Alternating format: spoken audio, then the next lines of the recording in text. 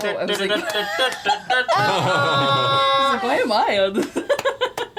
Big Bad Beluga. Big Bad Beluga. 98 months. We don't need to. Well, we need it later, I guess. Hello, everybody. Welcome to the 2024 Easy Allies Awards. Oh, yeah. I can put this on now. So we can hear Damiani. Here we go. He went to the bathroom at the last He'll second, be like back. he Well, always does. we can intro and vamp before he gets here. He's just in the room. So we're doing things a little differently this year, which is a little bit differently from, well, last year was a little different. This year's a little different from last year. But essentially, it's riffing off of last year, but riff and vamp. kind of going back to some things from before. But Thank you. what we'll be doing on this live stream Coming to you live. is we'll be going through all these different categories, and they will be our personal takes on each category. We will not be finding a single top winner per category. We won't be fighting too much per But category. you'll know. But yeah. You'll sense the truth of every category. And then we will give our personal top of overall picks, and then we will record our game, or not record, we will debut our Game of the Year video, which is already done. Yeah. Looks sick, sounds sick, Thanks. all ready to go. And then when Jones that is video jealous goes live, of the edit. we will I've always also edited those. put it live on YouTube, as well as the deliberations that led to that video on YouTube. So this is the more fun, casual part. We can get at each other's throats in the VOD that you'll see later. Want me to slit your throat? I think that we stayed very civil. It was Yeah. really chill. a little Charlie's bit of fun. spice in there, but not too bad. But yeah, Slit it? so to recap, we're doing the categories live. They're not actual awards. We're just giving you our opinions, and then it'll lead into the awards video, which is prepared. Yeah. After that, we'll warn you, if you want to watch the deliberations first, that'll be on the YouTube after we're done tonight. But yeah, we figured it was more of a show this way if we kind of just roll right into the GOTY Yeah. video. Yeah, last year we lapsed in judgment and we did the deliberations live Yeah. after years of knowing that was a bad idea. Chat No, did it's a not great idea. love that. No, Chad hated it. Chad hated it. They were like begged Oh, for it it. was- They begged for it because they know not what they want. Yeah. And then they were bored. Thanks a lot, Chad. Well, and then we have this weird week gap before we can actually put the video out too. So it's Right, yeah, because then I had to go cut the video, and by then no one cared. Yeah. So, anyways, Inuyasha, dude, 104 months. Nice. this will take as long as it takes. Also, there will be Blood. potentially some spoilers also For We what? love spoilers. for what people want Yep. to talk about for the year. Yep. Spoil Oh, fucking anything yeah. you want. Spoilers We're going to try our best to not spoil any of the actual nominees or winners Yeah, for the thing. that we won't be But the spoiling. games But there might be, themselves, there's definitely some of these categories where it's like, I don't know, I'm gonna have to spoil that. I don't know. Well, There's a I mean, couple I think things. we'll say. Oh, you mean the story spoilers? Yeah. I don't think we need to. But whatever. I mean, I think be careful of spoil. If there's like a life-changing spoiler in a game, maybe Don't spoil. I will do my best to not spoil. Don't things. spoil 100-hour RPGs that I haven't finished yet. How's that? Yeah. If somebody spoils Unicorn Overlord, I'm gonna scream. They all die Halfway at the through. end. That'd be pretty tight. Nice. I don't know anything about the game. I will run down the categories we have. Best boss fight. Fuck yeah, best boss fight. Did somebody prep for that? Because I didn't. I did. I did. Thanks. Best multiplayer. Best 7. Okay. Best remaster / remake. Congrats to Silent Hill. Best additional content. Best game to play in one night. Best character. Congrats, Indica. Best narrative. Congrats, metaphor. Damiani's Goof Troop. Did we make a decision on that, Damiani? None of us remember no, I what didn't this get a chance. is. I don't remember what it is. What was it, I chat? looked at I didn't the get a chance to stream. look. I looked at the stream from last year and I only saw the first thing. It was just you talking about Yeah. football. I do. So I think it was literally just you had some bone to pick with the It was a Eagles and Damiani stuff. monologue. Yeah. Damiani minute. Oh, It was like it was completely my non special sequitur. end of the year. Yeah, my special end of the year awards. Yeah. that I didn't do Oh, this okay. time. But Okay, well. I'm guessing that's what it was. It was something to that effect, but it was not all game related. Yeah, wasn't there Chat, like do you remember what the hell? the titles were all jokes, weren't they? It was like Oh! NFL. I remember that, something. Damiani, yeah. Yeah. Damiani's a little loud. I got no idea. So we'll either do it or skip it, depending on how you feel when we get to that point. Best weapon, Huber's been doing research. Every day I'm doing research on best weapon. Every day of my life. Best music, appreciated from afar, stuff that we didn't get to, I forgot or about maybe that it's somewhat category. outside of our wheelhouse. But it's like, hey, that I see what they're doing there. That's good stuff. And then our personal game of the years. So yeah, we'll start it off with the Filibustering. Settle in. best boss fight. Huber's been Heads threatening up. to filibuster. Settle in.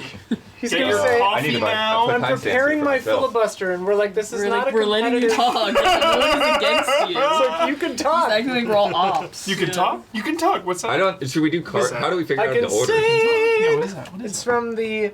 You can It's talk, from the you can Planet talk. of the Apes musical That's from right, The there it is. Simpsons. Simpsons. Yeah. Dr. Can I- Zayas, Dr. Zayas. Can I play yes. the piano Yes. anymore? Of course you can. Well, I couldn't Before. An absolute 10. Perfect. Perfection. That's my GOTY. Yeah. Who goes first? Huber you For what? You go. You Bear. going first or best last, boss Hubert? fight. Oh, we're doing boss fight? Yeah. Oh, we're just Wait, going. I thought I named some things and we decide as a group together? There's No, no Just said we're deciding. not doing that. I know, We've I know, said I know. this 5 times. I know. Like just 2 minutes ago. I know. He explained it, and then I explained it, Blood's and at we his wit's explained it in end. 3 meetings. But I like when we agree on things. Okay. It's so fun. Well, Well, then we'll discuss just that next year. Alright. just go. Hey, it's probably this one. I mean, and we can discuss as you go. Like, if I have the same Okay. one on my list, I'm not going to also say it. I'm Okay. going to be like, I just let like you that. do this category anyway. Yeah. All right. Well, Isla, first Hi. thing right now, Darkest Dungeon 2, The Sphinx. Sweet. All right. 10 out of 10. Wait, Darkest Dungeon too?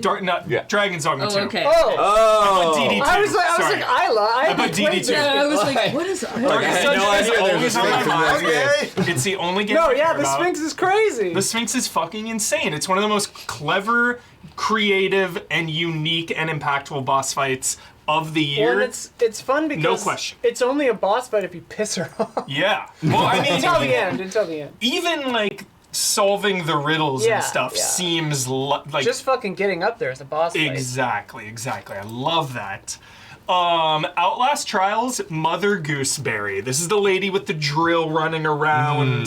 She had a big impact. I really enjoyed that. Good name. Yeah, Love Alastros is a weird one because it's like, is that a boss? Oh yeah, that's a Okay. pursuer boss for sure. They Okay. take you out. I want to give a big shout out to Yamai in Like a Dragon, Infinite Wealth. This fucking character, you fight this boss periodically through this game, multiple times. Uneasy Alliance, third party, rogue element. Every time you fight him, it's just like high stakes, big impact. His weapon of choice is a crowbar. Like anytime this guy shows up, it's so sick. Love a crowbar.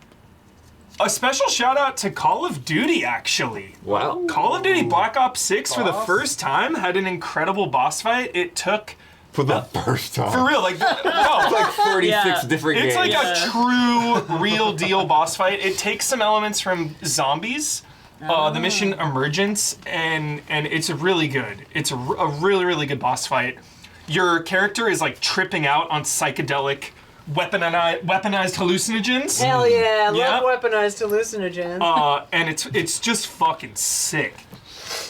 Stellar Blade, a lot of good boss fights in there. Yeah. But Karakuri, Cuckoo it's like this designs. bioweapon Resident Evil vibe. She's got like this crazy porcelain mask thing.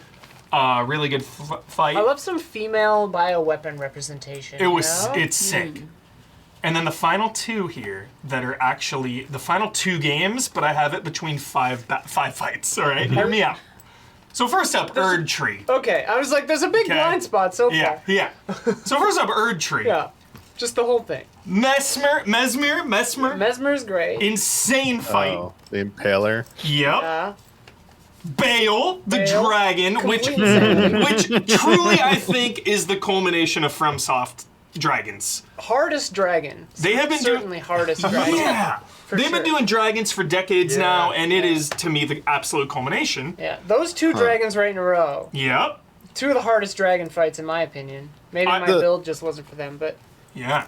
What do you say, Damiani? You got thoughts on that? They're so dry. They're pretty good. I still think the Ghidorah one from the base game, the secret Okay. one, Yeah, the yeah, three-headed, that one's like insane. Sick. yeah.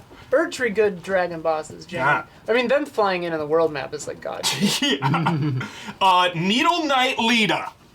Oh, Oh. This is the one. No, that's Needle. the Moon No, Knight one. this is the one where.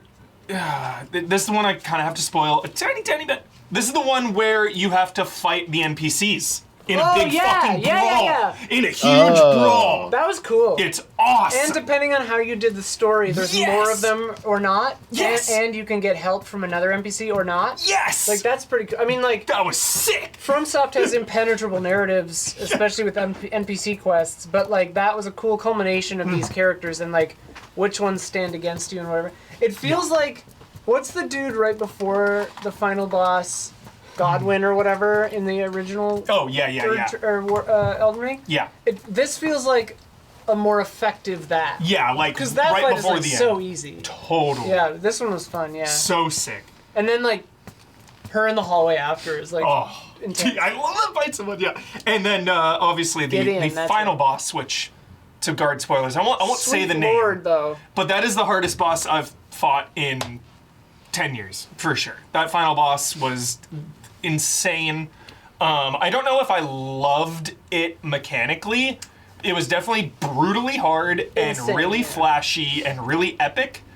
But I think I still might like Mesmer or even the Battle Royale with that crew more. What do you think, Isla? Yeah, I really like the Moon Knight, the Radiant Knight, where Well, she, The dual blade, she she's looked got the like dual- the dancer Dude, from yeah. 3, and she had the Those. fire and ice. Swings Hard were fight. so annoying. No, Yeah. there was it's really hard. Like Yeah. thematically, I really liked the like pestilent knight down in the fucking Yep. That one's depths. sick. That one was F really that cool. fight. Yeah, that fight was crazy. That the movements, the reading the movements was the most annoying shit Oh ever in yeah, that yeah, fight. yeah. He was so gelatinous.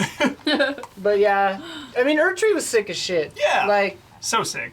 and like, yeah. Yeah, it was funny because Huber and I were playing it before it came out, so we couldn't look anything up, couldn't do Right. anything. And I got to the final boss of, I had done everything, got to the final boss before it was out, and like I was like, oh man, like Oh. I didn't know if I just sucked or if I was like, Insane. what's happening? This is Hardest so hard. Yeah, it's sick. And then when it came out and everyone was like, this is crazy hard. Yeah. It's not a brag, it's my job. Yeah. But like Because we didn't know. because I didn't know, and I was like, because other stuff like Mesmer, I was like, okay, it took me a few tries, but it felt like normal difficulty for a Dark Souls or for a FromSoft game. Yeah. The final boss was so crazy. Insane. I felt validated when everyone else was like, this is crazy. Truly insane. It's a cool fight though, like looks cool, and the story stuff is neat. Yeah. Moon And- Knight's name, it starts with an R, I think. Or Ronalda or Yeah, what? something Ronalda, like- right? Ronalda, something like that. Yeah. Yeah. She's cool, but she looked like the dancer from Dark Souls 3, and I was like, is this a Yeah. Right. Relena, yeah, Relena. And I was like, is this a crossover? Like, Rolana. even though Okay. Patches has been Rihanna? doing it since day one, but Blood yeah. patches.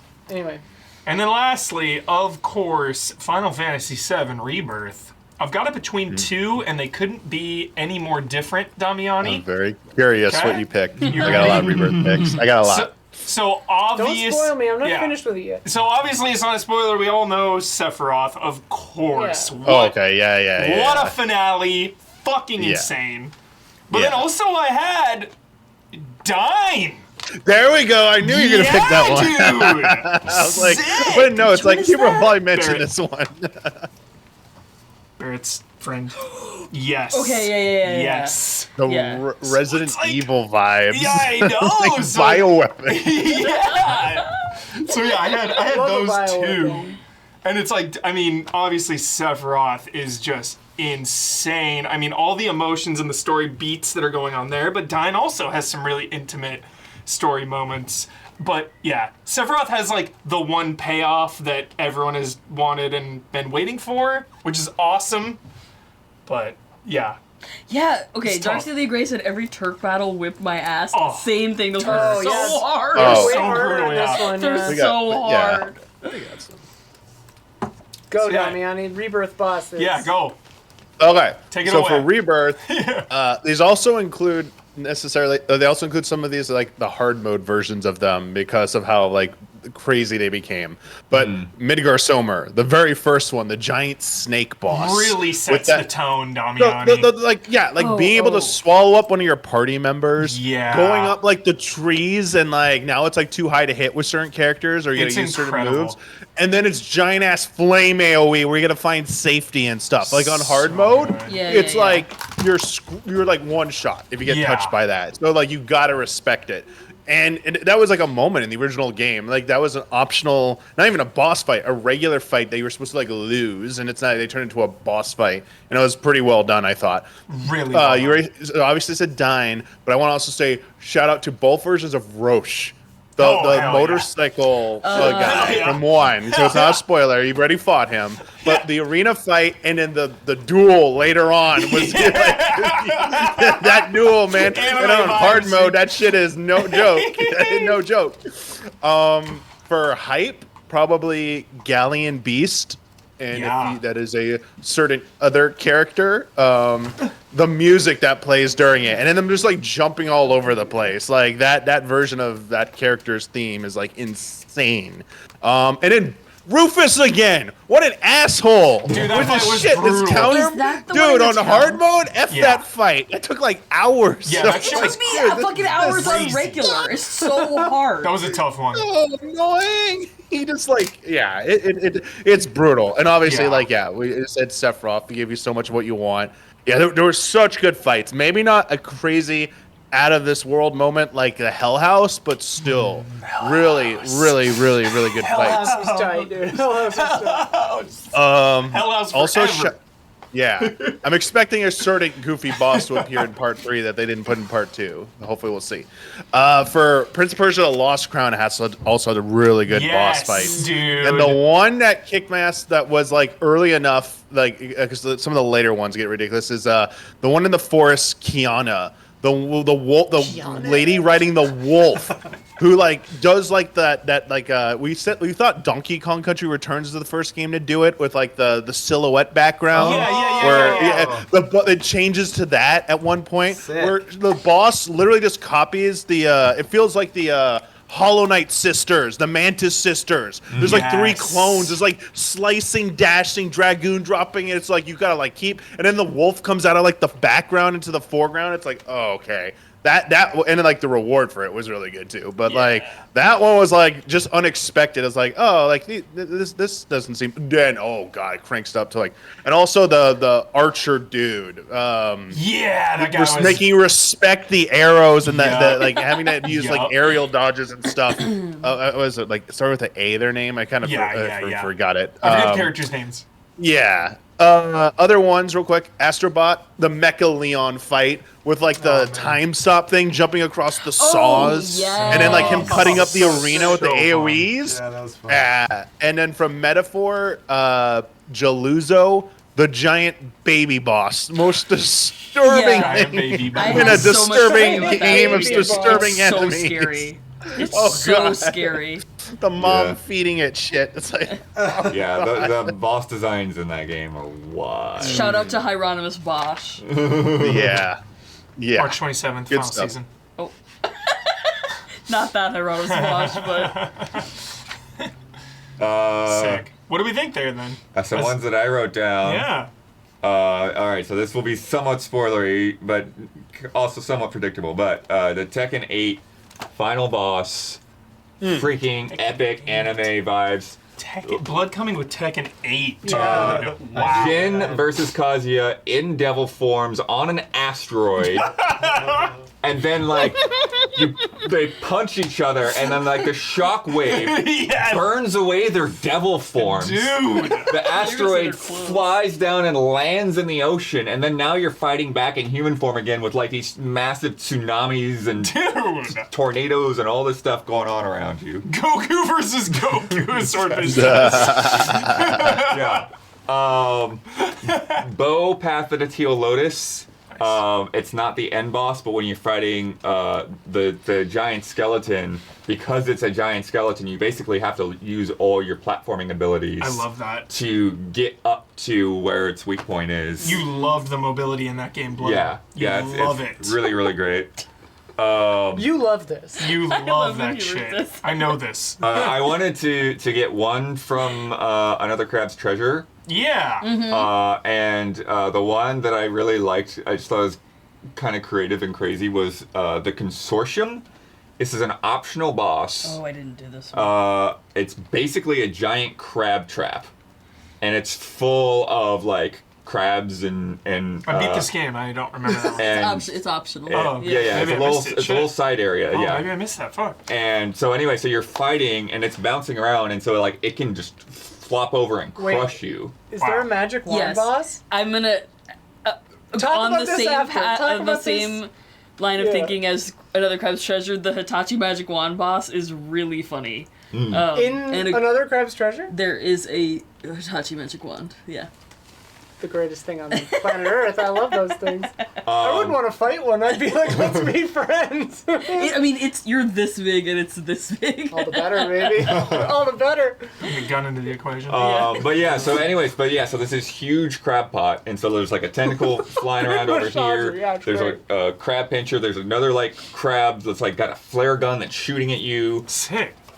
And basically the way to defeat it is you attack the ropes that are holding the crab trap shut. Maybe I did that actually. And then when you break all the ropes, then it just opens and all the animals flee, and that's it. Crazy. That's good. But you have to use the hooks to get on top of it. You have to like get under it, even though there's like all the poison and stuff. So Love it's that. pretty tricky. Yeah. And then like Damiani, I was also thinking like Astrobot. I went with the snake one, the Lady Venomara or whatever. That and was fun. yeah, and it's got some fun sequences too, or you gotta dodge, you gotta get up high, then you kind of like ride it towards the end, and you have to attack it while you're on that top one, of it. yeah. That one's so fun. Yeah. God. But I like the chameleon one too. So I actually do have a few. Abstract Daddy in Silent Hill 2 Remake. Yeah, oh my god. They like really did a lot with it. They really made it a lot like more interactive and pretty scary, pretty terrifying. What the fucker in the meat freezer? What's his name? Oh yeah, God. yeah. He's got the hand cannon. He's Yeah, bam. the way they updated that fight too. I won't say because it's spoilery, but like, yeah, the way they updated that fight was very cool. That fight is like, It was intense. it's like updated but similar to how it used to be. Abstract Daddy, they really expanded on it. Like the whole chase sequence is pretty different. Like, really cool. And like you discover more thematic stuff as it's happening, which is kind of cool. Excuse me. The any ante above 8 is like a boss in Oh, Elantra. Like, that shit gets Sometimes Anti-1 is a crazy. boss. Yeah. Yeah, the boss blinds and Yeah. we could just say the boss the blinds needle. in Balatro. Yeah. Really hard. UFO 50's got some cool bosses throughout. Yeah. Unicorn Overlord, I was trying to think of Oh, yeah. Which one is the that I plant? liked. Huh? Sorry, I was asking chat. for Which one is the... Balatro, which one's the plant? Yeah. I don't remember off the top of my head. I also really I don't remember their names. Really Yeah. appreciate the final boss of Indiana Jones. Yeah, it's a great, Okay. great, yeah. A lot. Ah, I Oh, the really face like card it. one. That is so fucked up. Oh, the face card one. Yeah. That one is so fucked up. So do we unofficially give it to Sephiroth? Sure, You man. don't have to unofficial. Sure. You can pick your own unofficial. I don't know what my favorite In theory, we just say what we liked. Yeah. yeah. yeah, let me throw in my Yeah. boss that I want to draw a little attention to. I'll describe her first, see if anyone guesses who it is. Towering tall above you. Lady D. No. That's Wrong year. Not Two here. years. incredibly buxom, half snake, half woman. From that pinball game.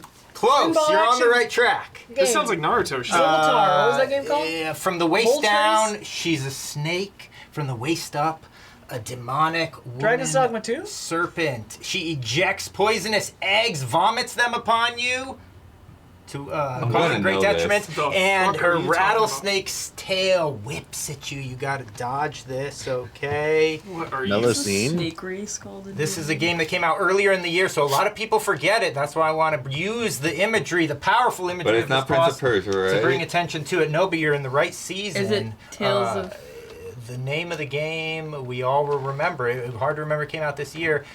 Mamadora, Moonlit Farewell. I knew in my head. I was like, I Mamadora, had the imagery, yeah. but I didn't have the Yeah. name. The imagery is so I know powerful. it's It's gonna what be a attracted a 2D. lot of people to this game originally. This is a pixel art, beautiful, Yeah, Metroidvania yeah. everyone loves. Capping off the Mamadora franchise, which a lot of people just found out about recently because this one 'Cause kind of the you. most mainstream. Yeah, and because You I told me fell about in it. love with it earlier in the I year. loved seeing people be like, "It's the 3? I've never heard of I this know, before." well, that's how I was, and then I downloaded it all. I'm like, I'm gonna try to play them in order. Don but, is a Momodora influencer. Yeah. Yeah, for yeah. sure. So, it's a great game, and the bosses, much like, the name of the boss, Viper Archdemon Cerealia. How sick is that? Oh, wow. So, yeah, that's emblematic of just what this game does. It has a bunch of just screen-filling bosses, just like any classic, pixel art, Metroidvania, those images are just a super stylish looking boss Yeah, with dude. That is a good point that a Overpowered reptilian would not have mammary breasts, glands.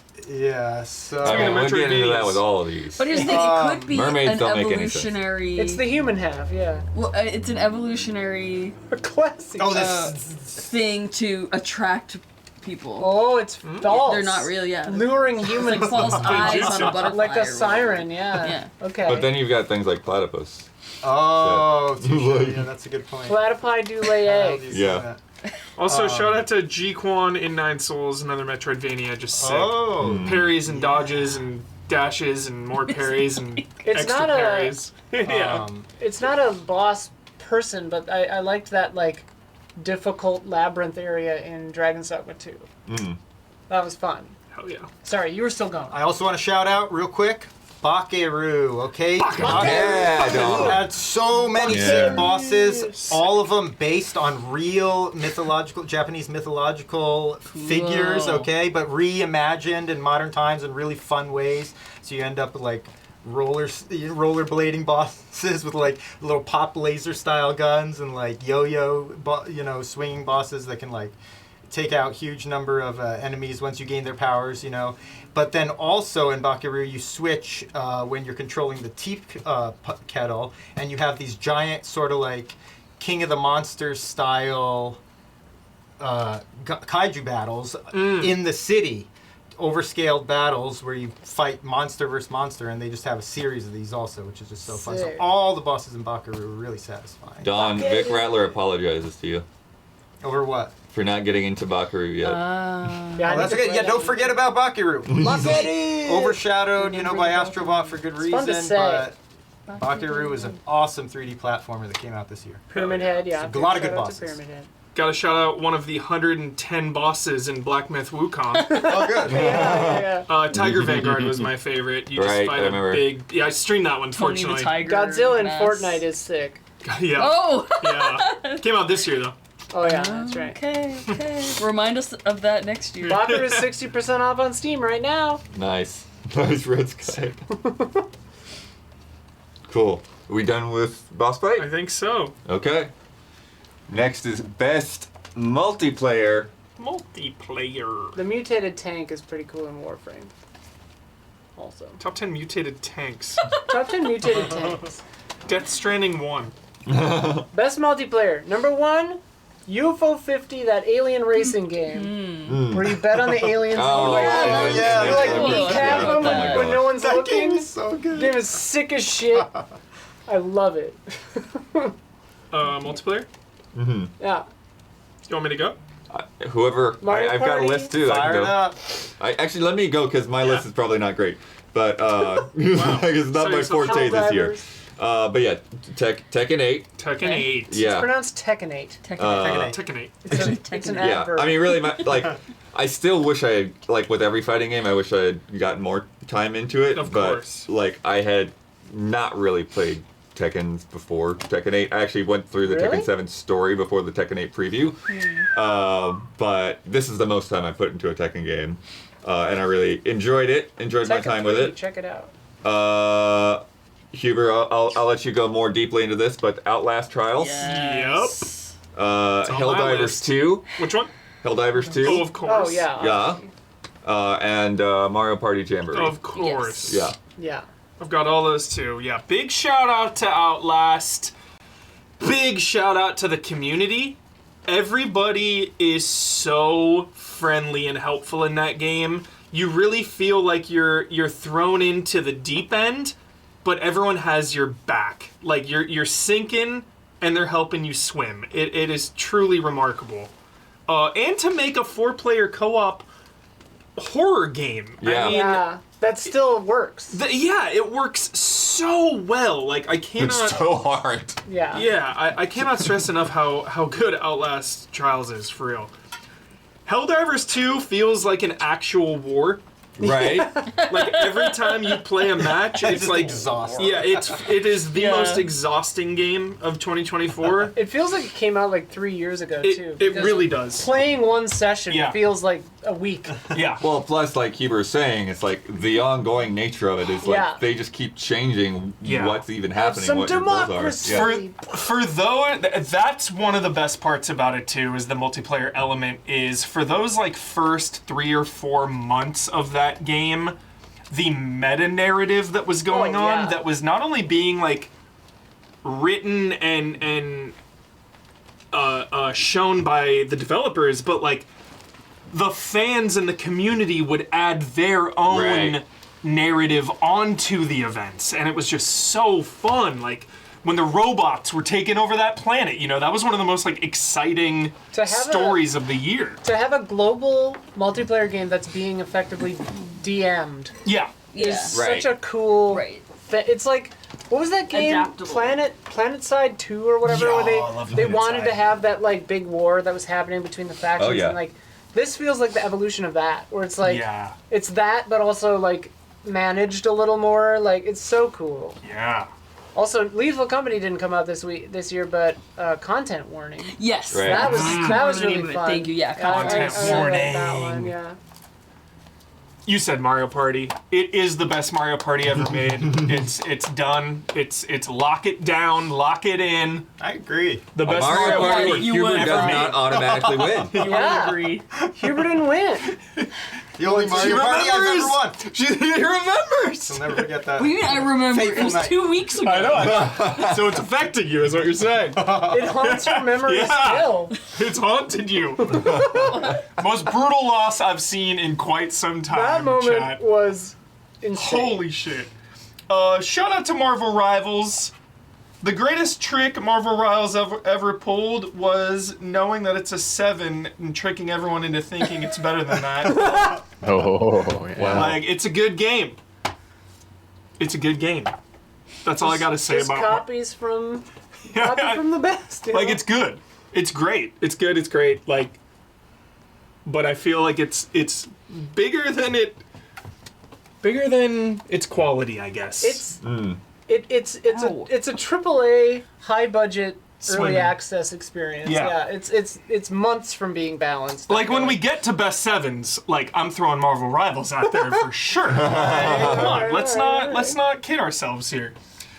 Space Marine 2, of course. so hard. Space Marine 2. You made us play that on hard. I know that was insane. Wait, It's insane. Normal is crazy. Yeah. my friend and her husband, they've been watching Last of Us, the TV show, and then they will watch our videos that we made. Oh, okay. So that's the only kind of context they know Huber in, but they also know that you are, an avid gamer. And Jake, my friend's husband, has been playing Space Marine, Yeah. and Hannah called me to be like, hey, is Space Marine supposed to be hard? Because Jake is really frustrated, and I want to know. And I was like, yes. Huber very also hard, thought it was Yes, really hard. fucking hard game. Very hard. They did dial it down like a smidge after Thank after we goodness, played dude. that show for Okay. sure. Goodness. But that multiplayer is really good because you have so many elements. You have 3 ways to play with people. You have a full-on campaign, story campaign. You have additional multiplayer missions where you can level up different classes, and then you also have a deathmatch like PvP mode. So there's just all 3 ways to play. Really, really solid. So good. Final Shape, just want to give that a shout out. Destiny fans are psychotic, so they'll probably tell you it's trash, but I thought it was a good way to wrap up Destiny 2. And then last but not least... Wait, not last but not least. Was this game multiplayer? Yes! Death Stranding Gabby. 66. Yes! Yeah. We streamed. Yep. I thought Yeah. that game was so much fun. It's so fucking sick. I obviously forgot it was multiplayer, but still, it was such a blast. Like, that super fun. Great call. That game should have blown up. It bothers me that it didn't. I agree. Last but not least, Isla. Hey. Frank Stone! Oh my God! Shout out! We're the only people on the planet Earth who played Frank Stone. Yeah! But it was really fun. Frank Stone hype! Stone. It was the like Dark Pictures stuff. Oh, that's Yeah, okay. but it We're was calling Dead that by multiplayer. Daylight. Yeah! Yeah. We're gonna cast him, What's up? dude. Huh?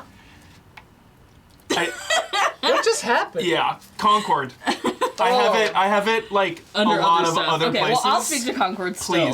Please. Concord was gone far too soon. Gone before Concord its is time. Goncord.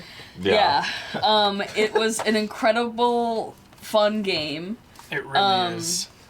and Yeah, poor it one. deserved better. It really did. It really did. It was, Salem witch trials, Yeah. dude. Concord found burned alive. I mean, Like, for you know, real. it It's should their own not have been fault. $40. $40? $30? $40. $40, It should yeah. not have been $40. Absolutely. That- 100% too many dollars. Yeah, 100. Yeah, absolutely. And that kind of signed its death warrant, but Yeah. Will Concord come up in best 7? it was more It's than better a than a 7, Yeah. honestly. Yeah. It's so much better than a Okay. 7. Truly better than a 7. Every character was insanely fun to play. Yep. But also, you know, I didn't have to pay for the game, so I understand why people didn't play it. Yeah. Pricey.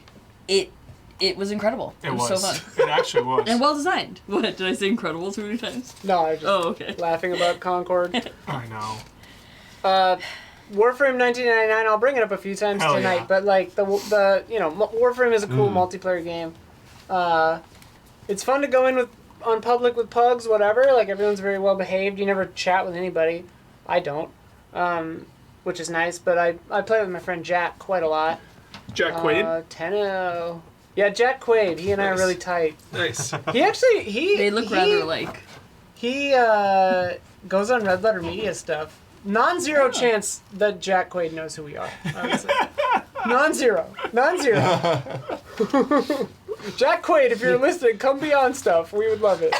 Jethro, Concord would have succeeded with Double Wide Wednesdays. Damn it. Yeah. Damn it! Double Wide Wednesdays would have. He's done stuff kind of funny. Yeah, he Okay. does a lot. Oh. 40% chance he knows who we are. Okay. Does a lot with them. You're BFing you got into Warframe because of me? Yo, Warframe is actually tight. Hell yeah. It starts really weird, but it's good. Anyway. Nice. I would say my favorite is Mario Party or Helldivers. Nice. Multiplayer. Helldivers is such a Mario quintessential Party. co-op. This Mario Party. Damiani. Go, Damiani, go. Oh yeah. Dawn Trail. Yeah, you talked about Helldivers, talked about Marvel Rivals. Anyone put any? I mean, I only played it once at the preview event, but any Dragon Ball Sparking Zero? I know. Oh, right. Oh. Yeah. Fighting. That was a big one. Yeah, we were talking about Tekken 8, Mario Party Death Sprint. I didn't play it, but didn't you guys? Mario Party play Death this? Sprint. There's I would two I'm play gonna, that. Yeah. three I'm gonna point out here, and two of them I definitely know you've played. One I'm not sure. Did anyone play Teenage Mutant Ninja Turtles: Splintered Fate? Was Yes. that? Didn't we any- stream Yeah. that? Yeah, Yeah. Yeah, was that I don't think I was here, multiplayer? but yeah, I know. Yeah, it was I did. okay. Yeah, it was fine. And what there's about another Rita's, Turtles game I like more, but it's Rita's single player. Rewind? Mighty Morphin Yeah, Power Rangers. yeah. Rita's Oh my God, Rita's that game was Rewind. so hard. Yeah. And- yeah, it was Check out our alright. stream Yeah. It was okay. Check out our stream Okay. with AJ and Yeah. Jane. It was okay. I think Yeah, it it had was- some And then, issues with visibility on certain things. Yeah, it Yeah. was fine. Yeah, it was okay. Okay. And then the remake Contra Operation Galuga. Galuga. What do you think, Oh, Don? that was this year? Baby Yeah, Galuga. that was this year, Don. Yeah, it was good. It was good. It was good. It was a good effort. It wasn't excellent, but it was pretty good. Two different Okay. Beluga songs. All right, Beluga caviar. that was it. Sick, Damiani. And also, yeah, shout out to the pawn system in Dragon's Dogma 2. I saw someone in chat say Right. that. It is just such a fun and weird thing It that is I super love. weird. I love it. And the fact that you can get, like Warframe, you can get space herpes. In Dragon's Dogma, you can get dragon herpes. Great stuff. And Great. Fortnite. Stuff. Explosive dragon herpes. Fortnite always there. Goes Fortnite. without saying. Another Oh, great yeah. year. Although I haven't played Yeah, in like hey. 3 months. They put out the Last Airbender and Korra extra stuff last year. So most I played Fortnite ever. Hell yeah. Rumors there was gonna be a K-pop group collab with Fortnite, I'm sure. and that hasn't happened yet. So Oh, good It's call. happening. It's gonna happen. B-Boy in chat calls out Shadow of the Ninja with its co-op. That was super sick. Retro remake, Shadow of the Oh. Ninja, and that had some nice co-op. Yeah, good call, Slaughter B-Boy. Edge. Good call, B-Boy. Blood, would you count Animal Well? Collaborative puzzle solving? Community I wouldn't multiplayer? put it necessarily on multiplayer. No, but yeah, definitely Community-based designed puzzle to solving. be worked out with other people. Yeah. Yes. yeah, there's K-pop songs in Fortnite, but there was like rumors there was gonna be like a full-on group, like modeled in Fortnite. Yeah, like a concert. Yeah. Yeah. Well, no, not a concert. Like you could like characters. Oh, okay. Yeah. Skins. Skins. Got it. Thank you. Did you have anything else, Don? Any other multis? No, content. think like content warning was a lot of fun too. Content That was warning already was- yeah. mentioned, but we had a lot of fun with that. Yeah, I like enjoyed that a quite lot. a bit. Yeah, just following Nice. up Lethal Company. It felt like. Yeah. Sick. Cool. been On multiplayer to games. best 7. Yeah, Heyo. baby. Where are we at? 43. I got some heavy hitters here. Yeah, give it like I had to Contentious kind of like category. roll this down a little on my Love side. sevens. It is I love a sevens. dogfight for 7. Yeah. I have so and to be clear on this because like you know we didn't review as many games this year. So this is either things that we gave a 7 to or we imagine we would have given a 7 to. Yeah. Not a meta score, not Yeah, something like yeah. that. Yeah. Okay. The spirit of the 7. Oh, so it's a The spirit. I spirit didn't of know the that. 7, yeah. Oh, okay. Spirit of the 7. Okay. Spirit of the 7. I'm gonna change my 7. Yeah. Marble Rivals, baby. Spirit of the 7. Yeah. Yeah. So for me, Tales of Kinzera Zao, I thought it was a really great first run for a new studio, and you know, very heartfelt, some very cool things there. Some elements of the Metroidvania structure that didn't hit quite as strong for me, especially in a year with so many great Metroidvanias. Yeah. But I really appreciate what that team did there. The next one I is like also Rebirth. a Metroidvania that I put over 40 hours into. Ultros. Ultros. Yep, knew this is coming. Yeah. 40 hours, Blood? I'm never playing that now. But no, but it's not that you have to, right? It's not you have to put 40 hours into. In hindsight, I probably missed some things that could have sped things best up 7, I get it. earlier, you know. Anyways, but yeah, it is a game where it's like it's a Metroidvania with some very interesting mechanics, including this whole thing where you like plant things and garden and Yeah. prune and The hybridize. visuals were so crazy. And very crazy visuals. But yeah, at the same time, like some of the controls with some of those weird abilities made things a little bit finicky, splashy. fighting things a little bit. But yeah. RKGK Rakugaki. Rakugaki! You were so excited for this. Yeah. What? This is just a great fluid 3D platformer. Really, you know, kind of reminds you a little bit of like Hi-Fi Rush or something like that. In a lot of ways, like there's even like that base of people that Yeah. you know go up and like fighting the man and like you know smashing the TVs and stuff around the world and spraying things. Like everything that you do is just graffiti and a lot of rail grinding and sliding around and stuff like that. And it's just you know like not super big or anything like that. Good soundtrack. Fuck yeah. But yeah, nice little game.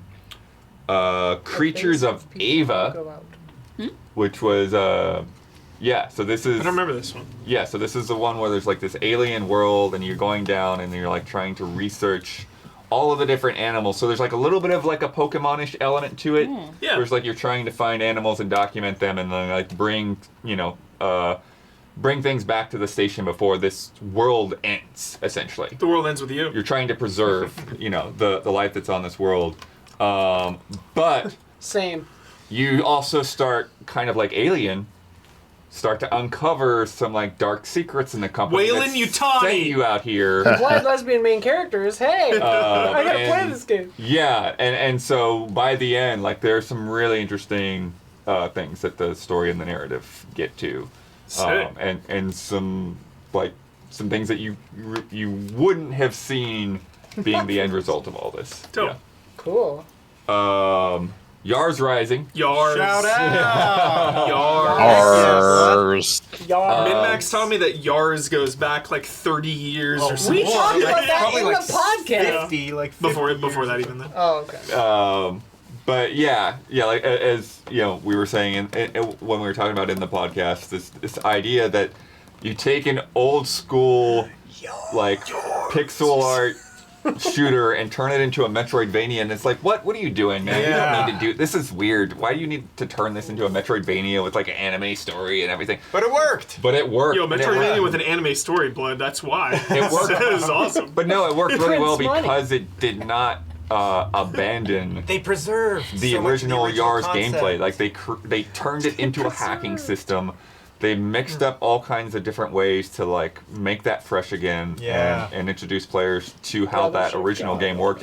Which again, like Don, we were talking about, I was so young when that game I came didn't out know and I about didn't it. have instruction manuals. So they're like, I don't think I understood how to play that game as a kid. It was just something you Bizarre, stuck yeah, in there and you bizarre tried to control. win, and it's like I always lost. It was like, oh, now I know how the original Yars gameplay actually works. What's so insane? Because going back even now, it's bizarre gameplay. But then the way they incorporate, preserved, and then expanded I upon thought the that same same thing. gameplay. But encapsulated it all in this Wait. hacking aspect Yeah. of the larger He's Metroidvania. like It was brilliant. And then yeah, just such a killer soundtrack. It's like one of those games where I just play just to like hear that music on loop or whatever. Love Nice that. little synth vibe. Yeah. And the last 7 on my list, Slitterhead. Slitterhead. What a crazy freaking Verging game. on an Fuck, I never 8. finished Verging it. on an 8, but Slitterhead is Yeah. goofy Play as crazy. an undefined spiritual being hopping into humans and letting them fall to their death so you can hop to another human and fight like alien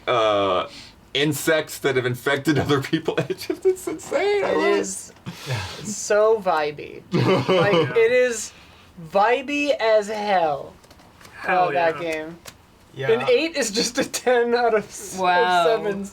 It's true. I will call out one more time too for just 7 because I think it probably would have been more like an 8 point something maybe, but I'm always a little generous. Bakiru again. Look, the timing of it. Yeah. It was up against it because it literally was under the shadow of Astrobot. I Okay, remember. Oh, so similar in so many ways, and both like great achievements in their own. Just Bakiru didn't have the resources or anything of obviously Astrobot's like a Yeah. polished masterpiece, but just this colorful, vibrant world they created that's all based on real Japanese prefectures. Over 50 levels you go through, the henge abilities of being able to transformative powers, so much fun, just gameplay mechanics that they constantly wove in. Then you have the vehicles. Dude, And I didn't know there were vehicles.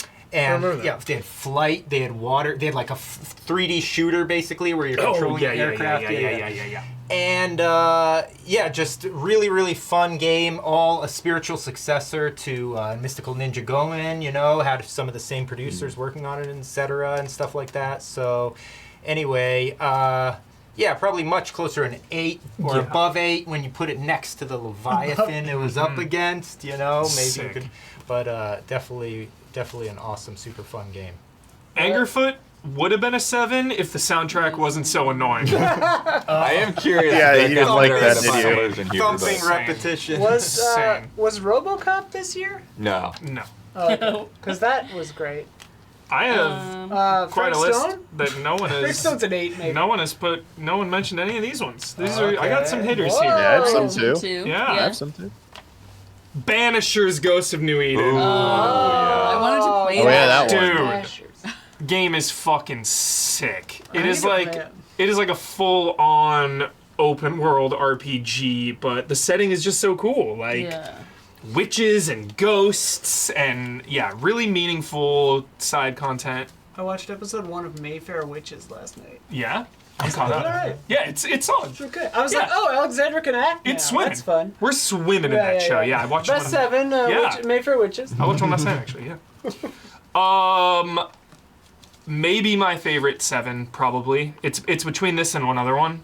Alone in the Dark. Oh my god! Yeah. I beat this game twice. No way. Yeah, I literally beat this What? game twice. It's got an A and a B, dude. Yeah. I really. It is It one. gets better when you stick with it. Yeah, I mean it is 100% a 7. Yeah. But it feels like cool. Yeah, it looks just cool. feels and looks cool, Isla. Well Colors said. in there, dude. Yeah. I just appreciate the effort with it. Yeah. You know, Yeah. the A and the B story and Yes. yeah. Well, and it's just also cool. the fact that they flew you to a haunted house I mean sure. and it but was incredible. Watch that video, please. Yes. It was I had so it- much fun to edit. I got to spend my 30th birthday in London. Yeah. We had to sit on the knowledge of this game and that video for more than a year. Insane. Another Crab's Treasure. Yes. Yes, good that's on my call. list. I Absolutely. would probably go a little higher than 7, but that's fine. I think by the time I finished it, Blood, I was ready for it to be over, Yeah, so that same. kind of dropped it down a little bit. I will. Where Got was that like, gun out and I was just it I was will say it was wearing out its welcome. I for was sure. I was glad for there being so much after what I thought was going to be the ending. Mm-hmm. But then one of the later areas, I do agree, went longer than it probably Yeah. should The, have. like, but I toxic enjoyed so much of like the slug. extra platforming challenge and stuff that was there. Yeah. For sure. Yeah. Flock, shout out. Shout out to Flock. I was actually thinking Just a about cool game. Flock in this category because Yeah. it's like it does what it's it wants weird to. because it it fully succeeds in So what it was chill. aiming to do. So Yeah. like is it a 7? Yeah. Because I'm like I don't know that I would have given it a 7. but in some senses it's a 9 or I an totally 8, played it though. 8.9. Like I played a good amount of it, but then I was like, I'm good. Yeah. Like I loved it, but I was like, I got it. Yeah. You know? So it's like, does that like it's so good. Yeah. Like it's It's not doing exactly what you want it to quality-wise, do. it's not a 7. It's better than that. It's but very like, cute. it's I don't know. It's an interesting. It is. Yeah, an I interesting think one. there may have been. I can't remember if I 100%ed it, but I definitely beat it. And Yeah. I got just a couple more here. Plucky Squire. That's also on my list. I was very, There very you hard go. on this game. Yeah. I think it is super mid. Like It looks good. if it didn't have the gimmick and the visuals, like it would not ever even be talked about. So I think that elevates it into a higher score than the actual game itself is, if that makes sense. Like playing that game to me was just not fun. It wasn't fun to explore. It wasn't fun to fight. It wasn't fun to platform. The story wasn't I good. liked it. Exploration I in that disagree. game. I thought it was really fun to platform and yeah. I thought it was just I Yeah. heard that they Yeah. I heard that they patched in. I don't know if it was an option or what, but like The less talky mode. to make it not do a tutorial and talk to you every 5 seconds, and Yeah. that sounds like a really good improvement. yeah. It's interesting the way you say, Hubert. Everything was so mediocre, but the visuals were Exactly. so They stunning. Right, elevated exactly. the whole package. Unbelievable. The gimmick was So such a magic Yeah, trick. it rose it yeah. to higher highs. Yeah. It's valuable. Yeah, I think 7's right for it. I'm not as down on it as you are, but Yeah. I think it's just a lot of that stuff was simple. I think that Yeah. the 3D stuff wasn't as strong as the 2D stuff. But I agree.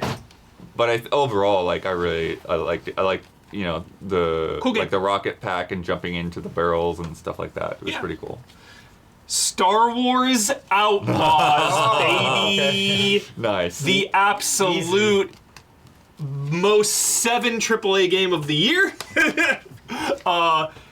People were really hard on this game, but what really stood out to me was that it had like a little bit of that Dragon's Dogma energy where it asked Yeah. more of the player than you were expecting. This is a Star Wars AAA Ubisoft game. You expect it to hold your hand. You expect it to just spoon feed you. And it's like, no, this game actually is like kind of intense. Like, where do I go? How do I do this? I have to stealth here. Like, it is it asks a little more of you, and I really appreciated that in the end. And shout out to Tatooine as well, one of like the best Tatooine representations in a game. Obviously, I think of Star Wars Galaxies back in the day, but Fucking super Star Wars, fun. dude. yeah, like Tatooine in Star Wars Outlaws is magnificent. And Jaded Darkness says, and I agree with this, Outlaws is at least an 8 after the patches, in my opinion. Oh, Yeah, It's apparently a way better game now, both Yeah. glitch-wise and just mechanically. Yeah. But, so many people played No. Dragon's I'd have Dogma to- 2 wrong. I'd have to replay it to think about that because, like, I think fundamentally everyone thought it was worse than it was because of the failed stealth missions. But honestly, them patching that out, I really don't think that all of a sudden raises the game a whole point or like makes it infinitely better. Because that shit was annoying a little bit in the beginning. yeah. But I don't think it would change that much for me. So okay. yeah, I don't know. And then last and certainly not least, the sequel to the greatest movie of the last 5 years, Teenage Mutant Ninja Turtles Mutants Unleashed, picking up a couple months after the movie. I forgot it was like in canon with Yes. the movie. That movie is good, dude. Oh, it's incredible. Not enough people saw it. With its canon with the most recent. Yeah, the- it's a follow-up to the Mutant movie. Mayhem. Oh, we played that on stream. Right? Yeah, yeah. Okay. It's Persona. It's Teenage Mutant Ninja Turtles Persona. It's awesome. It's definitely a 7 though because the combat stays the same throughout. It repeats levels. It repeats enemies. So the further you get, you're like, okay, game, like let's move this along. Huber, I really think this is one of those situations The bathroom where cleaning one? you had a publisher that was given this quick turnaround licensed shovelware kind of deal where like, and then you had a developer that was very passionate Good joke. and like having to make the best game they can in that Dude. circumstance. 100% Blood. It had no business being as cool as it was. Like full-on Persona Bonds mechanics. Like day and night cycle, advancing the time, like metaphor. It's like, what is even, like, this is Turtles. Why are you going so hard? Did it start as a Turtles game? It's crazy. Like at the end of the day, they're turtles. Yeah, it was crazy. Yeah. All right, those are all my 7s. Go, take it from me. Damiani. Yeah, I'll echo Outlaws, everything that Huber said. I kind of felt that way about it too. So I just want to give it like another shout out. Yeah, I'm gonna say Final Fantasy 14 Dawn Trail. Oh, Yeah, which kind of sounds like that's not so much celebratory, but yeah, Thanks, Stupid Kindle. it kind of had some missteps in it, but this is just Shocking. I would dude. say it is just for the launch, like patch content and stuff. As we've gone along and go along, might realistically bump that much higher.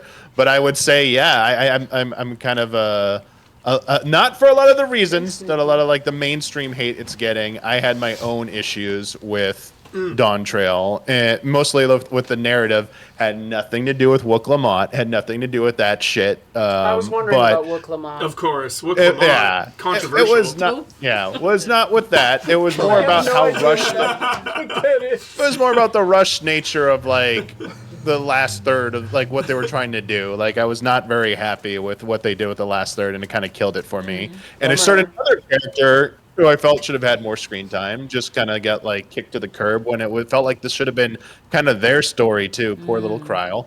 But otherwise, like still very good content though. Like the other stuff was pretty good. don't Just know. story was a little hard to follow up a 10-year arc. It's like what happened with Yeah. MCU, like following up After Endgame. It's Endgame. like who Right. gets Totally. to go Right. first? Who's Yeah. first? 100%. You need to have an awkward little phase 4 with some missteps before Red you Sky, can. can you drop the definition of Wook Lamont in chat? Wook Lamont. Wook Lamont is a that- character. Okay. It's a okay. person, right? Yeah. Oh, she's a new character in the Yeah. expansion. Got Yes. a lot of chud backlash.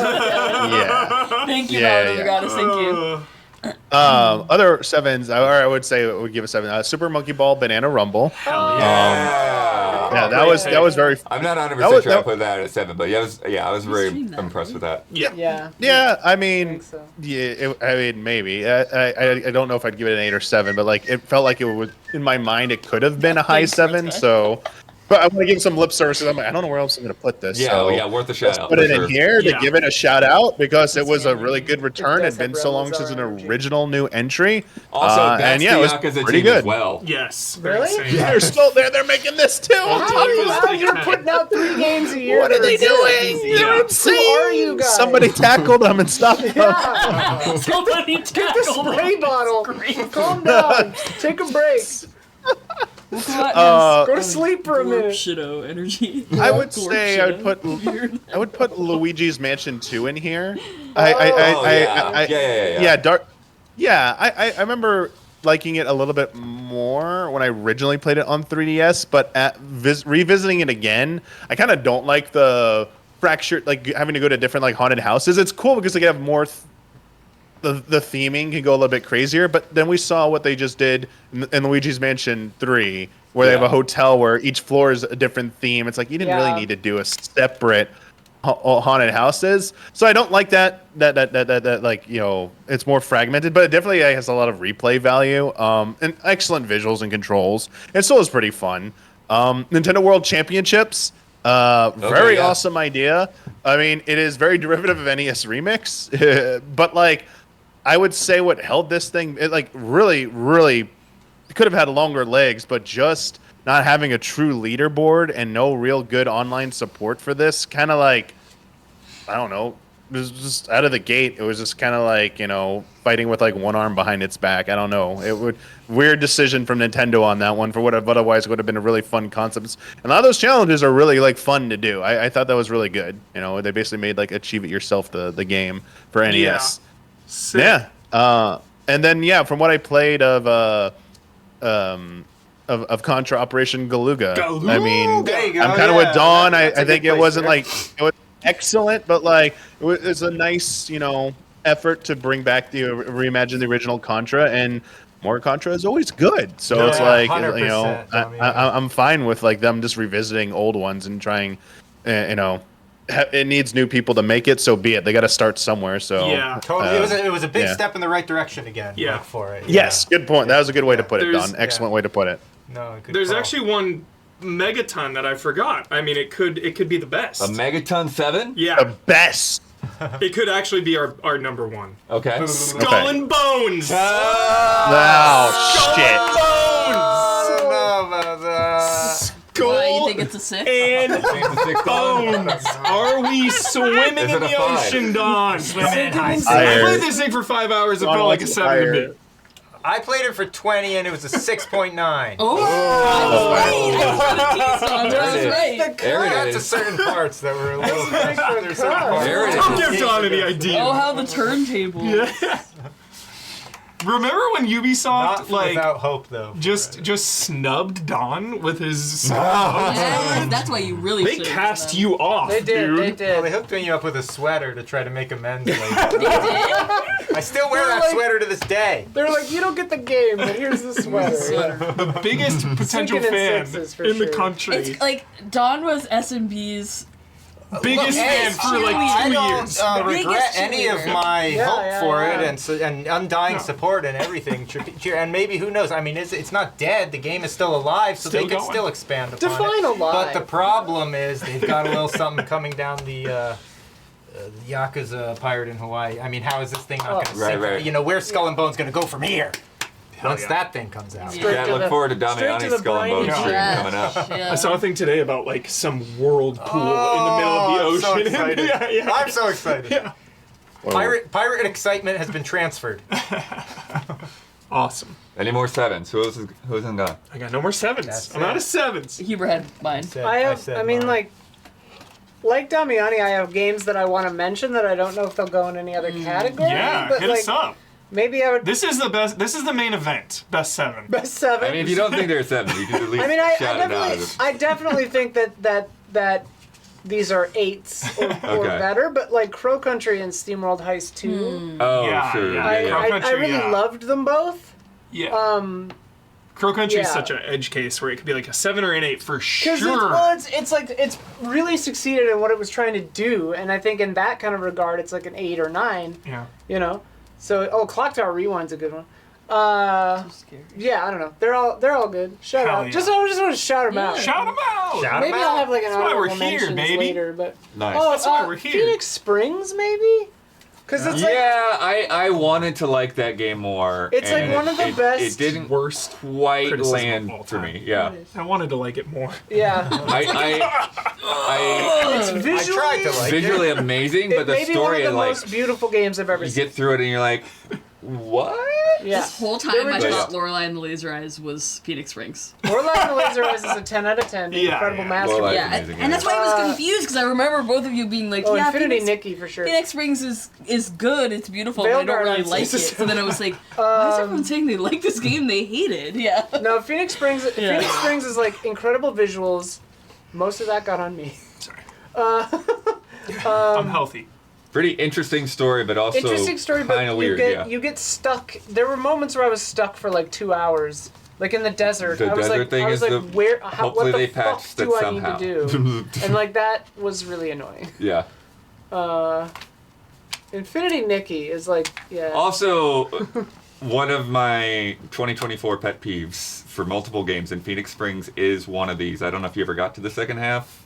I got stuck in the desert and didn't play So again. you didn't get back after it. Which okay. I heard was Told cool. you what to do. No, I know. You told me what to do, and then I just had all my But stuff. Phoenix Springs is one of these games. 1,000 Times Resist is another one. Harold Halibut is another one. Where there's just like a lot of this progression is based on you walking the same loop around the map and talking to everybody yeah. again and finding who the next person Yeah. is Yeah, that you've that's already talked to exhausting. before. You know, tick, that kind of tick thing. the box I'm already games. exhausted. Yeah. Yeah. So it's like you're trying to get into the story, but then you're just having to like slowly walk to the next It's a room and good see if 8 out this of is the 7. person that you need to talk to. That's good. Yeah. Yeah, Banisher's Ghost of New Eden is absolutely a good 8 out of 7 for That's a- sure. But I that's will a say, brilliant thing to say without about saying it. too much more about it, that the interesting thing about Phoenix Springs doing that is that it plays it into the narrative. Right. So Like, it was really- like the mechanic. It's weird. It's the mechanic that's making you bored is also the mechanic that's moving the story Right. along. Yeah. Yeah, it was. It's. I mean, it's a smart game. It's a really beautiful game, and I really liked it. And if you're into Dream Logic point and clicks, check it out because it's great. Check it And the vibes are through the roof. So yeah. Cool. All right, what's we next? Good on love sevens? sevens. We love them. We love them. Love 7. They make the whole world go around. Yep. Next up, we've got Best Remaster / Remake. Nice. Let me preach to you the good word Preach of it. Silent Hill 2. Preach it. Like, nobody was more skeptical than me. Riven, obviously, incredible. Riven, yeah. Oh yes, that happened this year. Silent Hill 2, dude, I didn't believe for a second. when you're fucking with one of the greatest games Yeah. of all time, Yeah. the stakes are high. And your company maybe has appeared mostly in the best 7 category Yeah, for your entire existence. true. Like, you know, were we right? Were we wrong to be so skeptical? I don't know. No. But like, what they delivered was, it was like faithful to the original. It expanded on the original, and it didn't like. It wasn't insensitive to, because like Silent Hill 2 is a very sensitive narrative. It has a lot of intense stuff in it, and I fully expected them to fuck that up, and they didn't. And like, yeah, they made it more oppressive. It hits harder. It was way more depressing. Like, It's exhausting to play. Relentless. Yeah. Yeah, it was exhausting to play. Like, it was so, like, nerve-wracking and intense. And at the end, like, the ending of the game is, you know, in the old days it was like heavy, and now it's like, holy shit, like, this is oppressive Yeah, heavy. it's fucking intense. And yeah, that's the point. So yeah, anyway, and I think that like the voice acting is really good in it. Like, the effort sounds are god tier. The little additions that they made are pretty good. You know, like, super good. I don't know. Silent Hill 2, dude. Hell yeah. One of the best remakes of the year for sure. And yeah, the Riven remake was super cool. I am always bummed when they take out the FMV. I know why they have to do it, because it's in VR, and like it would be weird to have just like a 2D decal. Oh. Yeah. Whatever, but like, yeah, I don't know. I think they made the town exploration just so much better. In Silent Hill 2? Oh, for sure. Like, Silent Hill itself you spend way more time there, yeah. Yeah. And I think that's huge because so much of, like, Resident Evil, you know, obviously it's #1 rival. They're the best, Silent Hill and Resident Evil. I think Resident Evil always had the edge of environments for me. You think of the Spencer Mansion. You think of Raccoon City. Yeah. Silent Hill is this franchise's damn namesake. Yeah. And I think this is the absolute best virtual representation of Silent Hill of all time. Oh, it was for sure, so fun to just cruise around, finding the keys, going into the shops, going through that thick, heavy fog. Yeah. Oh, shout out to the fog. The fog looks incredible. I mean, we Nice have it as our fog. windows. Nice. Oh, yeah. Yeah. Just Look at that. But like, they also expanded on the town in such an interesting way. But like, you know, I could still navigate it because I know all the streets and all the street names and Right. shit. So it's like, oh yeah, here, yeah, I turn on that and there's that. You know, okay, it's over there. But like, they changed it up in enough ways that it was really interesting. And also like, shout out to the smashable glass. oh my god. On like always. everything. Yeah. And like how often that actually like is just how you get into a building. You know, because so many games are like, it's just kind of like Yeah. lip service. You can smash the window, but nothing happens. And this, it's like, no, that's how you get into that store. The Like, other that's cool. And the New Game Plus stuff that they added, where it's like that's when you can get the other endings. Like you can find that stuff in the world. That's really cool. The chainsaw being there was really fun to find.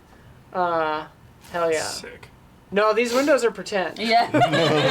It's video game footage. Silent Hill. Although LA did look like this for a hot minute. Silent Yeah, Hill is yeah. outside. We do get significant fog here. Yeah. Dead Rising, #1. Oh. Oh. Great. Yeah, I Solid. forgot about that. Solid.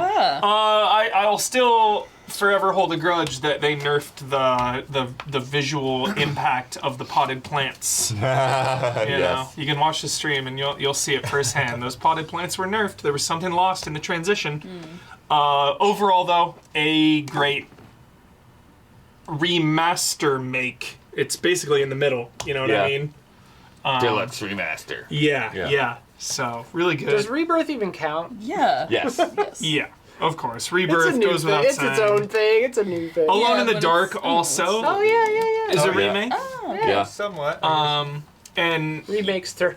and you know how biased I am, but it's still the best technological game in 2024, and probably still my favorite, Last of Us Part 2. Ah. Yeah. Nice. You can't be done. Dragon Yeah. Quest. Huh? Dragon Quest. Dragon Quest is not on your list? Dragon Quest. I was Oh, waiting for that goes I without don't saying. want to throw them all. Even Rebirth too. We'll get to Yeah, those yeah, later yeah. on. Good call. Yeah. There's no one to get to Yeah. above Yeah, Dragon yeah. for Dragon Quest. You're But the I'm not top. done yet. I wanted to talk about No Return. Give me a second. Okay. Don't rush me. No Return. In Last of Us, I was super hard on this. Yeah. I was super hard on this mode. I wanted them to go way harder. When this came out, I was like pretty bummed. I got through it all within like a week. I have since become obsessed with the daily runs. You can only do it once every 24 hours. Right. It'll give you a character to use for the daily run, and then you get ranked on the leaderboards. And I just keep coming back to this. I just keep coming back to this mode because it's just a fun way to experience that combat in gameplay, which is hard in The Last of Us because it's such like a narrative heavy settle in type game. No Return is just such a cool little, oh, you just want to like fuck around in The Last of Us? Here you go. So, yeah, love it. And of course, Dragon Quest Blood, of course. Oh, there it is. I was waiting for Damiani. Damiani was going to take the reins, I know it. He was going to say Dragon Quest. Weren't you, You can both Damiani? say Dragon Quest. I would Yeah. say it. You can Yeah. talk about it Yeah. at the same time. Yeah. Yeah. Damiani, how about those This jobs? could be a dude? dialogue. The job system. Oh god. Addiction. So Oh, good. God. It's like, yeah, I don't understand why we haven't had a job system like this in newer games. I mean, you have this and you have Final Fantasy V. Like it's like those that era I was the love a pinnacle job of the system. job system Hell for yeah. Square Enix. Where have they been? Tact. Well, they were Yeah, such that big that companies at that point, Dragon- but yeah. I mean, yes. That was Dragon before Quest 3 Remake, HD 2D is like a great way to bring a game that otherwise would have been really difficult to get into for a lot of like modern players and make it more engaging and accessible and still remain true because you can crank up that difficulty and make that game absolutely ridiculous if you really want to. So yeah, I was really pleased with that, and I'm not even that big of I wasn't really into Dragon Quest, and I'm like I'm on board for more of these Let's when they go. do 1, 2, and 12. I mean, yeah, I played Yeah. 11, and I played 11 and 9. I probably played the most. 9 was the one I probably played the most of, and then probably 11, and now Career like 3. system. Yeah, it's interesting bouncing around. Some other ones real quick. Just giving Persona 3 Reload.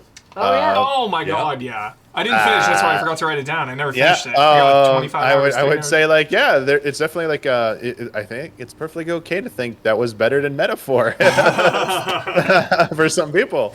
That is like the one of the best way to experience that game. I mean, it does not fully change up everything that you might not like about it, but it did a really, really good job. And it's just fantastic. Paper Mario: Thousand Year Door, also great. Freeing that game from GameCube, making it available on Switch. And we've already talked about Luigi's Mansion 2, freeing that from 3DS, bringing that to Switch. Another big one was Castlevania Dominus Collection. Nice. Freeing that from DS. Nocturne, And, shout out. getting to finally play those games. Really great way they handled bringing Switch games to a DS as well. So anyone who wants DS to games just to look Switch, at those yeah. and please copy that template. You can free every DS game now if you just literally reuse Free the DS. that template. You talked about Silent Hill 2. Destigmatize the DS. I didn't get to play it enough, but like I know everyone was like hyped on it for Marvel vs. Capcom Fighting Collection Yeah. for bringing Marvel vs. Capcom 2. And then I know, Take your phone. and then I think Isla played it. Shin Megami Tensei 5 Vengeance, Yeah, just dude. you know Yeah, I played a good amount of that. Nice. that too. Yeah, I blood. mostly had played just the OG. That's a weird one because it's like, is it a deluxe edition, a remaster? Yeah. Yeah, It's just what like, it? Yeah, Take something from Switch and put it on PS5, and it's and I all this stuff. fully- Yeah. yeah, on a more capable system that can run that game. Like, it's a good improvement. Yeah, I like SMT5. I imagine we'll get to Rebirth at some point, but a couple that I had on here. I'm gonna bundle two of these together because they're Bundle. Bundle. both the same Bundle. kind Best of bundle. format, but also like I don't know, they don't cleanly fit in anywhere else. But Llama Soft, the Jeff Minter story, Yeah, and shout Tetris out. Forever. Oh, that's a Yeah. good bundle. Okay. Yeah. From, Okay. Yeah. All right. Digital Eclipse, this idea of Tetris. not just giving you a collection of things, but giving you all the context Oh, yeah. and the freedom to kind of navigate that as much as you want. So like you can just flip past a bunch of stuff and just watch the videos and play the games, or you can dig in and read Jeff Minter's newsletters about dealing with publishers and his reactions to like famous games like Mario and stuff like that So awesome. when they were fresh. Crazy. And look through all the art, look through alternate versions of things. I knew very little about Jeff Minter before that interactive documentary, and so I learned a lot just really digging into it. And then similarly for Tetris, I never even had a picture in my mind for what like the original like Russian Tetris game looked like. Yeah. And to be able to just play that and Yeah. realize that like, That was oh, incredible. this That's so plays really well. Yeah. And then to like play the next few versions and like, yeah, these yeah. suck. They did a bad job. Hatris though, dude. Hatris for GOTY. Hatris. Yeah. They added Weltris later too, which I haven't gotten into yet. Yeah. Hang on, someone in chat said I wish Blood's name was Bundle, and I'm just kind of snacking on that. His first name? Bundleworth? Or Daniel Bundle? Daniel or Bundle Bundle. Bundle Bloodworth? Daniel Bundleworth. Obviously, this is a template that they Incredible. started in the years before, and there will continue to Yeah. do new ones. As there but should I be. really, I'm ready for the Pac-Man one. So good. Oh, Dude. That's what we need. I really, really I enjoy would play the shit out of yeah. that. Pac-Land Holy in there. shit. Heck yeah. doing these. Another out of the kind of left wing, whatever, is the Rose and Camellia collection. Oh, good one. A game I only knew of through memes. Ridiculous game. But these were Flash games that they ported to Switch. Is that with slapping, right? Yeah. Yeah, Joy-Con motion that controls. was insane. Where you're like That story went going places. through aristocracy with like the power of a common woman, and then you're just slapping this. Crazy game. And it was hard. Yeah. It was really hard. And, but it's like Such a funny. and they're so quick to get through, like the whole series, you know. So like after the stream, I finished playing through it, and then Blood like, couldn't get enough. one day, Yeah, while I was at work, my wife played through the whole series. Like it's just, yeah.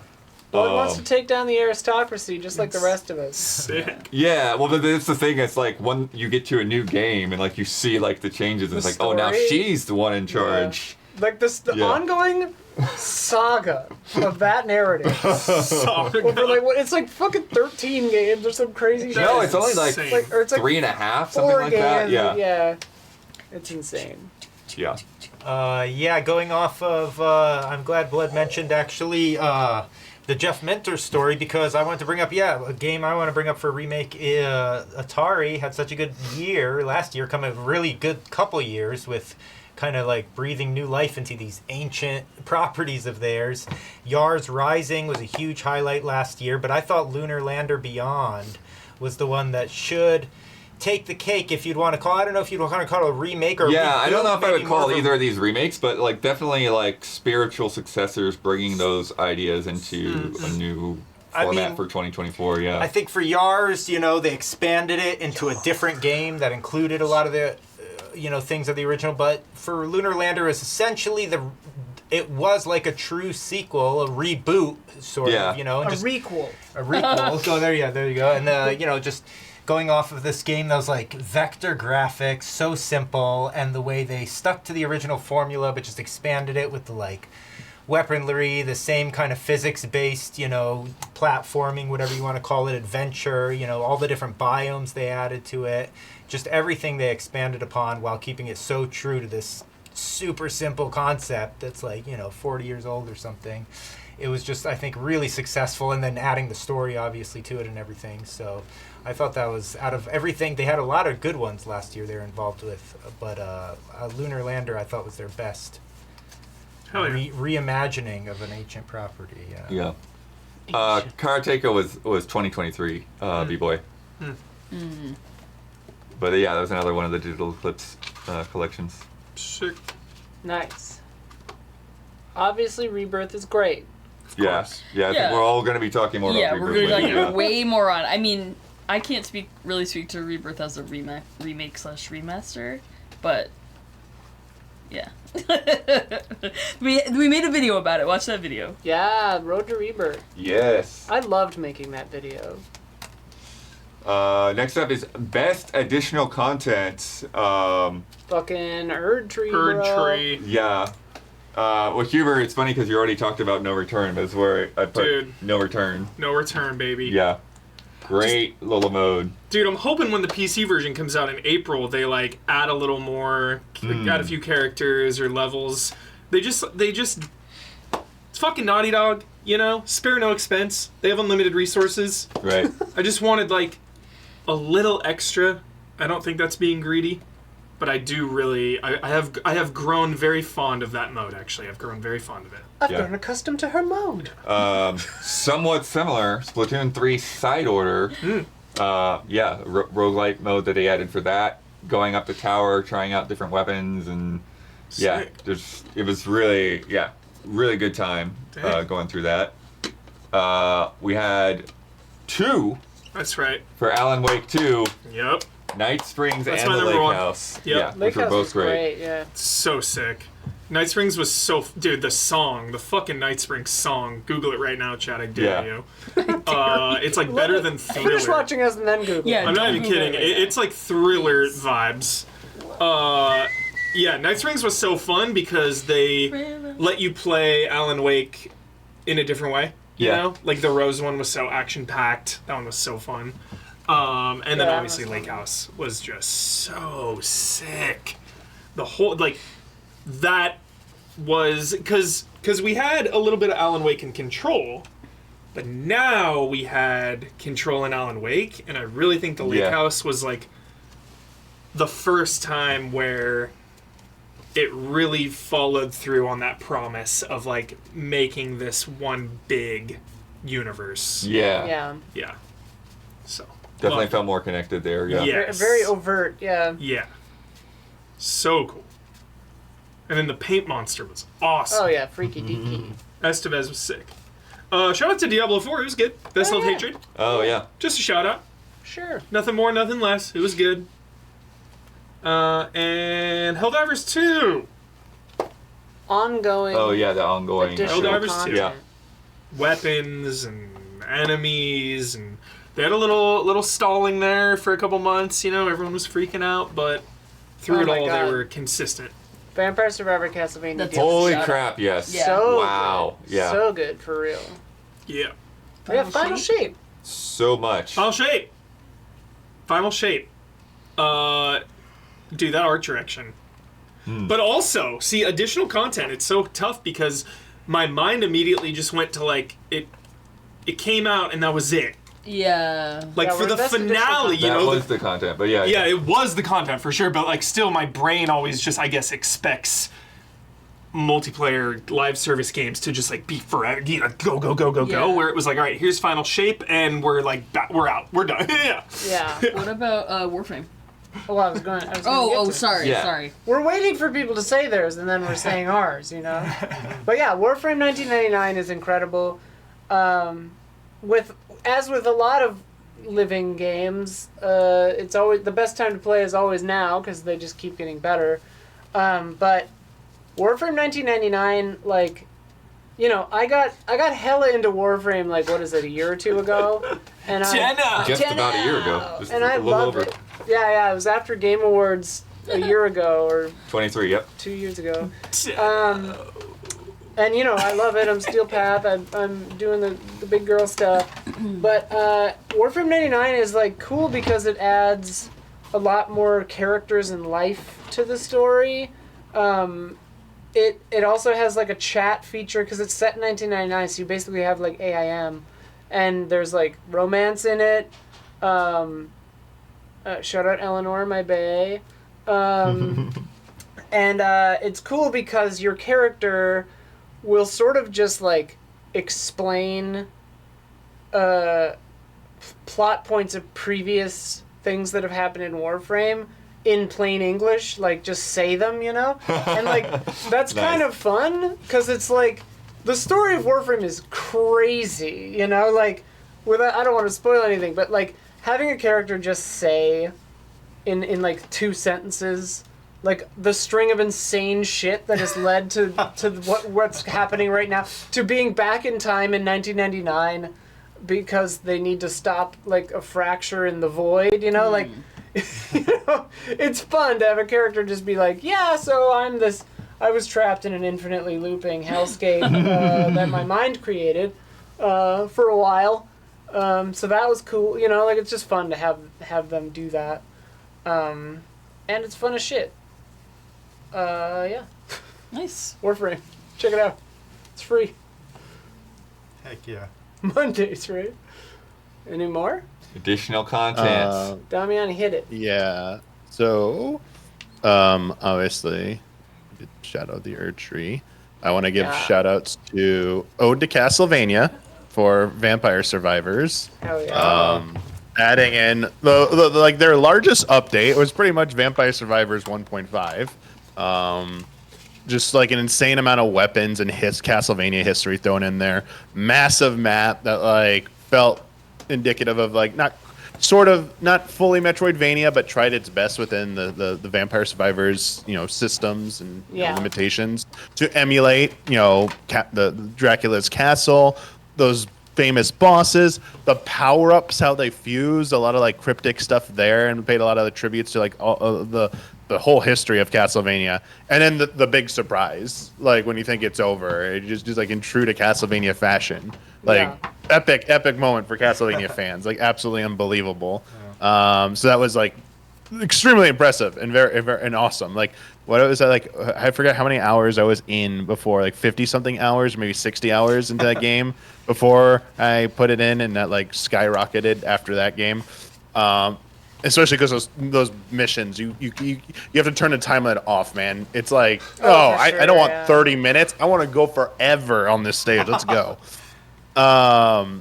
Screw speed chess. There you go. Double dose here. First of all, even though I didn't play it at all, it's just amazing of an announcement, and it exists. Clive in Tekken 8. Putting Clive in there, putting that stage in there, putting that music in there. There you go. That's right. I'm sorry, Tifa fans. Preview for 2025. You got Clive instead. And speaking of Clive, that Rising Tide DLC Rising at the beginning of the year Tide, for Final Fantasy 16. The Leviathan fight. Dude, that was sick. Throwing in some Soakin' magic, working in that Final Fantasy 14 Leviathan theme, and then the greatest payoff, 5 years in the making, that epic first trailer music that just vanished from existence, wasn't in the game. What did they do? They bring it into the DLC. It's the leitmotif throughout this DLC, and then during the best part of the Leviathan fight, it kicks in that epic orchestra version. It blows you away. Absolutely fantastic. Just really good environment, the Mysidia environment. Honestly, it's, really wish they could have had more time, but yeah, the soundtrack alone, so good, and that Leviathan fight. Damiani, earlier today, Huber asked you how to pronounce leitmotif. Yeah. And I was like, yeah, leitmotif. Damiani says it all the time. And he was like, he does? So confirmed by... I want to throw into the mix Trail Out. Oh yeah, they had Anybody some know stuff. this is like Trail Wreckfest on, Oh, pumped up with Hollywood effects, arcade style action. Yes. Sick ass combat racing game. The Good Boys, this tiny little development team just keeps cranking out. The Good Boys. A combination of free and paid DLC Love each that. year, and this year they added Moto Rush.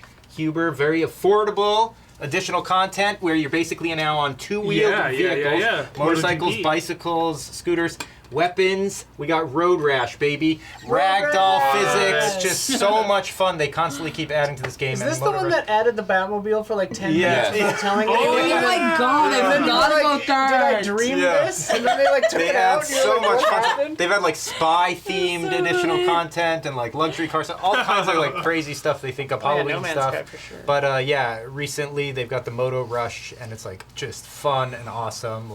That's sick. As good as that game is, Dude, if they're never gonna make another fucking Road Rash Yeah. again, Dude, might as well Road play Rash. this this. definitely satisfies. God. Such a Road Rash. So, Make it. Skitchin, dude. Bring Skitchin back. Kitchen, just put Skitchin and Road Rash together. combo exactly. Yeah. You start in high school and Yeah. you're rollerblading You have and to you save up. graduate. You have to save up for a motorcycle. Yes. Coming of age, Yeah. Skitchin Road Rash game. It would Hell be yeah. so cool. Dude, let's do that. Yeah. Fucking sick. Anything else for that? That's it. Everyone just kind of skimmed over Erdtree though. Is there anything else you want to say? Oh, on I mean, Erdtree is... Once we get to GOTYs and shit. Erdtree is huge, it's crazy, it's big, it's more Elden Ring, You liked Elden Ring? Here's more Elden Watch, Ring. watch the video 2 years ago when Elden Ring was Game of the Year. Yeah. And It felt more of not more Elden Ring, but it felt like the culmination of From. It had shades of Bloodborne, it had shades of Souls, I mean, had it shades had of Elden literal Ring. references Yeah. to Bloodborne and other Dark Souls games. It was a greatest hits of from Demon's Souls all the way to Elden Ring. It truly is the absolute culmination. I can't even imagine Yeah. what they're gonna do if they have to make another Souls game. Right. They've done I mean, they're doing that everything but the weirdo kitchen co-op. sink. Night Train, whatever. Night Rain. I mean, Yeah. they had the names Blade of Mercy, which is my tattoo. They had in Erdtree, and I picked it up and I literally went. I screamed in my house, and then I looked it up, or I went to my inventory, and it was a fucking talisman, Yeah. not Oh. a weapon. And I was like, "Why'd you do me like this, Miyazaki?" The backhand blade is pretty sick, so whatever. And you can just dual wield katanas, Yeah. so whatever. Remember But that like, now. still, Yeah. you fucked me, Miyazaki. 10 out of 10. Nice. A 10 that is easy to take for granted because it's Yeah. the 50th time they've done it. It Yeah. feels like. Yeah. Next up, best game to play in one night. Blood, I for sure have your number 1 on my list. Okay. I don't know if I have a number 1, but we'll I see. guarantee I have your number 1, dude. Nice. Don't even lie. You're so Wow. aggressive about Yeah. these lists. Duck Detective, Blood! It's on there, yeah. Oh, nailed it. Best Still need to game play to play this. in one group stream. Yeah! I was 2 hour gone. group I was stream, yeah. gone the week you played this. Yeah, that's Duck right. Detective, The Secret Salami. Yes! And yeah, they're getting a little sequel coming out soon too. I gotta play that. But yeah, just really, fun. It's kind of like Case of the Golden Idol in the way that mechanics, you play around and like put the words together. And Love it. I just really think they did a great job with like casting the main character. Unbelievable. Yeah, I think that really just pulls you into It's everything. incredible. Didn't they announce the second one? The second one's coming out? Yeah. Hell yeah. Yeah. So yeah, I really like that. I don't know if anyone else wants to throw in any more Duck Detective love. I have it on my list. Nice. It just Yeah. was fun and Yeah. really cute, and the like Paper Mario looking kind of flat characters. Yeah. Were really, really cute. I really enjoyed playing it as a group, Gabby, because Yeah, we were yeah. all just trying to like figure out the mystery Yeah. together. It was super fun. Damn Yeah. it! I wish I was here when you played. Oh, it's such a Well, good be- one. Where the hell second was one. I? What was I doing? One that I don't know that a lot of other Telephone people or got to something? get to, but Maybe. Pepper Grinder. Pepper Really yeah, great Pepe side-scrolling Grinder. platformer. Grinder. Yeah, really great, like just great feel to like using the drill and cycling around and popping out and all of that stuff. And also, it's just one of those games where like you get to new levels and they throw new ideas at you, and so there's just constantly something to play with, and Love that. like using the drill to like pilot a mech or whatever. All kinds of cool stuff there. Thank goodness you're here. Oh yeah. Yeah. Yeah. Oh yeah. So good, so 100%. fun, so funny, great art style. Just just kind of like going through like that guy's chimney over and over again every time he cleans So it up, and then you funny, come down dude. and make a mess again. My favorite is So the funny. people that are fighting over the bin, Oh my and they're god. like every time you come, they're like in a different formation around the bin and in the bin, and it's so funny. It felt like I went to an indie film festival and saw a cool foreign movie. That's how that game feels. Like Yeah. that is the indie darling for me. Love that game. Yeah. They're asking Pepper Grinder is that short? Yeah, I noted that I played in like 4.5 hours. Wow. So yeah.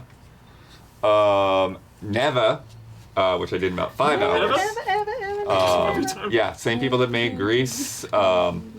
Really gorgeous visuals. Some of those things are very impactful.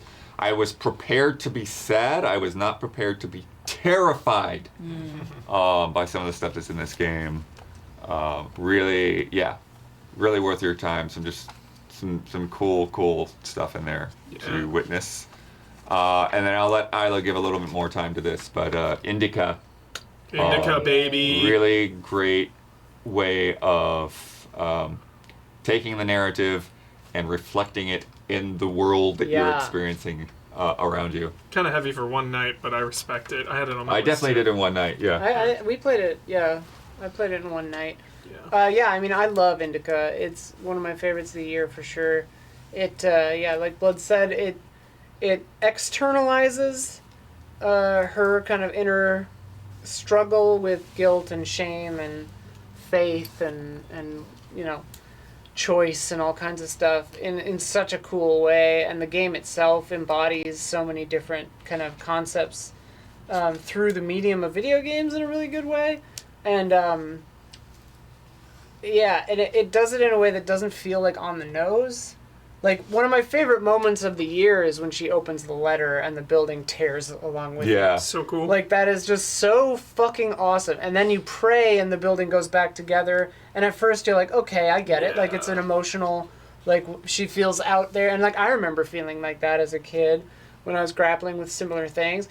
And, like, but then you realize, like, oh, there's a puzzle element to this, too. There's a gameplay loop with this mechanic also. And Yeah. you're like, that's just such a cool evolution of something that at first you think is just symbolic, and then you're like, oh no, there's a gameplay hook to this too. Like, and that game does that across the board. Leveling up, just but such it a doesn't great- even matter. Leveling, and the game tells you. Yeah. The game Points are repeatedly tells pointless, you yes. points are pointless. Yeah. Yeah, that game is just such a hoot. I love it. And her crazy little, her bike. I think her bike is the best evidence of like, this seems like the real world, but it's not. Ooh. You know, it's like, it's a very fascinating piece. Yeah. Along those lines, like a really heavy narrative that is definitely one nightable Yes. is Mouthwashing. I ended up playing it in one stream. I didn't Yep. intend to play the whole game in one stream, and I just did. Yeah, it's, I don't know, 2 or 3 hours long. I think I beat it in like 2 and change. Yeah, I think it's like 2.5. Something like that. One of those narratives where you're like, at first blush, you're like, okay, yeah, stuck in a spaceship, like, cool. And then you're like, oh, fuck, like, oh, this is a heavy-ass game, Jesus. But very stylish, very cool, really neat. Mouthwashing is good. Are you gonna say your favorite one then? Which one? Fear the goddamn spotlight. Fear the Spotlight, dude. Oh. I played it over a couple of nights, but Nice. because Fear the Spotlight has, like, for a game without combat, like, it gets pretty spooky in some Yeah. spots. I think I played it over the course of a day or two, especially with the B story. Yeah. Like, I played the B story on Fair, another. yeah. So I think it might be too long for one night, but True. Yeah, you're right. I mean, Fear the Spotlight I'll be talking more about later, but Oh yeah. one of my favorite games of the year. I loved Fear the Spotlight. Resonant narrative, really amazing. I love that visual style. The fact that it has a B story that you do not expect it to. Very, very good. And the B story is very different from the A story. So good. Excellent video game. Yeah. Check it out. I do have on here, though, Frank Stone, of course. Yep. We played that in one go, and it Hell was yeah. bananas. Loved it, casting Frank Stone. And then this one's kind of cheeky. It kind of is cheating, but within UFO 50, Oh, sure. Yeah. the game makes sense. Camouflage is woefully short. It's far too short, but it's excellent. You can cherry that one in one go. Very, very good, though. Camouflage is incredible. Oh yeah, great point. I loved Silent Hill Short Message, and that's a one-sitting game easily. Great game. I really, really liked it. Very heavy Same. game. Fucking love that People game. were like shitting on it. That was I don't know, weird. but I really loved it. Cherry equals like a platinum. The like in leaf paper universe. monster was Beautiful. so good. So freaky. Like best monster of the year. Oh yeah, I streamed it, didn't I? I mean, yeah, much better than Ascension. Yeah, easy bar to clear, but Yeah. much better than Did Ascension. that finish? Lord, I don't know. They Still claimed going. it'll still go. on. Yeah. They claimed it would go forever, but who knows? That's my one nights, I think. I have some. Let me look at my I put list Balatro. again. Is that cheating? Balatro is the best game to play forever. Forever, Yeah, but you that's how can't that play works. it You in can one beat it in night. one night, but it Yeah. goes and goes Well. and goes. I also It have started, finished. Wilmot. Wilmot works it out. Oh, yeah. I finished that in a quick hour, 2 hours before the podcast. It's a blast. A Pod And Blast? yeah, and it's I wish it was a lot longer. But yeah, Wilmot and Rise of the Golden Idol. Nice. Nice. I played that. Maybe it would take. I don't know how long I played it for because I was sick, so time was like crazy and truncated. But I did finish it in one sitting, and I think it's better than the first. It's far less obtuse, and yeah, it's just Yeah, it was really fun. I need to get back to it. I played the beginning of it twice, and then I think afterwards my save file didn't I was carry just over or thinking, whatever. do so you trust like, your wife? I had to do it like again. Do you trust your wife? But yeah, that's the downside of preview builds sometimes. Yeah. Everything's been mentioned, but I got one. Still Wakes the Deep. That's a one night. Yes. Okay. Game is fucking sick. Okay. I saw. The most. Go ahead. Well, I watched part of a video of this, And Yeah. it's funny because the monster didn't scare me at all, but anytime No. they're outside and you could see the oil rig, I was Right. like, oh god. Yeah. It's like, I can't. I wrote a poem about that. I think it's Yeah. the most interactive walking simulator of all time. You have to.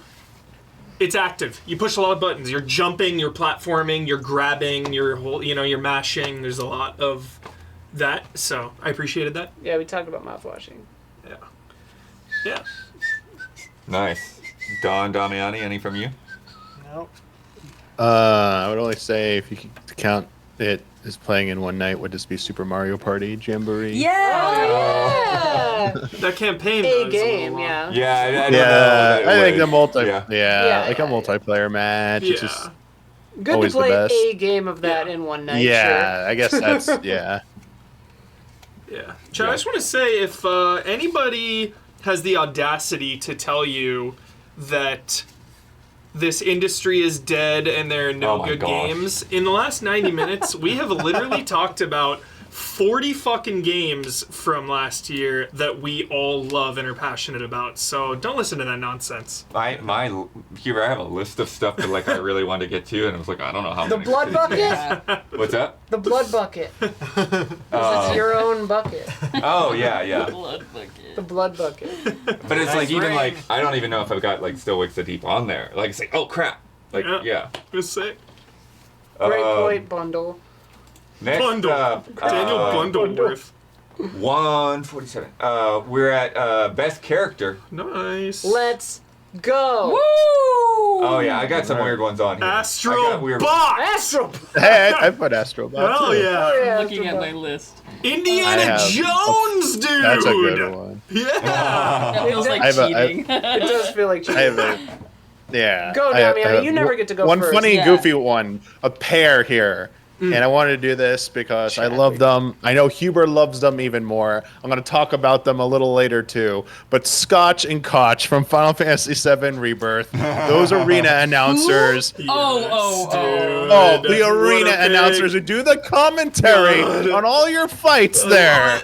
It's just so good that like they have that like level of personality. It reminded me of the comedians from the first Dodgeball? Nino Kuni Oh. who do the comedy bits and stuff like that. They're like a famous like duo. So they better elevate their game and Commentators. wow me even more in part 3 because they gotta spend all the budget on Scotch and Koch for Obsessed. part 3. Love them, dude. What a pick, Damiani. I mean, it's boring, but also, like, Damiani, I really want to hear your thoughts on this, dude. It is a boring, safe pick, but somehow, to me, still underrated. Cloud, dude. Yeah. I know this is a fucking character who has been celebrated and on the lists of best characters and, like, shoved down your throat for 25, 30 years, like... But they made it elevated more- Cloud Yeah. to the next level. Even from the last game. Yeah, even from from the Remake last to game. Rebirth. Yeah. 100. Like, Cloud in this game blew me away. Yeah. In the first one, I was always like, dude, Barrett or Jesse Yeah. or Tifa. Hojo or Tifa. Rebirth is like, dude, Cloud. All day Cloud. Rebirth actually starts to make it feel like oh, this person is struggling with some mental issues. Like they actually like are starting to like go into it. Yeah. Whereas like previous incarnations of Cloud, it doesn't come out of nowhere, but it's like, you know, they kind of played it for more of a twist or a shock. Right. In this one, it's like, oh, this guy is having some problems. Yeah. Slow We need to burn. help this Yeah. man. They show way more emotional range with that character Yeah. Yes, than they dude. did in the Sensitivity, original one. yeah. Yes. So I think it definitely helps recontextualize a lot of stuff on top Yeah. of the meta things they're doing. And But his just in relationships general, with every character in that game. I mean, that's honestly, to me, one of the main points of all of Rebirth. Like, you can have your favorites and your favorite elements, but to me, the core emotion of that game is Cloud's relationship with everybody. Yeah. It's incredible. I mean, they really made Tifa and Aerith better in the remakes, too. Like, you know, tiny baby spoiler, early game Rebirth, but, like, when Tifa says, like, he wasn't there. Like when he pulls Aerith aside, and she's like, I was there. That he wasn't, And I was like, oh shit. Okay, we're doing it. Okay. Yeah. Yeah. Hell yeah. Yeah. The banter that they all have, like, it just feels it just feels good, and it feels it feels like these people have been on a journey for a while, and then just being like the middle part of a trilogy, you're seeing some of like those bonds, I mean, develop and pay off really nicely. And you're right, I think Cloud serves as the anchor for all of that. But the other good strength of it is that he's also partially to the viewer who has already played the original, you have questions because OG version was unreliable narrator, but also like, and even visually, we see him have moments where like, what the hell is going on with him? Like, he's not like infallible. He definitely has a lot of faults, and there's clearly whatever is, as you said, Isla, is going on with him. It bubbles up at points and puts the group at jeopardy to the point where they have to like step in and kind of like protect him from himself at points, and it's like walking on eggshells with him at some points, but also there are times when they will definitely like confront it. And it's that like tension, like you love how they all get together so well, you love how much they care about each other, but you just know that Cloud it does such a great job of both of you know the original game and what you're seeing going on in this version. You like, he's gonna do something horrible at some point. Like, it's a ticking time bomb, and what is he going to do that's gonna blow up in everyone's face? And like, how will he deal with that? And trying to tiptoe around spoilers here, but I agree with you. Like the other characters too, I agree with everything you said. Everybody. And I think and again, I will also like to avoid spoilers. Yeah. I also want to like shout out to like Yuffie, because she seems so like one-dimensional and annoying at first, but party. If you played the intergrade and intermission stuff, and then you see what her background and what she's dealing with that, and then how she's trying to fit in, like it's a defense mechanism for her. It has been her like her whole life, and then her starting to like come out of that shell and open up to the group. And be a little bit more, intimate, and letting them know, like, how, she becomes, like, just the part with her on the couch, and she's humming lyrics to her own dumb theme song. I was like, so silly, what? Yeah. So like, silly. okay, like, it's just like having like moments like that. They love taking their time in this game and having those little like interactions, and some of them are missable too. So like, I kind of like that. Same. Hell yeah. Shout out to Sir Ansbach really quick. Just a classic archetype in Elden Ring. Just an old veteran with a past. I'm always obsessed with that shit. And his VO is incredible. Shout out to Egon in Erdtree. Best yelling of all time. So sick. You piece of shit, man. So sick. Yeah, insane. Shout out to the Duck Detective. Sure. No, great character. True. Yeah. Shout out to Quincy in Warframe 99 and Eleanor in Warframe 99. Like, they're very well written. You chat with them a lot. There's a lot of reading in Warframe 1999 if you want to do all the chat stuff. And like, all the characters have very direct personalities, very interesting kind of story stuff. They're dealing with different stuff. Really, really cool. And then obviously Indica, one of my favorite characters of this year for sure.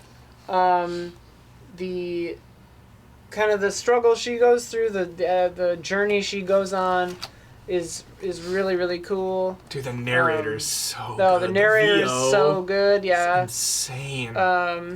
Very, very cool. I can't really say too much about it without like kind of getting into the like spoilery territory. Also, the two mains from Fear the Spotlight are so good. Yep.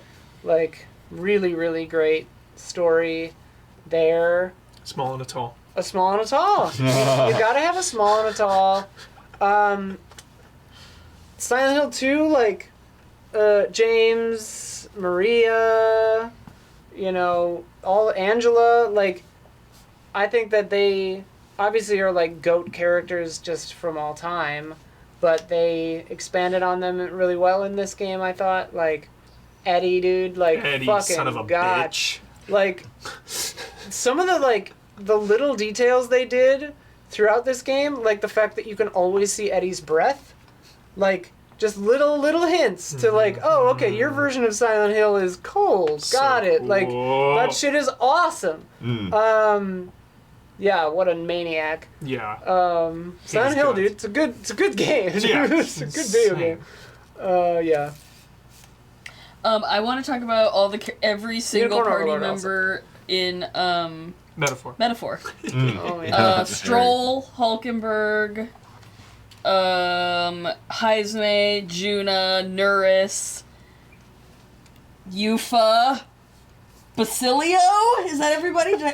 And Grius from the beginning. Yeah.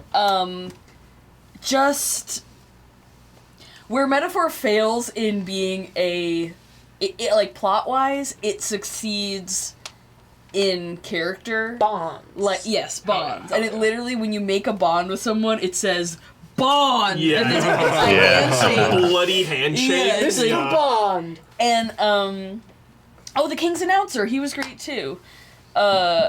And like I never thought a little Batman with a Spanish accent would make me like as emotional as Heisme did. You just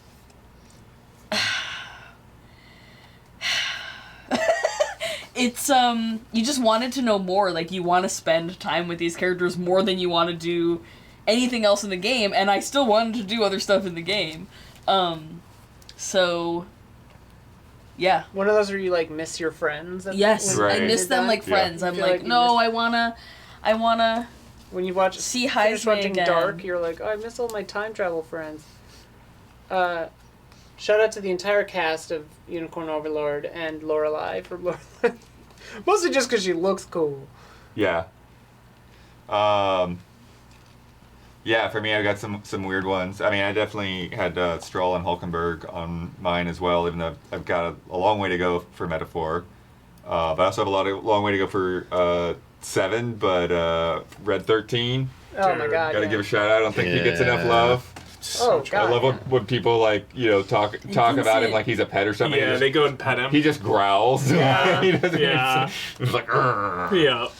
But But then, like, eventually lets Yeah. lets it happen. Yeah. And when they grow affectionate with each Really other. good, Yeah. really good moment. Yeah. Also, the Queen's Blood Red 13 outfit, very That's good. crazy. That whole chapter, I loved it. I love Queen's Blood. I love Vincent, Edgelord Vincent, and I like Kate Sith. Yeah. Hell yeah. Best JRPG party all time. Yeah, I mean, like, maybe, yeah, For probably. real. Pacific Drive has a lot of great character Oh, yeah. interactions in there. Some good people on the radio too, I hear. Yeah. But no, like the main like trio of characters is got a really interesting relationship. But the thing I'm actually nominating for Pacific Drive is your station wagon. Oh hell yeah! It's alive. It's alive. Nice. Is, Carp is the fifth girl, as it were. Yeah, working on your car and identifying quirks and trying to figure out like why your lights shut off when you're making a right turn and all the other crazy things that happen in there. Pretty good.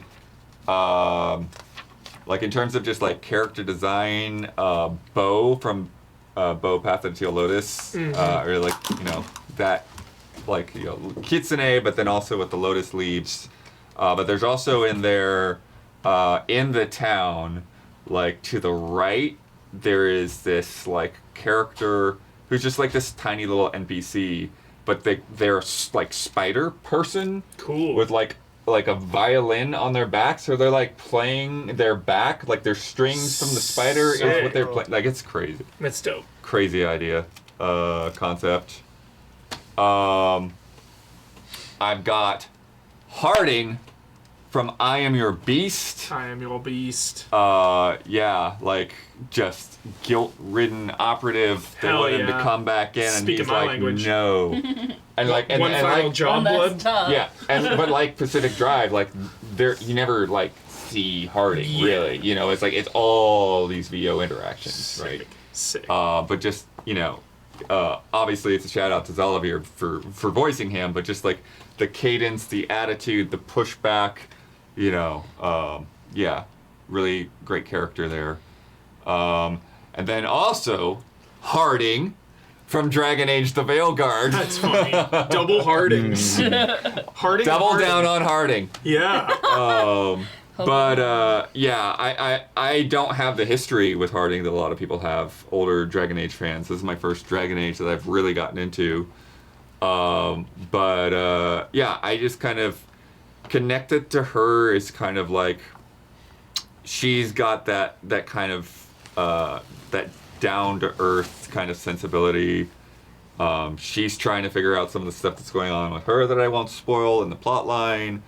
But then she's also writing home to Ma, and getting letters and talking about recipes and stuff like that. And then also kind of like gives you a little bit more of that connection and insight. You can ask her all these questions about like, what happened in the Inquisition, Jeez. and like you can just go through all of that and find out like what her take is on all these different characters. That's cool. That people experienced in the previous game. And then, each character has their own little spot in the lighthouse, and she's got like this garden that's kind of dead and dried up when she starts, but eventually like everything starts to bloom and kind of grow and take over, and so it's pretty cool. That's good. Yes, I romanced Harding. I thought I was going Nev at the beginning, and I eventually went Harding. Yeah. Nice. Any Don? Any Done. character? All right. I've got 2 more. 2 more? Yeah, go for it. Listen up, pervs.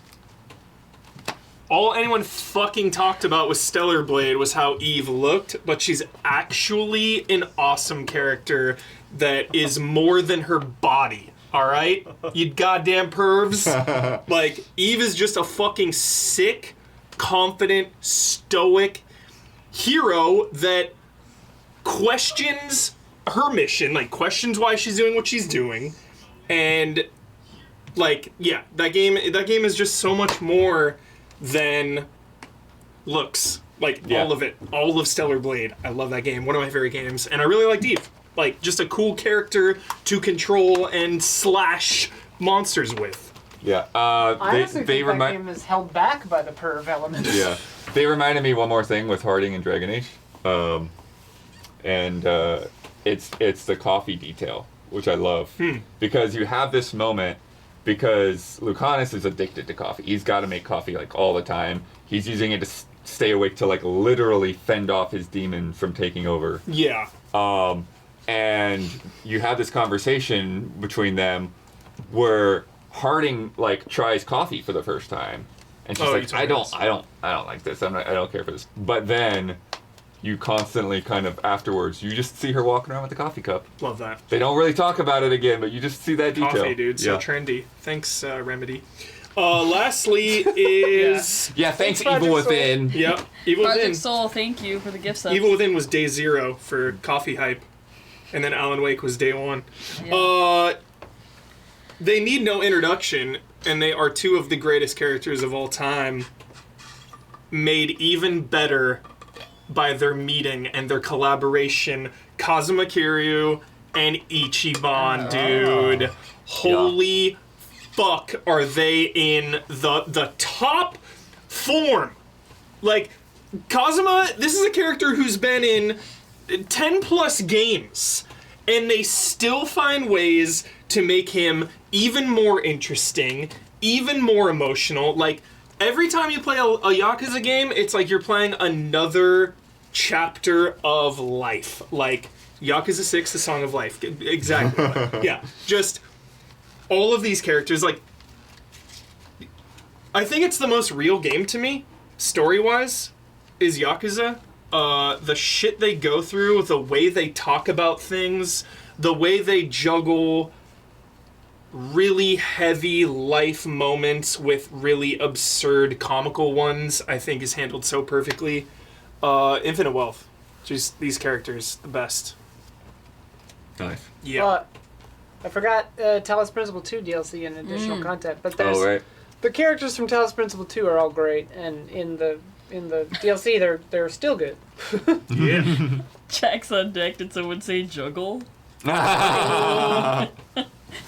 Yeah. Our juggler, our resident juggler. Resident juggler. Dude, them being together is the freaking culmination. It is so good. And they're dealing with the heaviest shit. Finding your lost mom, like being with the person you're supposed to be with, dealing with life-threatening terminal illnesses. Like, Infinite Wealth is so heavy, but also so jolly. Like, I don't even know how they do it. God dang. Yeah. The heaviest and the jolliest game of the year. Sounds like we're already bleeding over, as we Yes. expect, into best narrative. Yes. Everyone said their characters? Yeah. Okay. Write that time down. 206. Yeah, I guess I'll go. First, thank goodness you're here. Gotta give it that shout out again because comedy is so hard. So hard. Especially in interactive video games and all Yeah. that. Yeah. It is funny just for the fact that they have a test for you when you start as to whether or not you should have subtitles on. So funny. Do you understand this? If not, turn on test? That's subtitles. Yeah. Well, that's what they were saying on the BAFTAs, is that they had to put Oh subtitles yeah, that's on. right. I was trying to remember. We were talking to Yeah. British people, and they were like, "Even we don't know what this Yeah. thing happened Right. to." Yeah. Yeah, just such a great, clever game, and just so many just weird, quirky things. The fish and the cigarettes, and just yeah. The fish and the cigarettes, yeah. Slapping them, like... Yeah. Yeah. The pies, Yeah. all the pies. Yeah. Oh my goodness. No slappy bum bum. No slappy bum bum. 1,000 times resist. Yeah.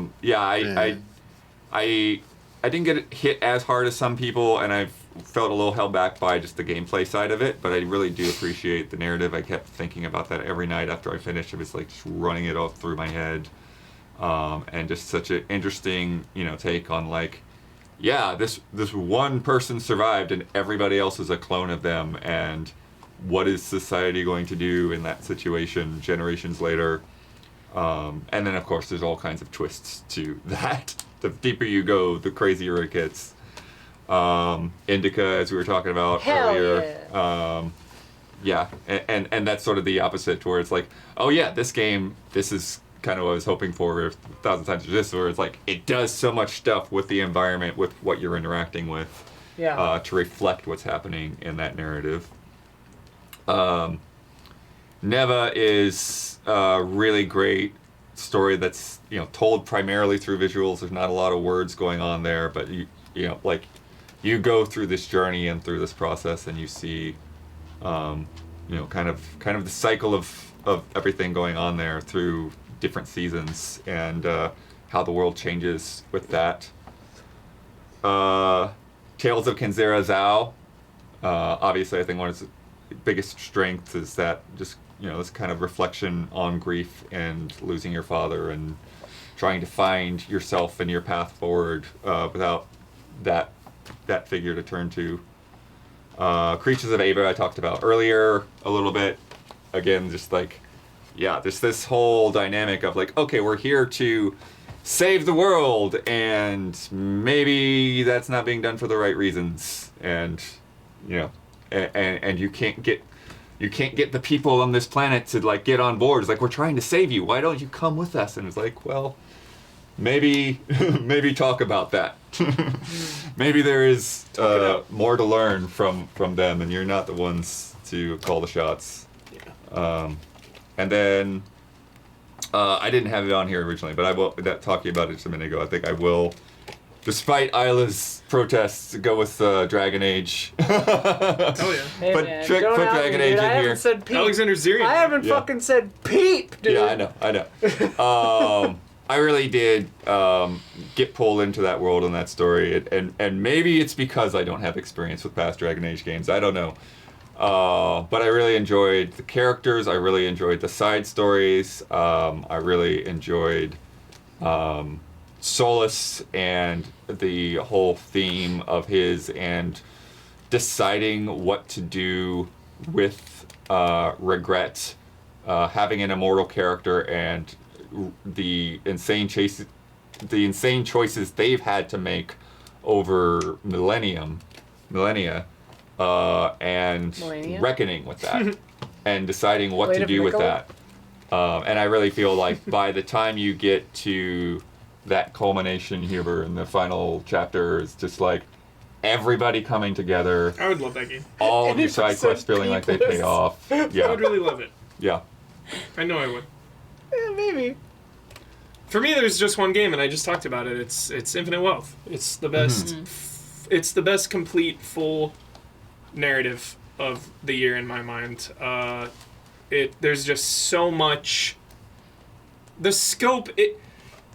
It's just the balance. Like I said, the balance of everything. Balancing that insane scope. I mean, this is a game that takes place in 2 different like countries, and there are so many characters and so many plot lines, but it never loses the stakes or the intimacy. You can expand things with side stories, and it has an unfair advantage, but it can also be a disadvantage with it being the 8th, 9th game in a franchise, because they've done so many things before. You've seen all the tricks. You've already been with these characters so many times, but they keep finding ways to just tug at your heartstrings and make you cry, make you laugh. Just, yeah, my favorite story of the year, for sure. Did you have one more, Blood, or? No, that was my full list there. Oh, okay. I thought I saw Children of the Sun on there. No, that's an interesting one though. I didn't get to play it. What does that say? Creatures of Ava was. Oh. Yeah, I talked about that. Oh, okay. I might like other Yakuza narratives more, but this one, this Came year... out this year, yeah. Yeah, this one this year really... Because after 7 was the lowest I've ever been in that franchise in 20 years, like since 04 or 05 when Yakuza 1 came out. When when Like a Dragon came out, number 7, I was like finally fatigued. I was like, I think this franchise has gone all the way that it can. It's too much. Like, it's just the same thing. And Infinite Wealth just brought me fully back up and really felt like part culmination, part new beginning. So, yeah. Nice. Yeah. I'll go. Mm-hmm. I'm only 29 hours in, but like I'm currently going through Unicorn Overlord and I'm loving it so far. It's so tacticsy, Final Fantasy Tactics. It's very Three Houses. I'm really enjoying it so far. I hope it sticks the landing. I don't know if I'm like halfway, maybe. I've liberated 2 countries, whatever, sort of. Anyway, that's really good. Fear the Spotlight was one of my favorite stories of this year. Just a charming kind of coming-of-age love story, horror story, bullying story. Really, really, really good. Warframe 1999 I talked about, but like the story is actually one of the best parts of it. Nice. That's so which awesome. is really cool, yeah. And I mean, like, Warframe has a banana story, so it's really good. Lorelei and the Laser Eyes is like, I like puzzly narrative weirdness, so that's pretty cool. Obviously, Silent Hill 2 is just like one of the best stories in gaming history, and they didn't fuck it up, so there you go. Dragon's Dogma 2 kinda has a story, Fuck yeah. which I liked. I liked the, Who is that retainer's name or whoever at the beginning? That's Lord, cool, who even knows? If you played Dragon's Dogma 1 and you know the thing, I was waiting for what the thing would be in 2, and there's a thing, and it's cool. Whatever. That was good. And obviously Indica is like probably one of my favorite stories of this year. Banana's great, loved it. Yeah. Dope. Next, Gabby, Don, Damiani, narrative. Oh, I'll just say Final Fantasy VII. Hell yeah, Rebirth, I mean, come on. Skull and Bones, dude. Come on. Does it have a story? I guess it kind of Damiani? does. He definitely does. And yeah, the one that sticks out the most to me Stories this year can take is just Rebirth. Yeah. But I mean, it has Same. a lot. I mean, it has a lot also going on for me personally because I mean, part 1 and then part 2. Like, I'm heavily invested. A lot of the payoff and how good it ultimately is hinges on part 3. So it's like, it's still a work in progress, as in like, this, we don't know where we're going with this, but hopefully if they have a plan, then it could be really good. This could really turn out ugly for like the meta part of it. But even if it doesn't, like there's still no denying like the character writing, the character interactions. We talked about best characters. All that stuff still is relevant to like the story, and a lot of the things you're doing have a lot to do with like exploring character backgrounds, giving them more character development, and it just looks like the breadth of how much it's like referencing without being like too in your face. It's not like, hey, remember this? Hey, remember this? It just happens like naturally, and you're like, oh wait, isn't that like they're from Crisis Core? Or oh shit, isn't this? It's like, yeah, like they do a lot of that, and it's really awesome. And I think that's like the right way to do it. If you don't get the reference, it doesn't take anything away. Like that, like they're not like Cisne, like doesn't take anything away from her, and she even like talks about her background a little bit. Fuck yeah. But yeah, but like if you play Crisis Core, the moment you see her, you're like, dude, we see Cisne, and like this is the furthest along on the timeline we've seen her. Holy shit, this is awesome. Blah blah blah. That was fun. I mean, and like Gungaga, it's like, wait, we're going to Gungaga? Wait, yeah, that was crazy too. It was like unreal. And it's like not like all like a little more claustrophobic, like because of Crisis Core being even with the HD version, it's still originally a portable game that had to be like made in HD. Now we got like the Rebirth engine, like it's this awesome jungle with that like.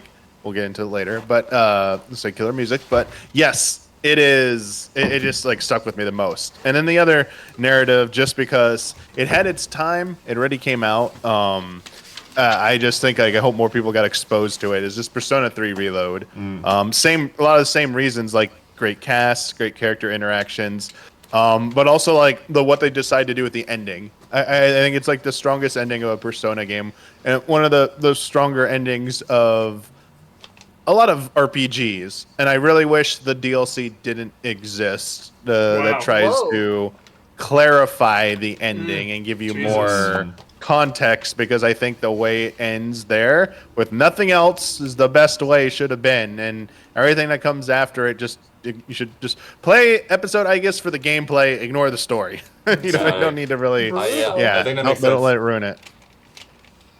Daniel Gungaga worth. Bundle Gungaga worth. Any picks for you, Don? Nope. Nope. No big stories in 2024 for Don. Yeah. Damn. Damiani, do you have a Goof troop? Damiani's Goof troop, dude. But did we explain what it? None of us know what it is. No, we don't know what it is. You talked about the Eagles. We asked something up. Fly Eagles fly.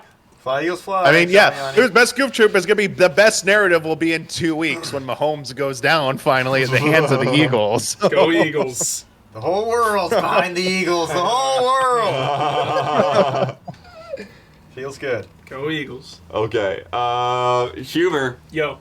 Best weapon. That's Hell yours. Yeah. All you. Hell yeah. The Dragon's Dogma. Fucking sick. The Dragon's Dogma. Shout the hell out, chat, to the AC-8 autocannon in Helldivers 2. That is the big friggin' douche thing. Like, people can reload you. It's awesome. It's an awesome weapon. Wait, your favorite weapon from Dragon's Dogma 2 is just Dragon's Dogma, the concept of the No, dragon. the sword. The legendary sword. I see. Shout out to the most underrated game of the year, a little small game. I don't know if you've heard of it, called Concord. There are so many good weapons in that game. If you actually played Concord, all of the weapons, like for real, any of these weapons could be the best. I put down the rotary scrap cannon. That was Big Woman's minigun. Big Woman's minigun, as well as Lennox's hand cannon was so smooth. Love that thing.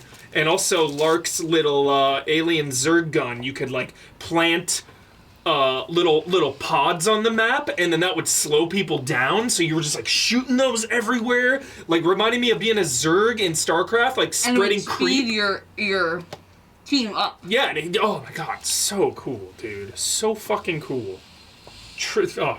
Rip Concord. Senua's sword in Hellblade 2. I thought that combat was just gritty and impactful, so I just wanted to shout out her sword. Like, just stabbing people in that game felt so intense. Like, feel the kill, TM, for sure.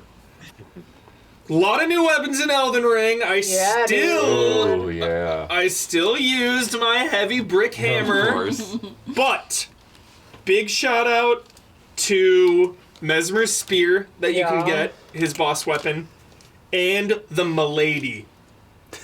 Oh my god. The stance where you just hold the sword like that and you walk at them, and then you can do like a big like leap in the air dive move. Like, dude, that's sort of... Is that the one? Wait, there's a weapon called the Milady. Milady. Yeah, it's called Milady. Milady. I think is that the one that's described as like a Yes. a broadsword for women or something? Yes, like that? it's the lightest It's a possible lighter broadsword. Broadsword, yeah. So sick. Dude, yeah, there's so many good katanas in there. Yeah. The backhand blade is incredible. There's so many good weapons. Yeah. Elden Ring plus Erdtree, all of the weapons. It's insane. Yeah. It's insane. It's like, god dang. Eve's sword, the Blood Edge, A woman's sword. the Blood Edge, Sword for Bloody Edge. broads. Stellar Blade copied you. It's called the Blood Edge. Whoa. Stellar Blade, without Is a that doubt. real Bloody Edge? It's between that and Dragon's Dogma for like my favorite combat of the year. The fucking Makiri dodge, like Between which and Dragon's Dogma? Stellar Blade. Oh. The combat, just the pure combat of that game is so Okay. smooth and crisp are the words that I would describe. Keep those Yeah, just smooth and crisp. Stellar Blade, put it on the back of the damn box. Maybe number one, Blood. The whip. Indiana Jones. Okay. Ah, The whip, yeah, dude! that's a good Cracking that whip! So addicting! I would just be walking in the middle of the street and I would just crack it. Just crack it. Crack that whip! Yeah, just like cracking a weapon out of their hands, and they like grab their hand and like, oh shit! And then obviously grabbing them and pulling them and then like punching them in the face. The whip in that game is next level. Yeah. Well, and the you can use it with the dogs come around. Yeah, you scare them off. Yeah. Totally. The pipe in Silent Hill, of course, just a very visceral, brutal weapon. The pipe goes all the way back for me to Streets of Rage 1, of course. 1990, you know, I've been using a pipe now for 35 years. Nothing like cracking someone over the head with a pipe. And Wukong, you know, just the staffs. Great. All of them are good. I like the limited loot pool in Wukong, so I didn't really have like one specific one that I shout out, but just the general staff. And then of course, last but not least, Unfair Advantage. It's obviously number one. We all know this. The returning champion, Buster Sword. You can't beat it. You never will. Don't even Can't try. beat it. The Buster Sword, baby. Excellent. Shout out to the twin blade, whatever they're called, duo spear or whatever, mystic spear hand weapons in Dragon's Dogma 2. Those are really fun. Yeah. If No, you didn't change classes in Dragon's Dogma 2, you played it wrong. If we're not counting the Buster Sword, though, for real, it would be probably for me be between the AC-8 autocannon in Helldivers 2 and honestly the whip in Indiana Jones was next level. Crack that whip. Crack that whip, yeah. Crack that Gabby, you were gonna whip. say something? Yuffie's weapons Yeah. were like Oh. my The favorite freaking to use. shuriken shit. Yeah. Or the glaive. No, the like Well, they were like yeah, they all have like fans. cool designs, but I forgot that Huber is only doing this, so I wrote down like Now rebirth we're all weapons able because to You're do good. whatever. Yeah. because they have the everyone's doing it, power. everyone's doing it. Because they have the the awesome one. I don't know if it's the best looking one for Yuffie, but Bird of Prey enables doppelganger, so you can have like your clone doing like the Yeah. double The shadow attack, clone, and dude, shit and the like that. ninjutsus. Yeah, shadow clone no jutsu. Let's go, Dude, it's so sick. The Fafnir rifle for Barrett, the point blank knockback, so you get up close like shotgun blast and knock the Yeah. enemies over. So sick. I guess the Buster Sword is sick, but the Crystal Sword for Cloud lets him do that Infinity's End, the big ass overhead strike. Just like That one was just fun. like slams That was everything. fun. Love And that then one. for the gamblers, I don't know if I'm pronouncing this right, the Gallarhorn for Kate Sith, the Lady Luck ability, increasing the crit rates. Increasing the crit rates of your character. Yep. Roll those dice, dude. Roll those dice. I mean, yeah, if we're just gonna throw a couple out, I'll just go with the Wasp Nest from I Am Your Beast. So knock it down and pop, pop, pop, pop. What a pick, boy. Well done, dude. Take out a I had group. one and I forgot it. Best Wasps. weapon. Wasps. So cool, bud. He's the wasp. So cool. Best music now. Blatro. Blatro's got a good track. Indica's soundtrack is pretty insane and fun. Final Fantasy VII, obviously. Yeah. I have a few things to say about that one. About Warframe actually has a pretty good soundtrack. Rebirth. Stellar Blade. Again, Yeah, Stellar Stellar Blade, good. Stellar Blade's on my Blade list. has some of my Stellar Blade. favorite music of the year, without a doubt. Astrobot. Very of course. pretty. music. Astrobot. Yeah, Yeah. Astrobot. I saw- Bam, I saw bam, bam. Warframe 1999 employees play the soundtrack live as a Oh, rock so band. that's so sick. It was That's really sick. fun. Rebecca, the creative director, just walked up and picked up a bass, and I was like, of course. Sick. Of course he played fucking bass. Gabby's favorite was the Metaphor soundtrack, Not right? okay. One of my favorites for sure. Hey, now after the chanting stops, it does go back into like something more traditional with the epic like choir core stuff. Yeah, I mean, When someone is not shouting syllables over In the Esperanto. orchestra, then it's good music, but The first time the music kicks in, I did laugh out loud. yeah, because it's stupid and distracting. Like I didn't hate it, but like Uh-huh. the first time it came on, I was like, "Pah!" Like it goes what? so hard. It's amazing. Yeah, it just goes from 0 to goes too 300, hard. and I was so sorry. I was like, this should be on like the third all or of them, fourth you dropped the dungeon. Not just a. Yeah, and I was like, Yeah. this should be like near the Yeah. I mean, but it's also like, I mean, Ease me into the rap chanting. yeah.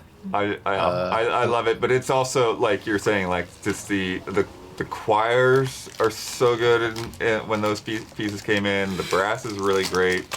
There's a lot of good themes, even just from the outset, with wandering around Grand Trad and all of that. Yeah, it's really, really strong, well-rounded, I think. So Strong and well-rounded. Love that. let me know when you want me to go to town on Rebirth. Yeah, Do go it. for it. Go to I've got town. more on my Go to list, but go town. for it. Let him cook. Yeah, it cooked on All right. Final Fantasy VII Rebirth. The best All of the right. biz. I wrote one sentence because I was like, I have a lot of examples I'm going to go through, but the sentence that seals the deal. Final Fantasy VII Rebirth soundtrack makes you feel like you're in the moment at every point in this game, no great. matter how batshit crazy things get, while simultaneously elevating one of the best soundtracks of all time with brilliant reimaginings and captivating new renditions. Hell yeah. So, Did you write Yes. that sentence? yes, I wrote okay. that. It's almost like he's a I cannot tell you like No, it was a how good insane sentence. this That was soundtrack is because of like like this game gets so much attention for size, like big overworlds, tons of mini games, the length of Chadley it, bloat. but like the Chadley bloat, yeah, some of it's not good, but like the soundtrack, like this is like outside of an MMO or if you're Super Smash Brothers, this is like this soundtrack's like coming for you in terms of like behemoths of a track list. Like, and Square Enix has had some like megatons with these freaking soundtracks before, and it's just like the scale and scope and just like the direction it goes, and it's not just for the sake of doing it at points. It just, as I said, it matches this shit you're seeing on screen somehow. Like just to open it up, like the Towards Mount Nebel music that plays in the beginning, that opening, that jolly epic version of the Final Fantasy VII theme as you're scaling up with Tifa and Sephiroth. It's just like so calming and soothing, but also like sets the tone. And then like these tracks just like they just don't know when to quit. I mean, you have classic piano renditions, like the first fight with Elena and Rude. It's just this heavy piano version of the Turks theme. Then you got like Roche's first fight, which is like a big band. And they even have in the scene, the characters come out with the trumpets and everything, just playing this big band jazz music as you're fighting him in this insanity. They bring in like other themes, like they have like the battle on the big bridge, like one of the most epic versions of it. They take the Let the Battles Begin or Those Who Fight, Yes. whichever version you want to call it, and then they reuse it again, and you're like, oh, it still goes hard. And like the first time you really hear it's in the Midgar Summer fight. And when it goes to that phase 3, the one with the crazy AoE fire shit, it just goes off the rails. It's like, oh, there's another level that this can go. They didn't even go there in Remake. They went further. I mean, they got like the classics, like the Rufus Parade Ceremony. The first time you hear the Genova theme again, because you had Dreamweaver in the first one, that was like, oh god, that's like the best Genovas ever get. They have 2 versions in here. The other one I'm not going to talk about because it's too spoilery. But this verse version, it starts going like, it's a mix of like Ghost in the Shell and The Witcher, like choir oohs and ahs like thrown in. It's like, where did this come from? You got Queen's Blood, the Queen's Blood themes, just the basic version, the epic version that plays in the final match. That's like this like hardcore like violin string guy going nuts or something.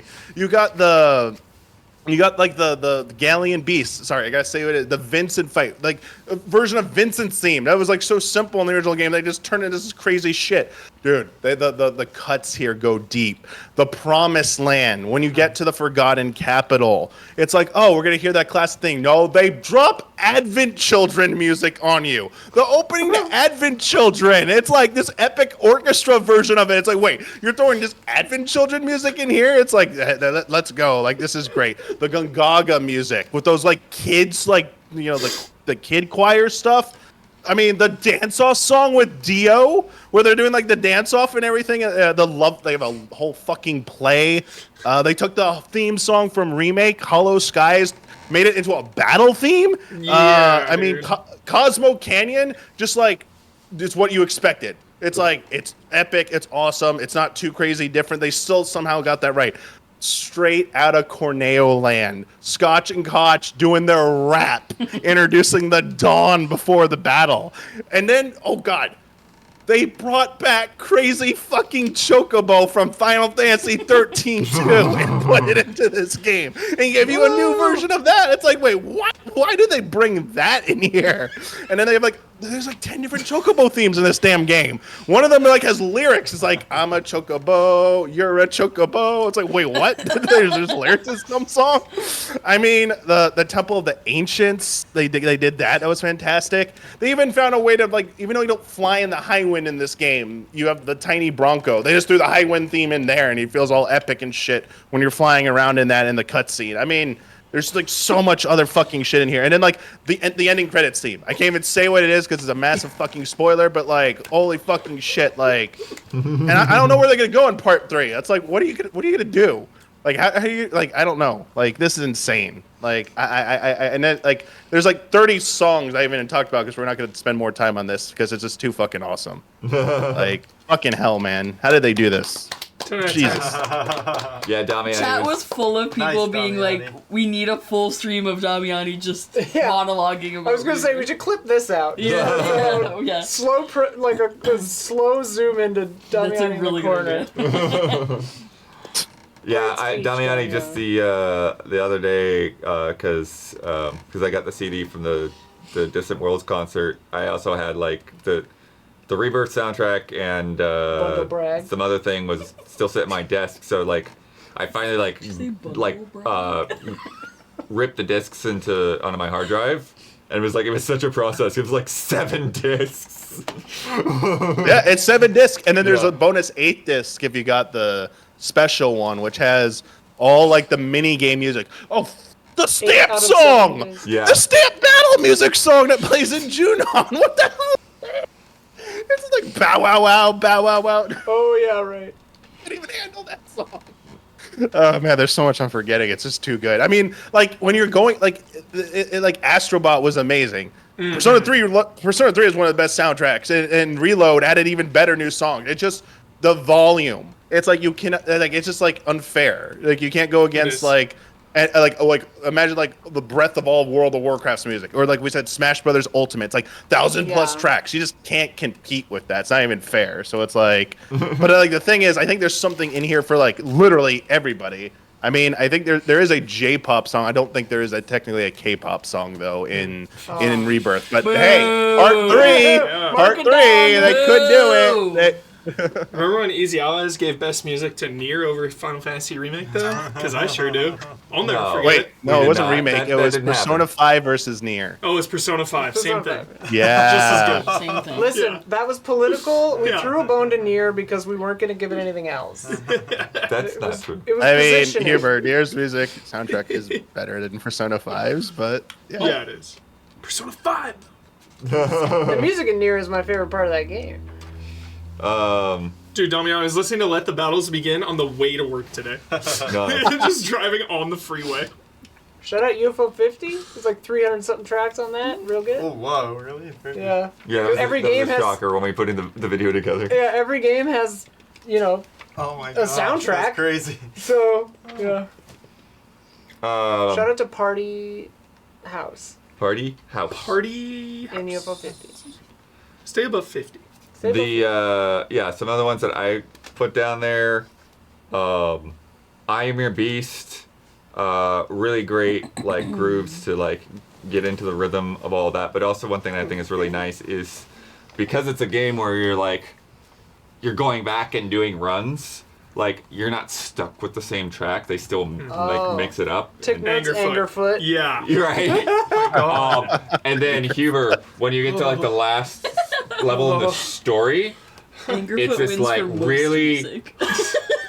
Hubert, the last level in the story, this really long epic sequence of like you got to fend off just like almost like an army coming at Yeah. you. Like it's backed up by like full on like lyrics that reflect the story, rap song full of F-bombs. Kojima. Like it's Yeah. it's pretty great. Sick. Really good song there. Yars Rising. Oh yeah, that was a great one of my soundtrack. favorite soundtracks from this year. Yes. Nice mix of stuff that it sounds like old school, like Streets of Rage stuff in Yeah. there's a little bit. Oh. But there's Listen a to that in lot. the parking lot. Yeah. There's a lot of like It is. kind of jazzy stuff, a lot of J-pop stuff, some songs in there that sound like they could be an anime intro or whatever. There's actually a lot of voiced like vocal stuff in the Yars Rising soundtrack. And again, like that was one of my main reasons to go back to that game. It's just like I just want to let that song loop Yeah. and just like let it just sit Electro in that vibes. vibe. Yeah. Let me just listen Yeah, to it. there were you could totally take a knee in that game at any point, just like vibe out to the music. Sometimes It's so good. Balatro is a vehicle to the song, honestly. I just like want to hear it. It's like, alright, I'll play some cards too. Why not? Yeah, but hey, I've listened to the R's soundtrack so many times this Yeah. year. Pacific Drive. Oh, good Oh, call. The songs on the radio, like I'm sure that stuff is licensed, but I don't know any of it. It's just like these deep cuts. Did you make any music for that? What's it? I offered, but I think they already had everything lined up. by then. Got it. But yeah, But and I'm there two is an different original voices score on it. too, but just the radio songs. Yeah, just to kind of like, cause yeah, you're out there in the dark, in the wilderness, alone, and just kind of like Menacing. being part of you, like your companion, you know, to like have that radio and have some of Yeah. those songs. That comfort. Human connection. Yeah, and then I really love the way that like it was handled dynamically because it's like, you know, when you're out of the car and you're walking around, it's like it's that point source, like you hear where the Totally. music is coming from, and then if you close the car door, it gets all muffled. Muffled And it's like and you shit, I still love hear that it, but you so don't hear much. it as well. Like Oh yeah, holy shit! I met the composer for Balatro at Yeah. Game Awards, and he got hired over Fiverr. nice. That's crazy. I'm pretty sure that's who that was. And then yeah, Hubert, you already talked about Stellar Blade. Oh my god, it's Just how- so good, the music. How nice that stuff is. Yep. So good. Oh yeah, there's a boy band. I'll give in a Warfare quick 19. shout out Oh, to yeah, you told me. Xenotil Tostal Pinball Action. Ah, nice. That's the soundtrack. the big booby snake girl I thought you were talking about. Oh yeah, no, different one. Snake girl. Best big Top movie 10. snakes. Big Top booby 10. snake girl. No, yeah, Xenotil. Gosh, this soundtrack is so good in this album. Just this like thumping electronic music, perfect build up, perfect.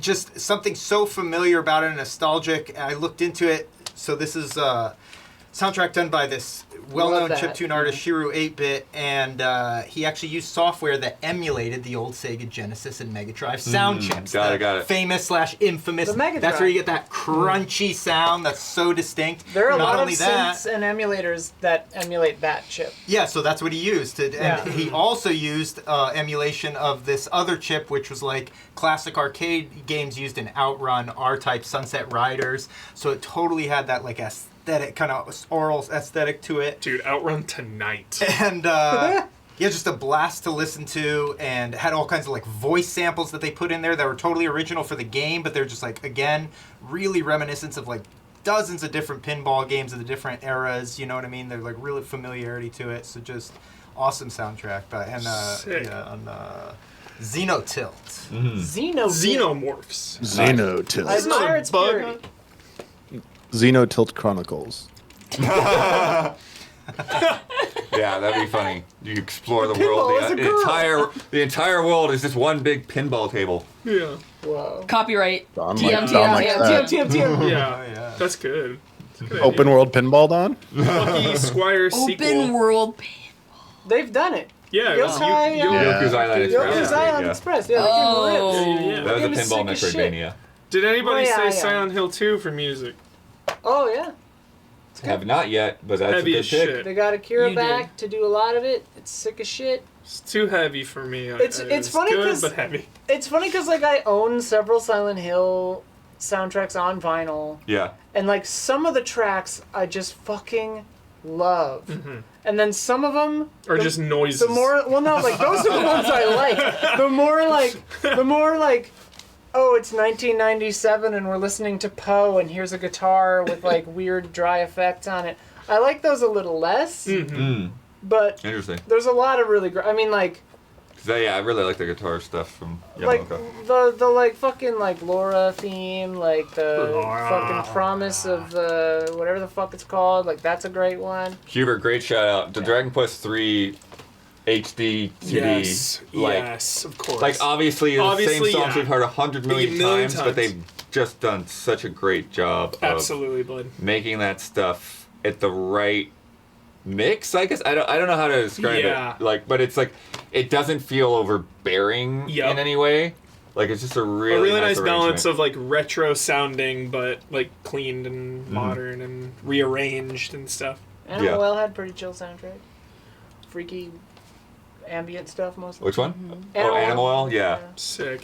yeah. A lot of that was more audio design, Soundscapes, yeah, of feeling like you're there, kind of thing. But yeah, there's some cool music too. yeah. Alright. Any other musics? Musics. Duel of the Fates from Yeah, Power Power Battles. Battles. That was this year. That was this That's year. 2025. Yeah. We'll talk about that. No, it's Yeah, we'll get in there. We'll talk about that in 1999, man. 2026 if there is a Write it in right now. It's number 1. Can't beat it. Super Mario Wonder, yeah. Next up, we have Appreciated from Afar, Yeah. which is basically shout outs to the things that either we didn't get as much time as we would have liked, we just kind of dabbled into it a little bit, Yeah. or they're not really something that is our genre, so it's like, oh, that looks cool over there, but it's not my kind of game, but I see what you did there. Or Hentai just games. you know stuff that's just like on your backlog and you're like, freaking dang it, why haven't I played that yet? Yeah. So who wants to go first? Who wants to out themselves for not having played Yeah. a game? Yeah. No thanks. I'm gonna say Dragon's Dogma 2. Yeah. I want You to try filthy that. bitch! That's the greatest Well, game here's the of thing, all I asked time! Hubert You're the would one I- making this negative. Would I like it? And he was like, maybe? Preface though, give him the context. You don't like wandering around. You like Oh clear yeah, I don't. objectives. Yeah. You And have he to was. make I was your like, own are there objectives a clear lot of times. objectives? And he was like, yes. Yes. Sometimes. And I was like, okay, or are you just wandering around? And he was like, yeah, sometimes. It's kind of both. Yeah, it's kind of both. It's Yeah. definitely one of those games where, like, at a certain point, like, pretty much right away in the game, you have an objective that's just like, beat the game. Breath of the Wild is like that, you know, but I still enjoyed Which one? Breath of the Wild. Oh yeah. But I still, you know, Yeah, you do was get able a- to find You do get a quest that's like It's just defeat defeat Ganon. Ganon. That's As like soon the as you first, leave the first cave, fucking defeat thing. Ganon. It's like, Okay. I'll get right on it. So, and I would just be really upset if I paid $70 for the game and then I hated it. Me with fucking Yeah. Dragon Age. Speaking of Dragon Age, that's another Yeah. one I wish I could try, but again, I don't really want to spend $70. Yeah. And then I was mad for days after playing that well, for you 5 didn't have hours. to pay for it, right? I did have to pay Oh. for it. I thought you got a code. No. Oh. Silent Hill Ascension I spent money on. I was less upset about spending money on that. Yeah, well, he's gone, you know. I'm not worried about him, I'm worried about you fuckers. I'm worried about getting flamed for not liking that game. But yeah, you know, it's something I wanted to try. Like, I want to try everything, but Same. I want to try everything without paying $70 for it. Yeah. And like scary games, I always wish I played those, but I just can't do that. So Which one? any scary games. Oh, yeah. Yeah, it's funny because I think you would really love Fear the Spotlight. I think I would too. You would love the story and like the vibes of it, but there are several sequences where you are being chased. Yeah. And there is in the B story, there's a part where you're being chased by this person or like creature, and it was intense. Yeah. Like Yeah. that, No like way. itching at the back of your head, like you want to turn around, but you Yeah. don't think you have time, like to look behind you. Yep. Kind of a vibe. Evil Within none. Real intense. So good. The number 1 and 2 games for me came out in the beginning of the year, and they were both a fucking splinter in my mind. I'm so mad I missed them. Was Unicorn Overload, Dude, and, Overlord. and Grand Blue Fantasy as well. I really wanted to play both of those games for so long, and there was always something getting in the way. Hades 2. It's early access though. Not even out yet. Yeah. Yeah, it's early access, but I'm like, It's I early want- access, but it I felt want like it- we missed a moment somehow. Yeah. Yeah. Yeah. That's why I don't. Lorelei and the Laser Eyes. Dude. Sayonara Wild Hearts, easily one of my like legit favorite games of all time. Short and beautiful and perfect. Still haven't gotten to SteamWorld Heist 2. It's good. Like I've played every single one of those SteamWorld games and just haven't played it yet. you UFO liked 50. It's good. Is UFO 50 only on Steam? Steam? No. Is it PC only? It was I think initially. it's on Switch too, isn't it? Is it on Switch now? On Switch. I don't know. too? I played it on Steam There's Deck two. I'm not sure. primarily. Yeah. So I have it on Steam, but Yeah. yeah. Only They're saying Steam. only on Steam Yeah, in that's chat. annoying. Wow, that's crazy. so annoying. It seems like such a Switch. Be more Yeah. annoying, please. like That's, please. that's fine. Yeah, Get a Steam Deck. I know. Although you don't like holding things. Yeah, he would not. Get a Steam Deck with a Steam Deck dock. Yeah. That didn't work for me. It looked like everything looked terrible You- on my TV. my hack, because I got the dock to play, so I could use a keyboard and Yeah, mouse I and have a dock. play BG3 on the TV. You can't play real games, like that have graphics on Okay. it, but like pixel art games. Oh, just Look okay. amazing. Like Balatro, Yeah. UFO 50, fucking choice on the Steam Deck dock. Okay. Really, really good. Because then you're just like on your couch It's just yeah. playing UFO 50, Yeah. dude. Throwing a little It's supposed to be blurry. party house, dude. I Looks feel like if sick. UFO 50 had been on Switch in 2024, it would have been in more GOTY conversations, straight up. Which one? Yeah, UFO 50. I don't doubt it. That's probably UFO I don't 50 doubt is it. incredible. Dragon Age, A perfect Blood, masterpiece. and Alexander Zirianov both got me hyped as shit on that game. I really want to play. Creator. Tekken good 8 character creator. is a game I would love, but I haven't finished like 6 Tekken games, Well, so 7. you know, surely. well, Is it I've beaten Tekken some 8? of them You beat back. three. Oh, you have. Okay. And then I got like 25 and 30 hours into both Persona 3 and Metaphor, but life happens, so hopefully one day I can get back to both of those. Nice. Proud of you. Oh, and I wanted to play more Frostpunk 2 and become like That's another best one. NA streamer, Frostpunk 2. Yeah. That like in an alt timeline, that's my dream. Is being #1 Frostpunk 2 streamer, but Yeah, that was my main Pipe dream. Appreciated from afar. I was really into the Yeah. first one, and I put a lot of time into it. Ugh. And I thought but I didn't even get to crack the surface on this. There were like so many Yeah. other games, and I knew what kind of time commitment it would be, so I I didn't even go down that road, but I sure did appreciate it from afar. Yeah. Oh, and always Genshin Impact. I know it didn't come out in 2024, Oh, but that is my number one game I acknowledge from afar. Okay. Number one. I've never even cracked the seal on it. Shit, I've played it. Always wanted to play it, but it's never gonna happen probably. Yeah, Frostpunk 2 is one of those where I'm like, I know this is a masterpiece, but it's so brutal, and I'm like, life is already crazy enough, man. I don't know. I mean, that's kind of It's like, do I really part want of to sit this down and watch category. War Yeah. and Peace? Yeah, for me, yeah, Frostpunk 2 is actually at the top of that list. Like I did Sick. the preview event, but I never got deeper into it when the game actually came out. Yeah. But before that, I would have never had it even on my radar, right? Like, you know, it was that push to get over the intimidation. It's like, okay, well, I'm going to play this a little bit now, and now I see like how it works and just how Yeah. crazy in depth it is.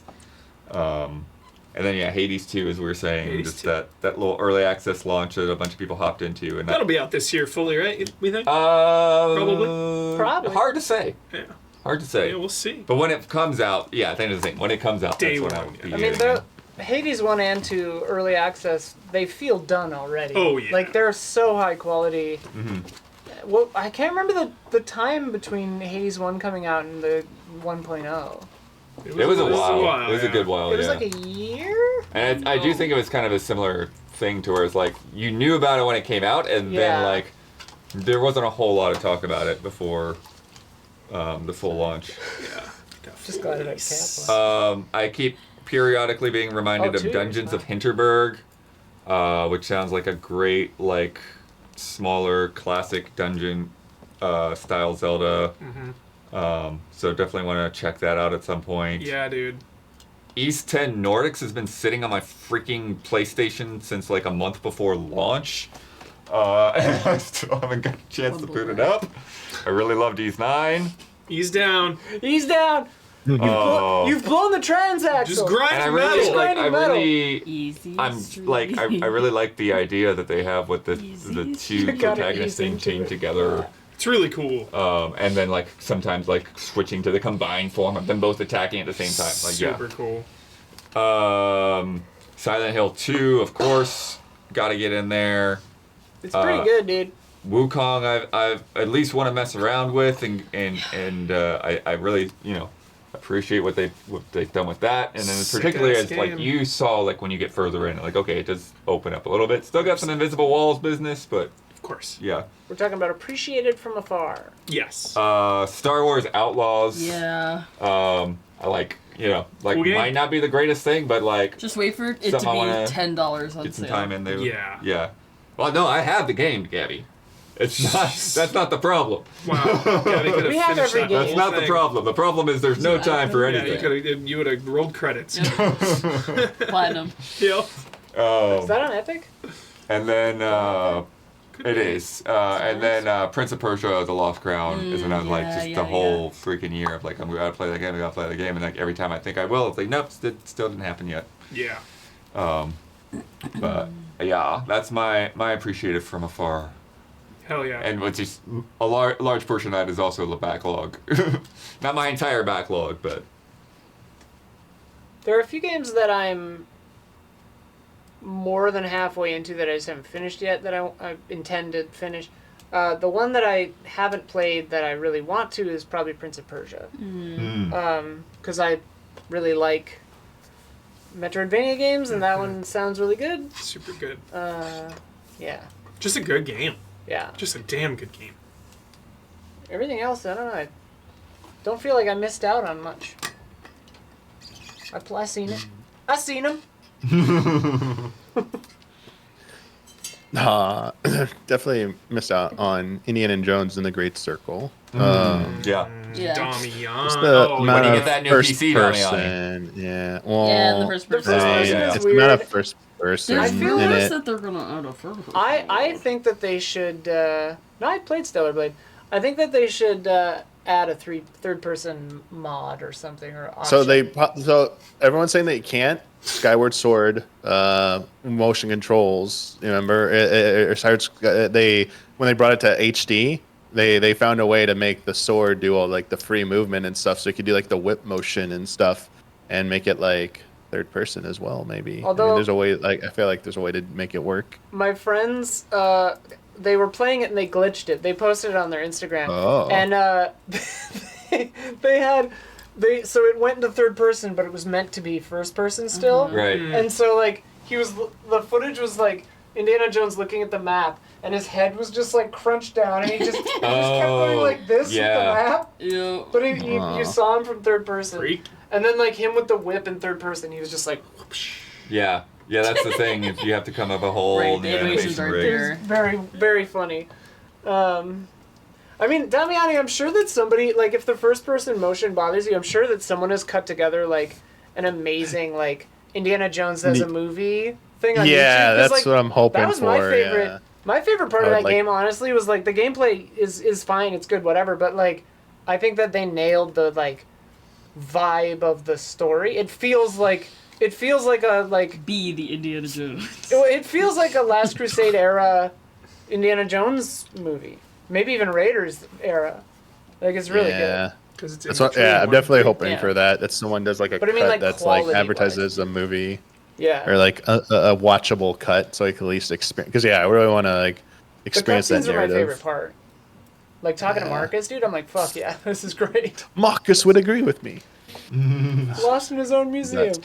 That was the next Resist.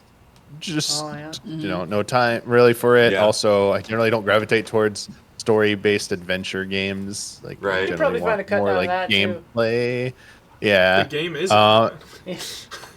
Fight. And it's like fighting games in general. I don't really get into those. I like watching a lot of them, but like I don't generally get into like playing a lot of them usually. So like Tekken 8, but also like the MVC Fighting Collection. It seems like it's such a good piece of history there. Yeah. And wish I got that. And then the two for VR because I just can't play VR games. Oh, yeah. The Batman Batman. Arkham Shadow Yeah. and I the have Alien that. Rogue Played that so Incursion. Rogue Incursion. Oh, I have okay. that Batman game, Just with dude. Alien, yeah. I played it for literally like 3 minutes with all the nausea settings maxed out, and I was like, nope, can't do this one. I guess like Fuck. it's Yeah. random with VR. They- Sometimes they- I'm fine. Sometimes it kills me They immediately. keep wanting us to come by and see that Alien game too. They're not that far from us. I mean, like if it I wanna had go. teleport and it like You I will would, go? I would Yeah. go if it had teleport. I want to go. Okay. I'll see if that's still a thing. Hell yeah. Be the vomiter. Be the Let me face. write that somewhere. Be the puke man. Oh, that was Sick. it. Don. From afar. I already, Frostpunk 2 was my Frostpunk big was one. it. And then That was it. also, what was it? There was another one someone just called out, which I forgot. Be the ombre. Frostpunk 2 is my big one. Hell yeah. Grab trees. Did you say yours already? Yeah, I did. I went Yeah, first. she started. Oh yeah. Oh. All right. All right. Now So, it's time for people's personal game of the year list. oh yeah, personal right. I forgot about picks. that. Oh, just every game. Oh, okay. It's our own. Okay, so what we're gonna do is some of us will have them in order, some of us won't. These are just our own You personal, control your own fate. our own personal top tens or however many there are, for each of us personally. Then after that, we will show our group. It's a prepared video that'll go through our nominees and the winner of Game of the Year. We're going to after drop that. it and run because I don't want to hear the discourse. I mean, I Yeah. actually was going to ask if we're going to Drop it. I'm running Drop away. it and break. Are we going to Yeah. end with the video and not come back to That the was stream my to say understanding. goodbye? I All right. thought so, Yeah. So we'll say our goodbyes and then Whoever we'll You play. don't want, wins, wait, we you don't want to have lose. like a cooldown after? I don't know. They want to leave. We're getting the hell out No, of here. that's what I asked before. I didn't know. I Chat's thought gonna have that's their what we were doing. pitchforks ready to go. No, whatever you guys want. Yeah, whatever I think you we want. could have just a quick. We'll have a little cooldown. chat Yeah, yeah. after. I'm down. All right. So yeah, this is everybody's little top tens. Who wants to Or- go first? Or top however many. Everybody. I'm going last. You're going last. I'm okay. going last. You need to keep those on so you can hear I have to Damiani. go to the restroom. Oh, okay. Yeah. Damiani or Huber's going to the bathroom. Who wants to go first? Damiani? Well, not me. If he was, I can't. Oh, he went to the bathroom. He can't hear any of us. He left. Yeah. We can Huber doesn't vamp. care. We Oh, can no. vamp. What happened? What? I lost Damiani. Oh, oh no. You lost me. Oh, you're back. Okay. He back. Just had a What do you second mean? headphone There's a connection. No, sharp his in the headphones wire just fucked here or up. something like that. Okay. Chat, I tell think us this what's connected. your game of the year. Oh yeah. Oh wait, shit. We usually do Yeah, let's that. filibuster. Yeah. We usually have patron game Wait, of the I year, thought don't we? they organized that. No, we Am do. I supposed to? Oh, sorry. I forgot.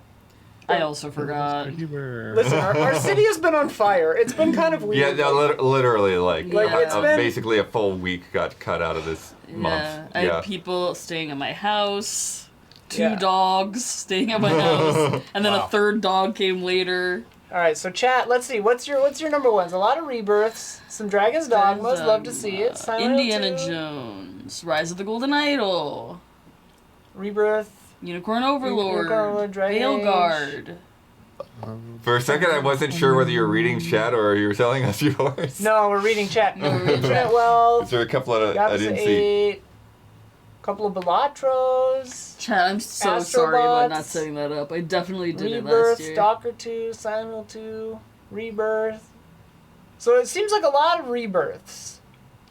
Anton Blast. Dino Pulse saying someone else should mention Anton Blast. Except for maybe you just could mention Anton. Infinity Nikki, no cap. Hell yeah, no shit. Oh, yeah, I've seen some Yeah, people yeah, obsessed with Nikki for sure. 100%. I wanted to be that the goddess girl. Infinity Nikki, I don't know. I wanted to be an adult. I want to be a cool grown up.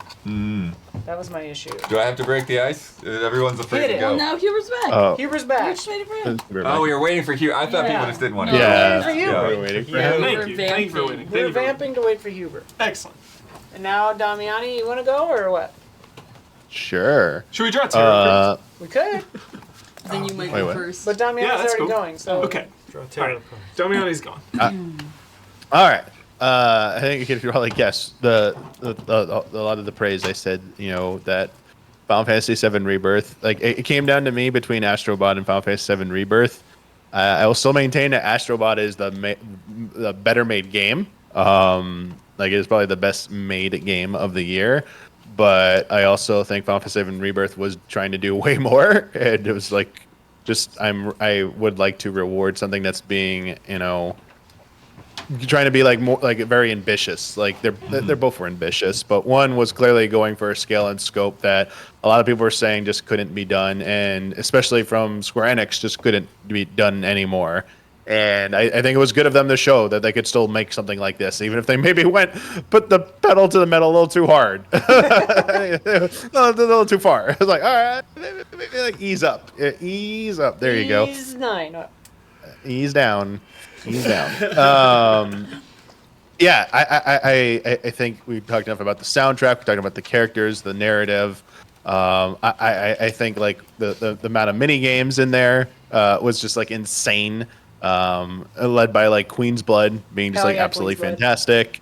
I thought the way that they broke the game again into chapters, and each chapter featured on a region, but like they had kind of like in between ones that would, so they broke it up a little bit. And then and the biggest, like cool moment for me personally was just like, oh, you could travel to all this, like not teleporting, but can like use a thing to travel to all the different zones again. I was like, oh, it is all interconnected. That's pretty freaking awesome. And like, basically they were like, here, we're showing you the tech that we're still working on to make the whole world completely connected so you can fly a high wind in part 3. So like giving you that like sample in this was a pretty cool moment. And I was like, because I thought at the moment I was like, I'm calling bullshit. There's no way I'm going to be able to take this thing and go to the other side of the map that's currently available. You're going to do something stupid and tell me to go back. And it's like, no, you can go over there. Oh, okay, cool. Combat system, I still love this battle system. And I'll still swear that like the best way forward is to probably study this battle system for the Final Fantasy series, because you're always going to have people complaining whether you go real time or turn-based only. This one is just like it's such a great battle system, has a lot of depth, a lot of strategy, feels rewarding to play, and on higher difficulties it elicits more like from the player. It's like you have to really dig into the materia system. You really need to look at, did you get all the using like the right skill builds, and honestly that is very important, and it rewards having like the certain like gear, the accessories, like that, all that crafting system that seems kind of extraneous in the normal mode is definitely very important on some of the bigger challenges. And yeah, it looks beautiful. I think the voice acting was great. I don't know what to say. It was just an amazing experience that I really don't get that very often from a game like this. There are games that like approach it and feel like, oh, this is clearly my game of the year, and then there's like moments like this. Like that was Astrobot. Astrobot was like, in any of the year, Astrobot was easily my game of the year, and it made me feel like when I played like Odyssey or when I played like, you know, I think Odyssey was the last time I got it, but like the last time I felt like this with Rebirth was when I played Breath of the Wild, and I was like, oh god, like this is so new and different and like awesome for this series and feels great. Anyway, that's for Rebirth. Astrobot, I said, perfect game, great soundtrack, amazing platforming, just a very awesome slick way of weaving in all that like PlayStation references and history. Yeah, and it was basically like, hopefully it pushes Nintendo and Miyamoto and company to elevate their game when that new 3D Mario is shown off, because Astrobot just proved it's right up there alongside like Odyssey is like in Galaxy games is like, yeah, we can do all that and more. So like, and no one's been able to do that. The last time anyone came close was Rare with Banjo-Kazooie back in the N64 era, and then like we haven't seen anything challenge 3D Mario since. Metaphor, I thought it was like really well done. It took a lot of what I like about Persona, put it in an entirely different setting. High school settings can get a little boring and overplayed in video games, especially in JRPGs. So it's like, hey, we're going to a medieval, which is also kind of played out, but not within like the SMT Persona universe. So in that universe, it feels new and fresh and refreshing. I'm like, oh, this is awesome. And it's like a different take on their medieval fantasy. And yeah, the characters were great. The turn-based system was amazing. It really challenges you to really exploit enemy weaknesses, change out your characters for who has like the right stuff to like exploit. Like it's like if you play Persona, you know about like hitting the weakness, getting extra turns, compounding on that, but also like defending against that stuff. And it feels really good to figure out that puzzle of like a lot of the boss encounters for it.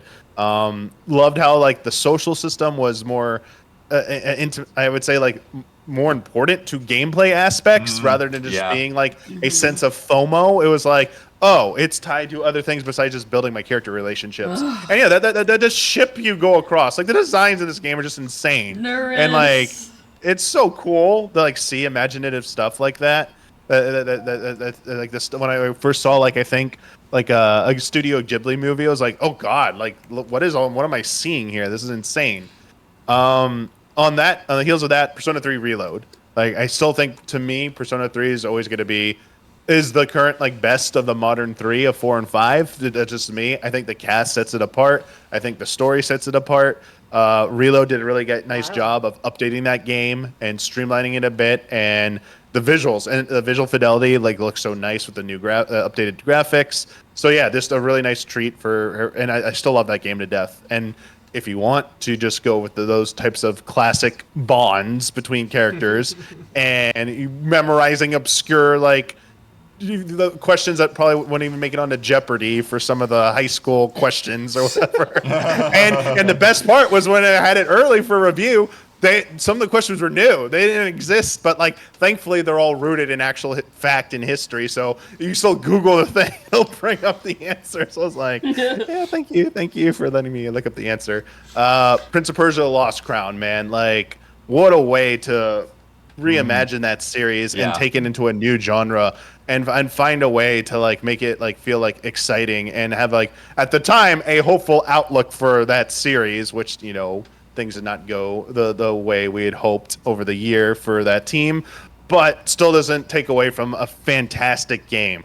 A fantastic Metroidvania game that has some of the best accessibility and quality of life features out there right now, so that whether it's from difficulty or how you just want to play the game, you really can get in there and tinker with settings to make this like really tailor fit to how you want to play it. And I love that because I wanted it to feel a little challenging, but also on the points where I struggle with, like parry windows, give me a little bit more leniency on that. It felt fantastic with the combat system. looks so simple on the surface, but dear Lord, do some of those like training challenges things, and you're like gonna be like, holy crap, there's so much more. It's like a fighting game, man, with directional inputs and shit. I was like, okay, I might not be able to do all that stuff, but like I feel like I got a good handle on some of the basics. And those boss fights, just like fair patterns that you're probably gonna die to first time or two, but it does feel like it gives you like it's not overwhelming enough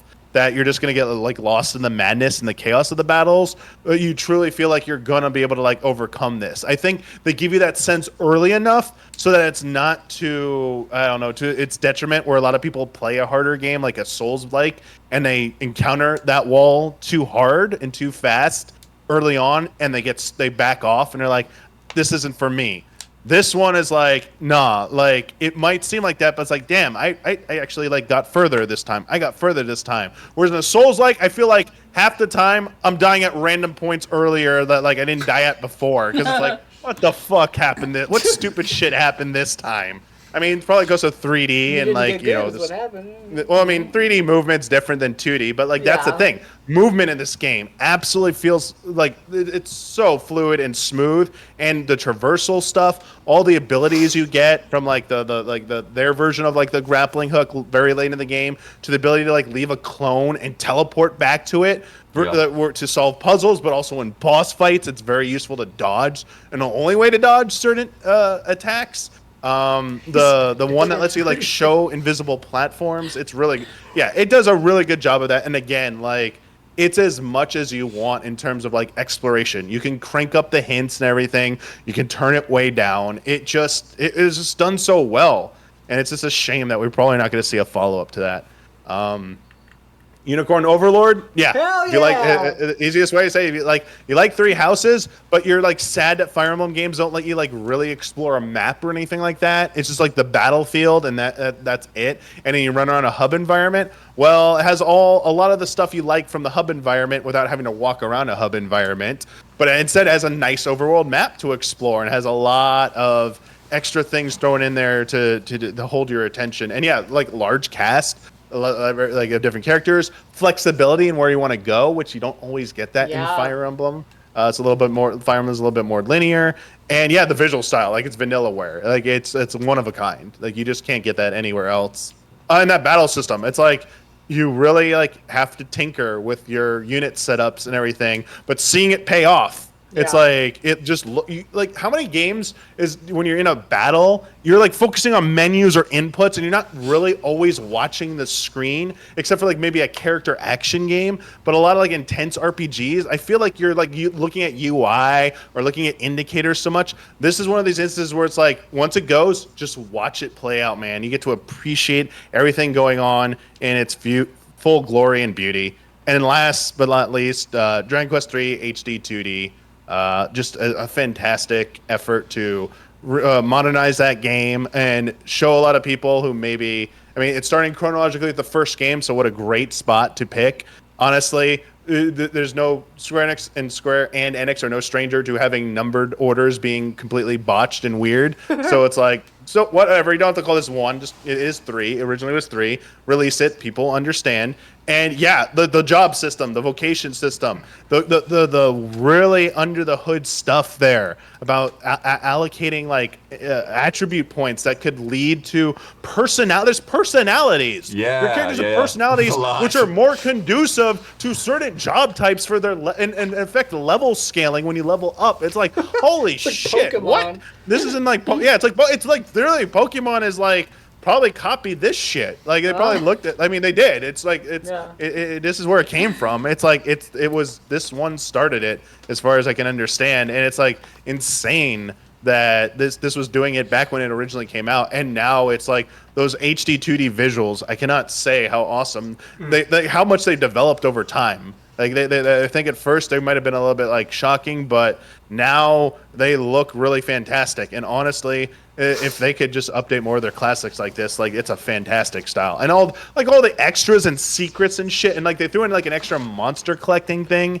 in this version. I think that wasn't in the original, like with the monster arena. There's like the medals you gotta find. And you trade those in for cool weapons. I mean, there's hidden there's bonus, like extra dungeons and shit. There's a day-night cycle where certain things only happen at day or night, and the game doesn't actually tell you that. So it's also still a little cryptic. It still has some of its DNA, and like a system where you can like save lines of dialogue to like remember them. The recall system. It's like the only thing I'll say about this game that I don't like is I don't like Dragon Quest's saving system, man. I don't like it. Like, I don't like having to having to go to the church or whatever and like saving in it and like like that one's like I kind of wish I could like if I'm in a town, just let me save in the town, man. Like I don't need to go. I know Huber's like, what do you, dude? No, but I'm just spoiled by like.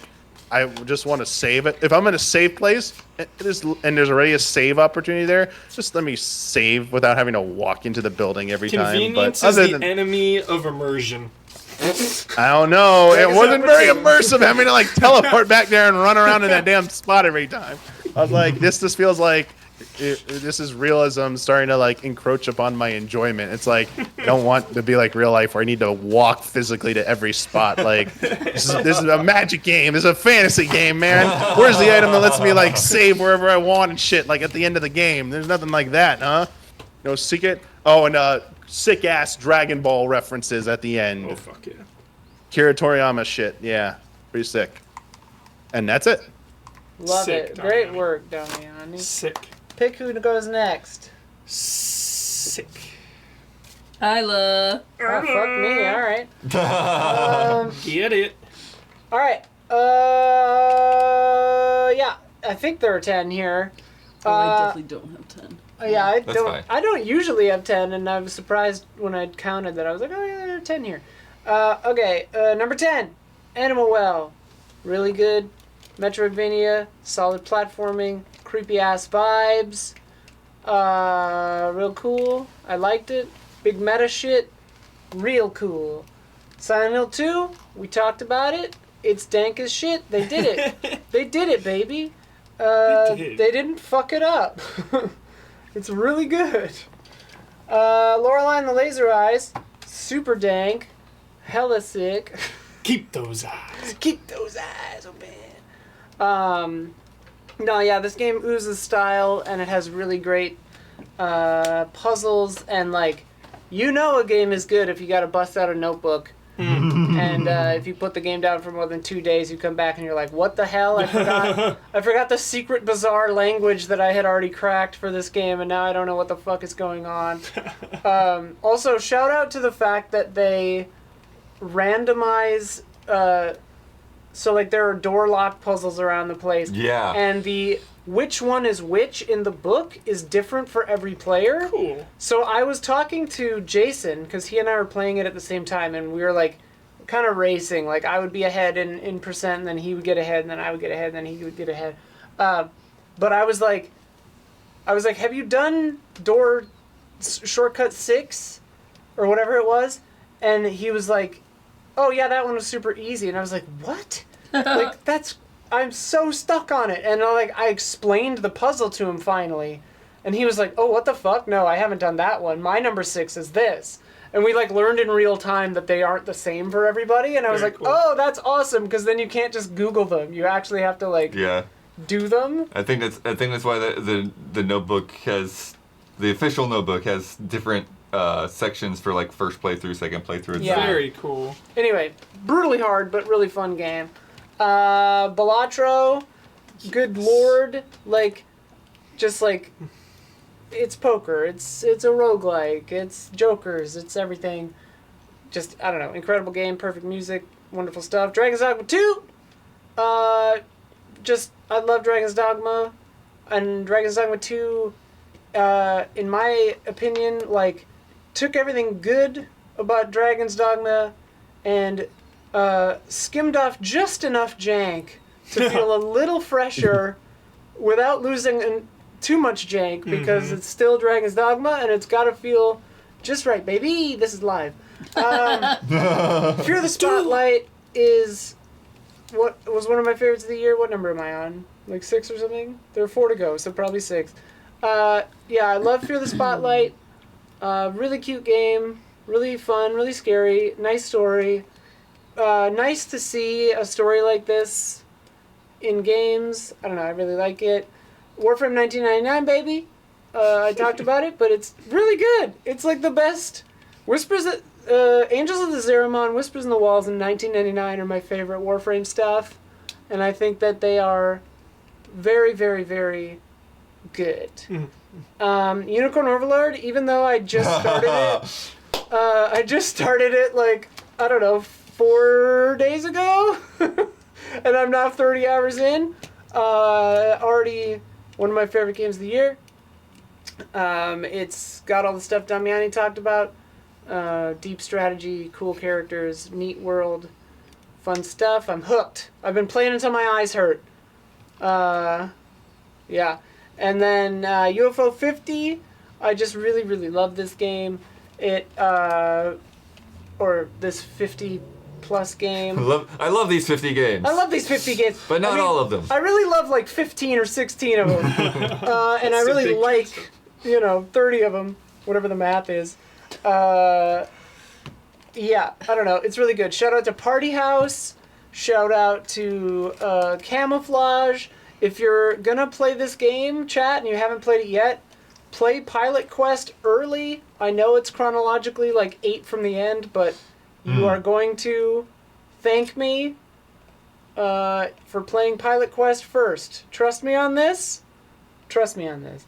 Okay. And then probably my favorite of the year is Indica, just because it's got an idol element.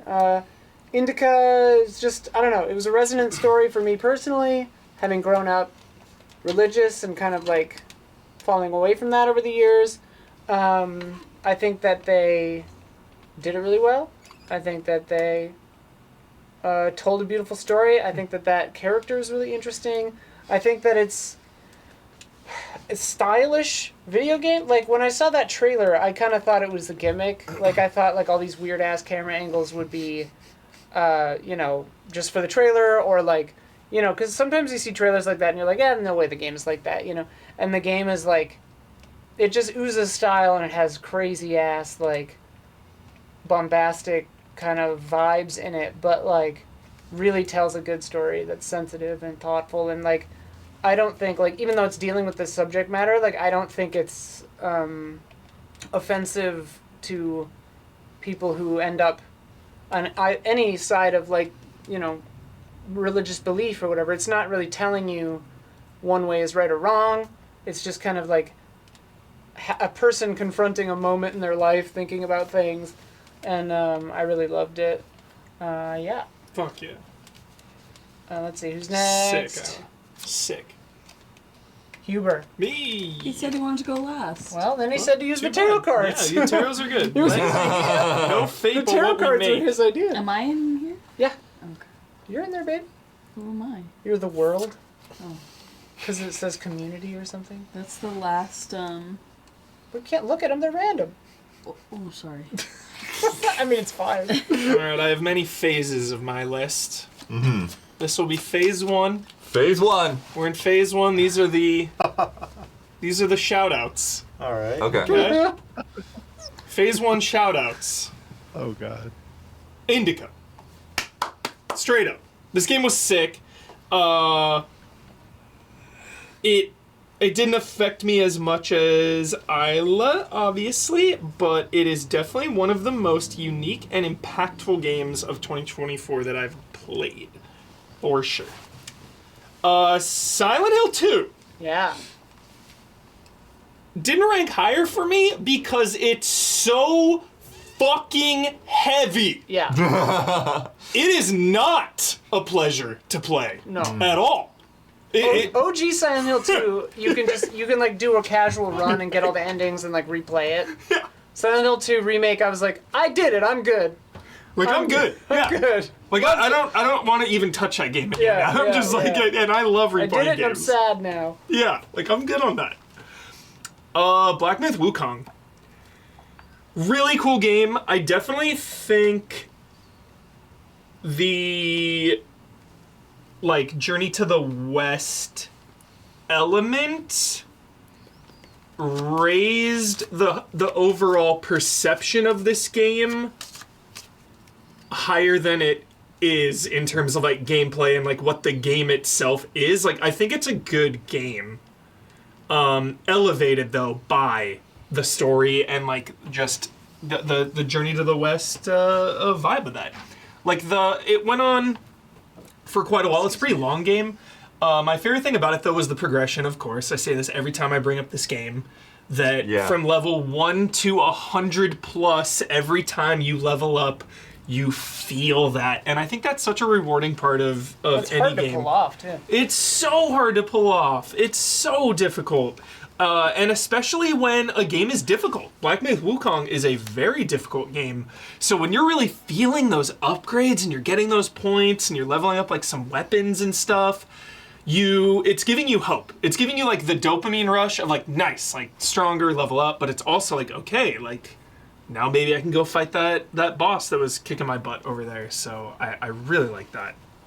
The progression of that game. And Damiani, dude, just like summoning the shadow clones in Wukong is so awesome. You have like 6 monkeys just like like going crazy.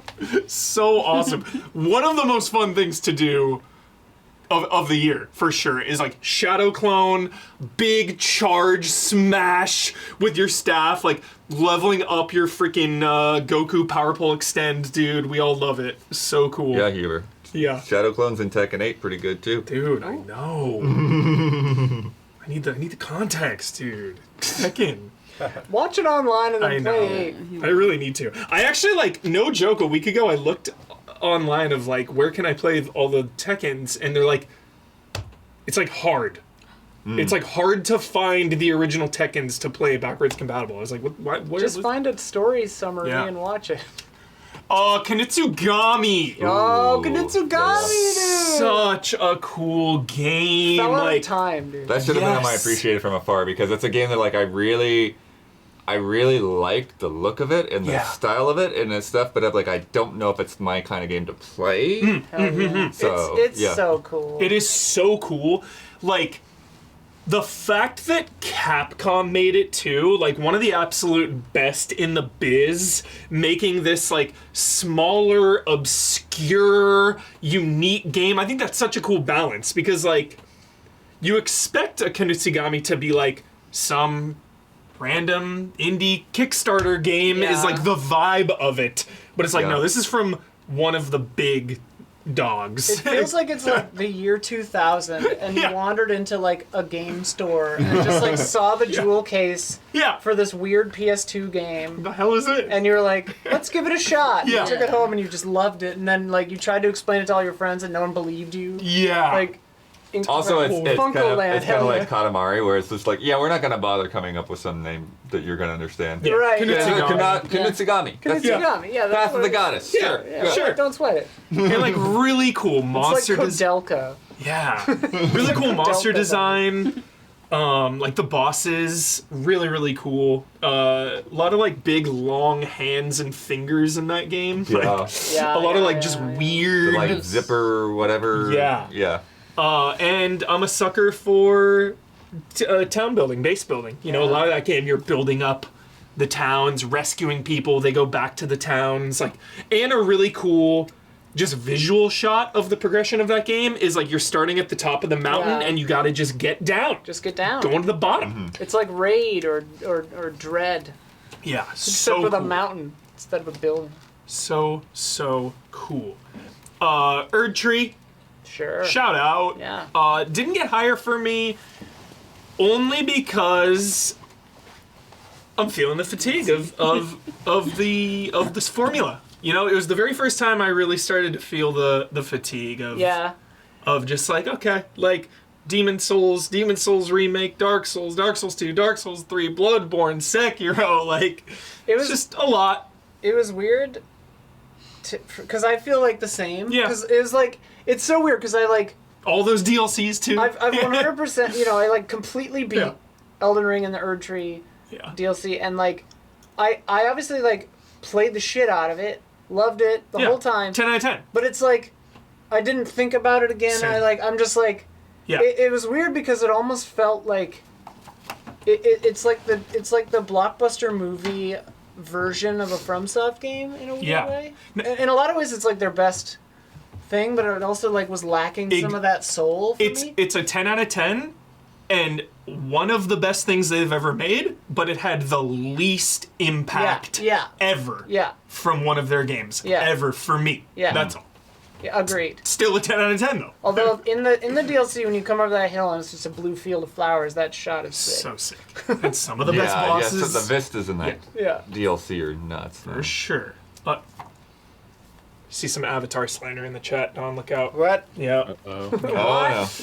We won't open that can of worms, even though I just did. Helldivers 2. Yeah. Do you want to know what was lacking for me in Helldivers 2? This is not a shout to any of you, of course. A dedicated party. I needed a dedicated squad for that game. I think a lot of that will dictate how much fun you have in Helldivers if you're squadding up. Yeah. I play so much Fortnite because I can play duos with Grumbomb, just the two of us. Helldivers really feels like you need that squad of 4. You know, everyone has each other's back, and you're feeding off each other too. You know, your friend unlocks this. It's like, oh, I want to unlock that. So a lot of that, I just felt very lonely with my personal time in Helldivers.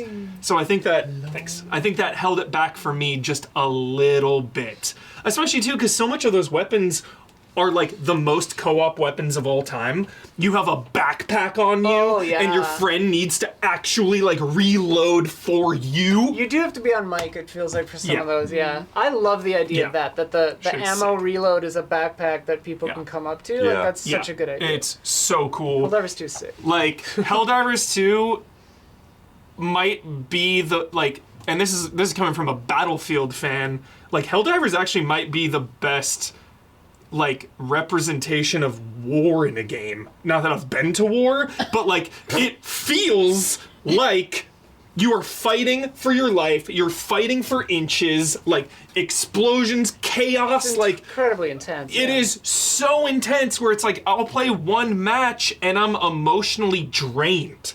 Like I'm good. Helldivers, even though it's like Starship Troopers novelty, you know, humorous vibes, it's also like really heavy. So yeah, Helldivers.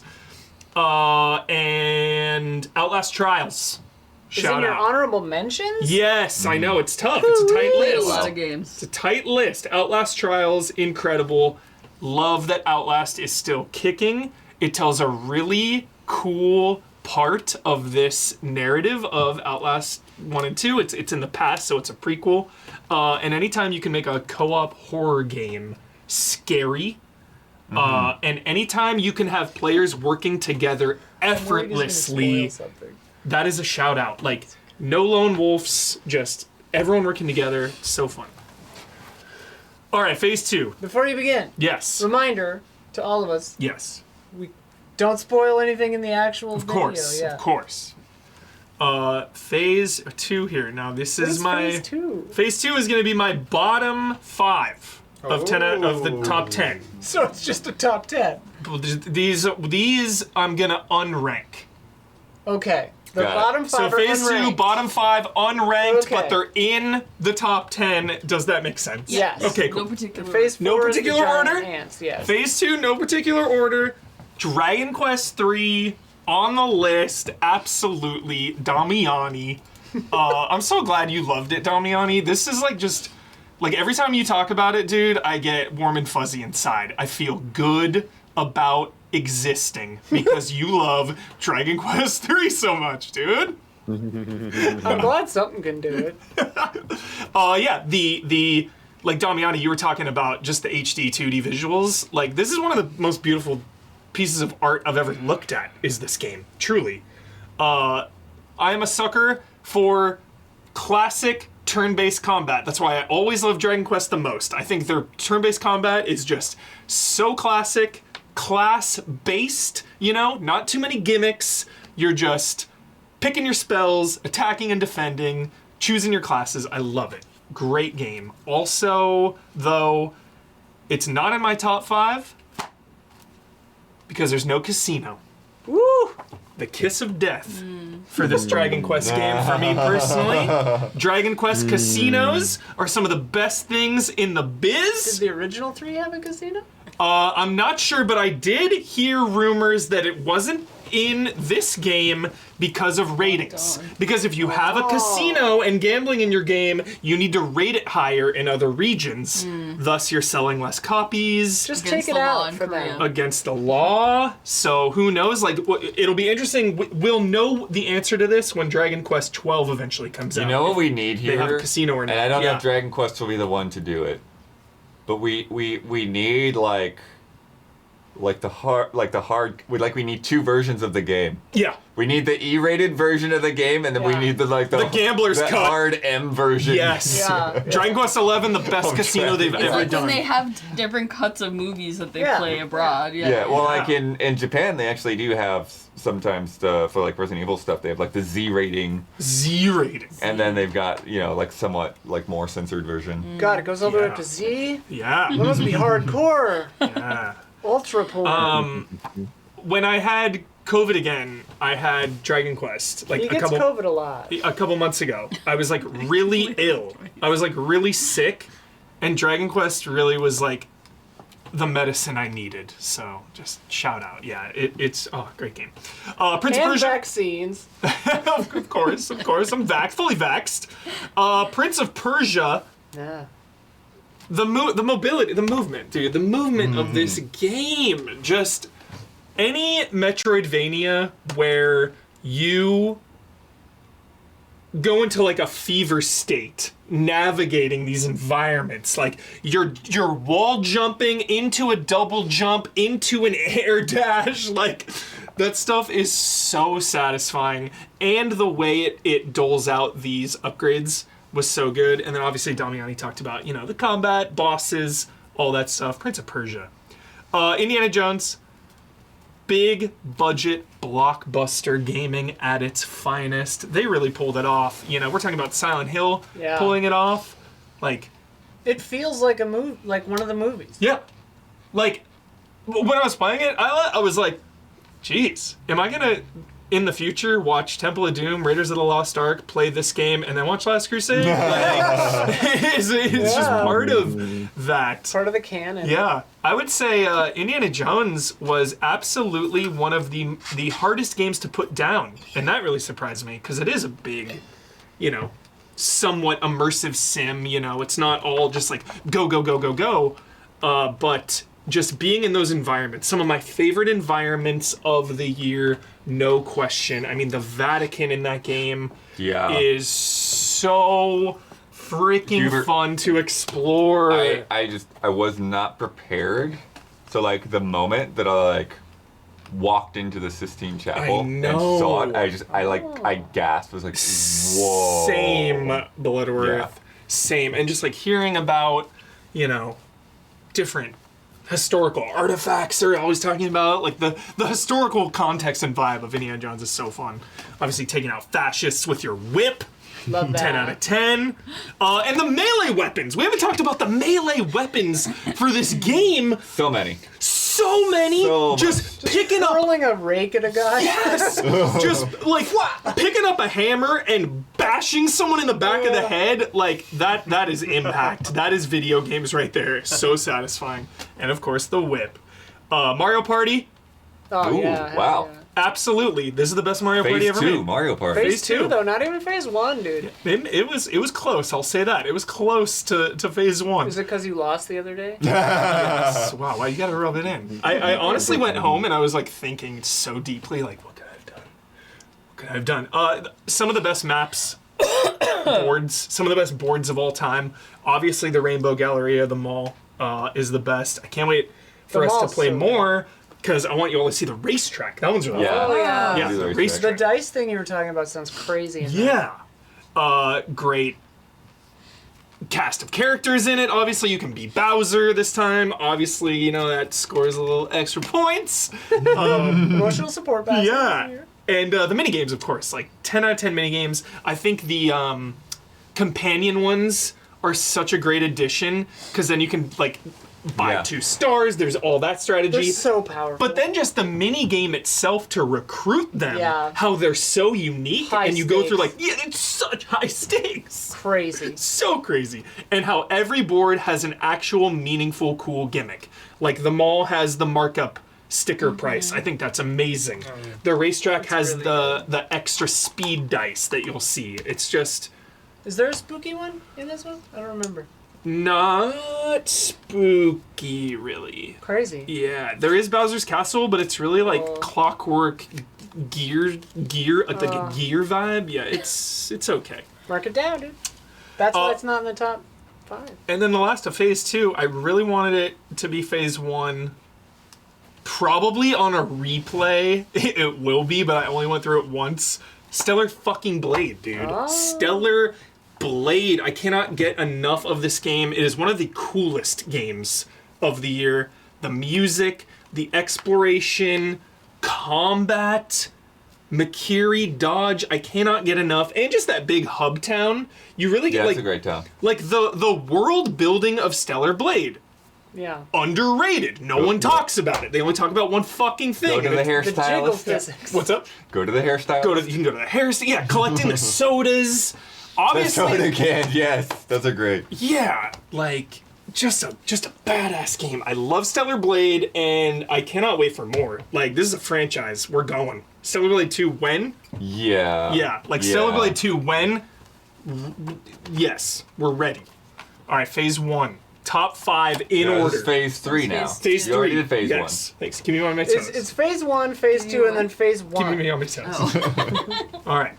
Final phase. In order. Starting with number 5. Okay. Number 5. Little low. Rebirth. Whoa. It's my number 5. Little Got- low. You need the Yeah. It's a little low. He's shocked by his Yeah. own decision. It's. I always.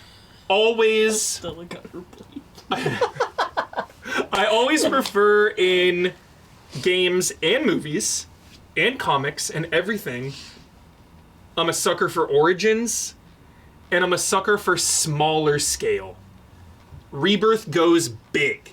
It's just a different vibe. Like, I love the Midgar shit. Like, pulling a heist. Like, I love that just short and sweet objective. Like, we're in Midgar, we're gonna pull a heist on Shinra, done. Like, that's the kind of shit I love. Obviously, Rebirth has 1,000,000 things it does better than original Remake, which is, you know, combat, mini games, exploration, Queen's Blood. character moments, Queen's Blood, GOTY Queen's Blood by itself, yes. But I do love the smaller scale. It's just a personal preference. I know Rebirth technically is a better game, but yeah, I just preferred Remake, and that kind of like lowered Rebirth a little bit for me. So, number 4, Infinite Wealth, Like a Dragon. It's my favorite story of the year by far, and that's not all it is though. Infinite Wealth is a shockingly good RPG. This is a game where you have so many jobs you can do. A job system, Damiani. Job system, 10 out of 10. You can level those up. Those give you permanent stat buffs for your characters, so you want to like start getting those. And then of course just the Hawaiian vibe, the fish out of water, we're in Hawaii. Yeah. Like all the cultural differences of like Ichiban coming over and just like the culture clash, I think, in that game is so fun, so funny.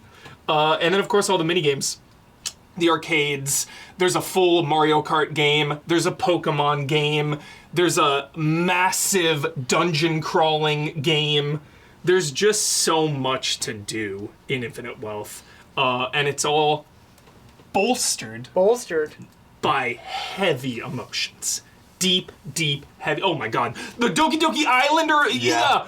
Dondori Island or whatever. Yeah, there's a full-on farming house. Doki Literature Doki Club Doki, yeah. Island. Doki Doki Dongi Dogi Gori, whatever it is. Yeah, it's crazy. Just I keep think saying it's Dundori. syllables. Yes. Yeah, now you're getting It'll happen confused. eventually. It is insane. There's Mario Kart, Pokemon, like Animal Crossing. It's insane. Infinite Wealth is truly insane. Mario Kart Pokemon coming to Yes. Switch 2. Number 3, the reason to get out of bed every morning, to celebrate this beautiful industry, to celebrate beautiful video games and the history of them, Astro Bot. Astro Bot. Yeah, like,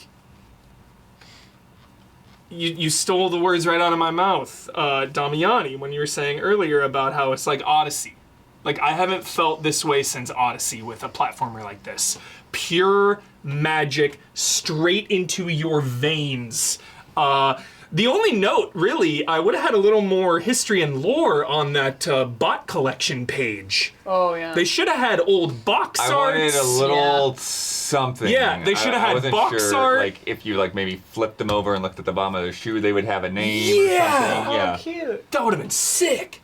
Yeah, some of the coolest moments of the year. Just the Uncharted and the God of War stages. Oh, Astrobot, 10 out of 10. On the island when if you run far away and then call all the little guys, watching them come running. Yeah. Yeah. So cute. Yeah, it's really impressive So on that cute. technical level, yeah. Just like having all the Resident Evil characters right there, like Jill, and the door opens, and she has all like the heart and the diamond, the club and spade keys. You have Wesker there, the freaking DLC, I still gotta get to the deal. dude. The Christmas level So sick. is one of So the sick. best things I've ever played in my entire life, full Beautiful. stop. I did a full playthrough on stream. Check it out. It is unbelievable. That is like the culmination of Astrobot. They were like, okay, we're just gonna make like it honestly already felt like Astrobot 1.2 or something. It was like next level, Hell yeah. dude. That level was insane. Number 2, Balatro. Balatro. Balatro is a comfort blanket.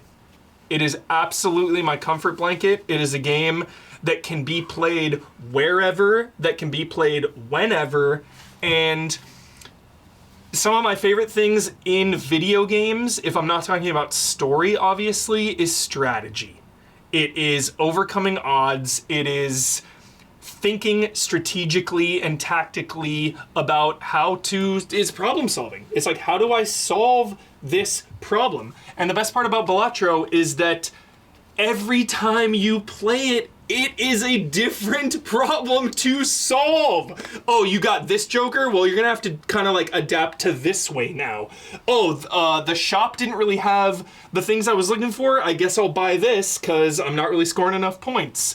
Or, the boss blind and the boss tag, or like the tags to skip bosses. Yeah. There is just so much strategy. There is an insane amount of strategy, and that can be so overwhelming in a lot of games. Like, you can have so much strategy where it's just like, dude, I'm not even engaging with like a third of this game because it feels extraneous, because it feels just like too much. Balatro just has the perfect balance of like, here's like a million things and like a million variables, but it's always so easy to understand. You're like, okay, I'll just go for this now. Like, you always kind of know what you want to do, and you just gotta adapt in the moment. It's a beautiful, beautiful thing. And my number 1,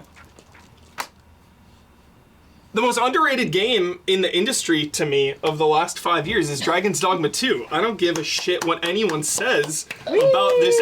I'm shocked at the way the industry treated this game. Because I think it's a masterpiece. Yeah, hell Truly. Hell I yeah. really do.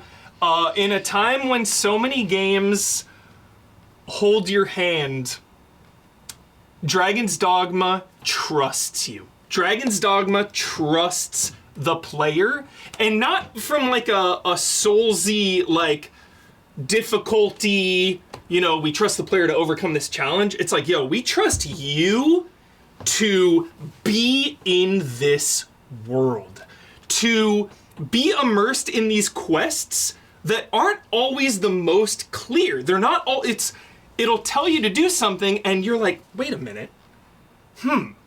Let me think about this. Let me not immediately go to google.com or IGN Dragon's Dogma 2 wiki guides. Like, let me actually just take a minute of my life here to be fully immersed in this world and figure out how to proceed in the most meaningful way for my character. And that's not even, and I haven't even talked about the combat, obviously, Oh my Lord. which is like, the sickest shit, dude. Like, climbing a Cyclops, climbing a Griffin, just like hacking at their knees. Like, I'm an Achilles heel type person. I'm going for that Achilles heel every time, Cyclops. I'm gonna cut you down and watch you fall to the ground. And some of these fights go on for so long, but they never feel long. It's just so Yeah. exciting. There's so much adrenaline.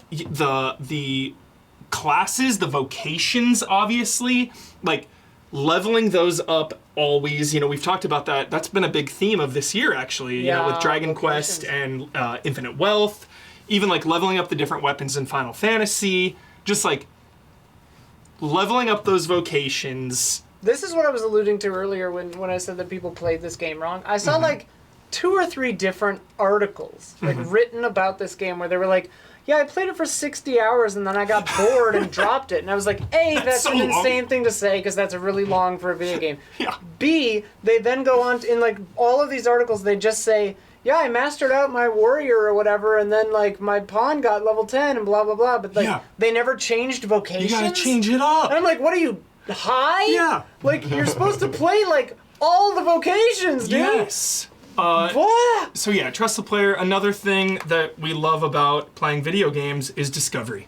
Yeah. Exploration. And because Dragon's Dogma 2 respects you and it trusts you, going off the beaten path, finding things in this world is always so rewarding. It's so meaningful. The Sphinx is maybe the coolest thing I've seen in a decade So of gaming. Truly. Creepy, dude. When it like turns its face down toward you, I'm like, ah! Like, it is one of the coolest things. It is like Psycho Mantis Kojima levels of art in a game for me.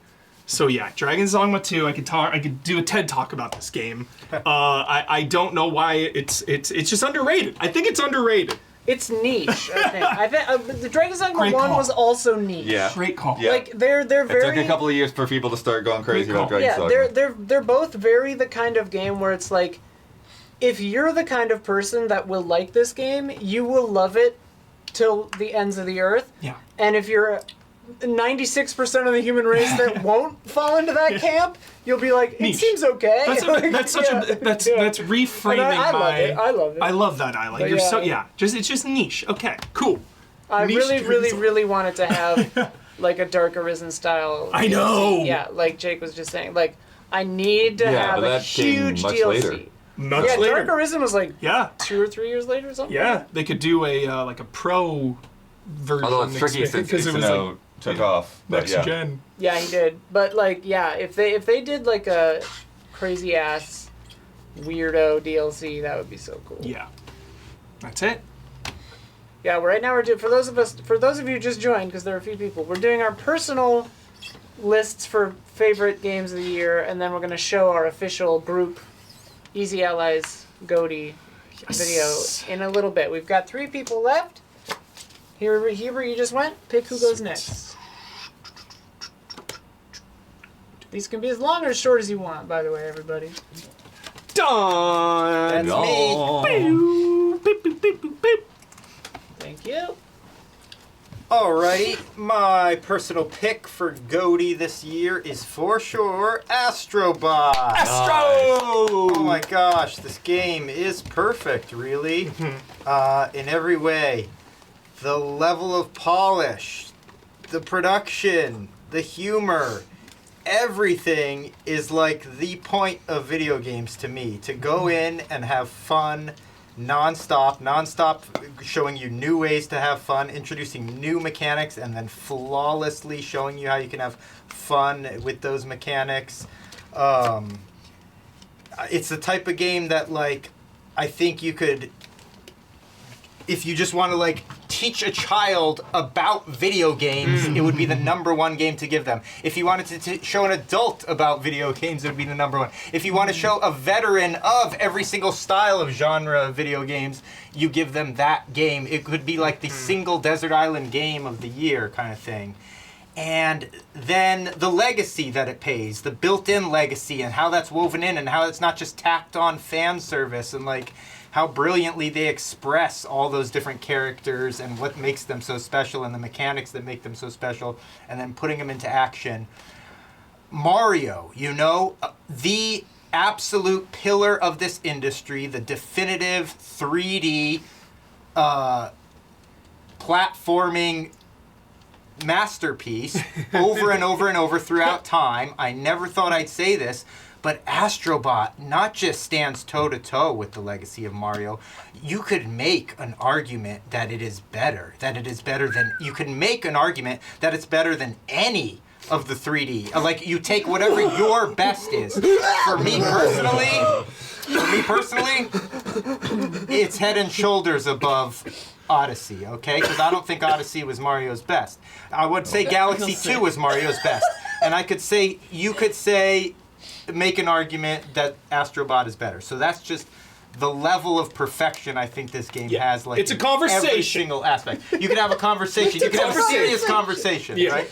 I mean, if you want to compare the Brutals to the bosses in... I mean, the Brutals are trash garbage. Okay. Trash garbage. So there's Brutals nothing... are trash garbage. But villains in this game are trash garbage. That's what I'm saying. Can't beat him. Right? You can't beat him.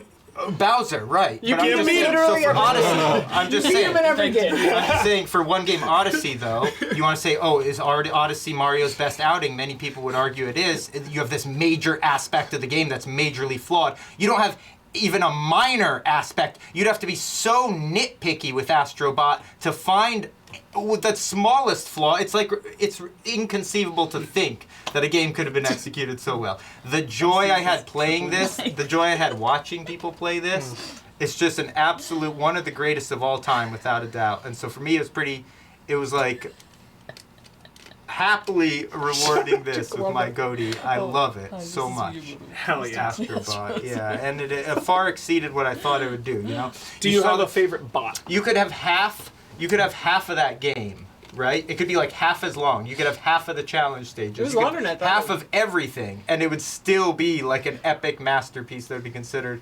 Like, they just give you so much more of what you need, in the same way that Mario historically has. Like, every time, you know, you think back to Mario World or something, that first time you beat the whole map and you got through the whole thing, you're like, this is amazing. And then there's star levels and all this stuff, and they just kept going above and beyond. It felt like it's been so long since any game went above and beyond in that same kind of way for what it was, without having any blemishes, really. So, just shout out. I'm so grateful that this game exists. It brought so much joy to me and a lot of other people I played it with, too. So, it's just a lovely masterpiece. Who was your favorite bot My personal favorite bot? that you rescued? I mean, Uncharted was really fun. Yeah. Those levels were really fun. Yeah. I don't know. I don't think I had any favorite. They're all 10 out of 10. Yeah, it's just, there was nothing, there was like no character or power or anything I did. There was nothing in that game that I was like, oh, I just got to get through this. You know, it's like everything was enjoyable. Every single power, every single bot. So, Astrobot. Shout out. Hell yeah. Just one? Oh, yeah, I didn't know we were supposed to make a list. Oh, okay. You can do whatever you want. On Bloodworth's thing, it just said GOTY, so I was like, all right. Bloodworth. All right. Last. You can go now if you want. No. Okay. You don't have to. You could just list them. Yeah. Oh, wait, is me right? Yeah. It is you. Okay. Yeah. So mine is like vaguely ordered, but not exactly like ranked like individual. Like yeah. I do have a #1, but under that it's a little murky. But I'll go kind of from the bottom up, kind of like Huber did. Phases. So it's phase No 2. phases. It's phase Just, 2, but just and then murkily phase 1 is toward, just one things thing. are sort of towards the bottom, things are sort of towards the top. Yeah. Phase 2 and Phase 3, no Phase 1. Yeah.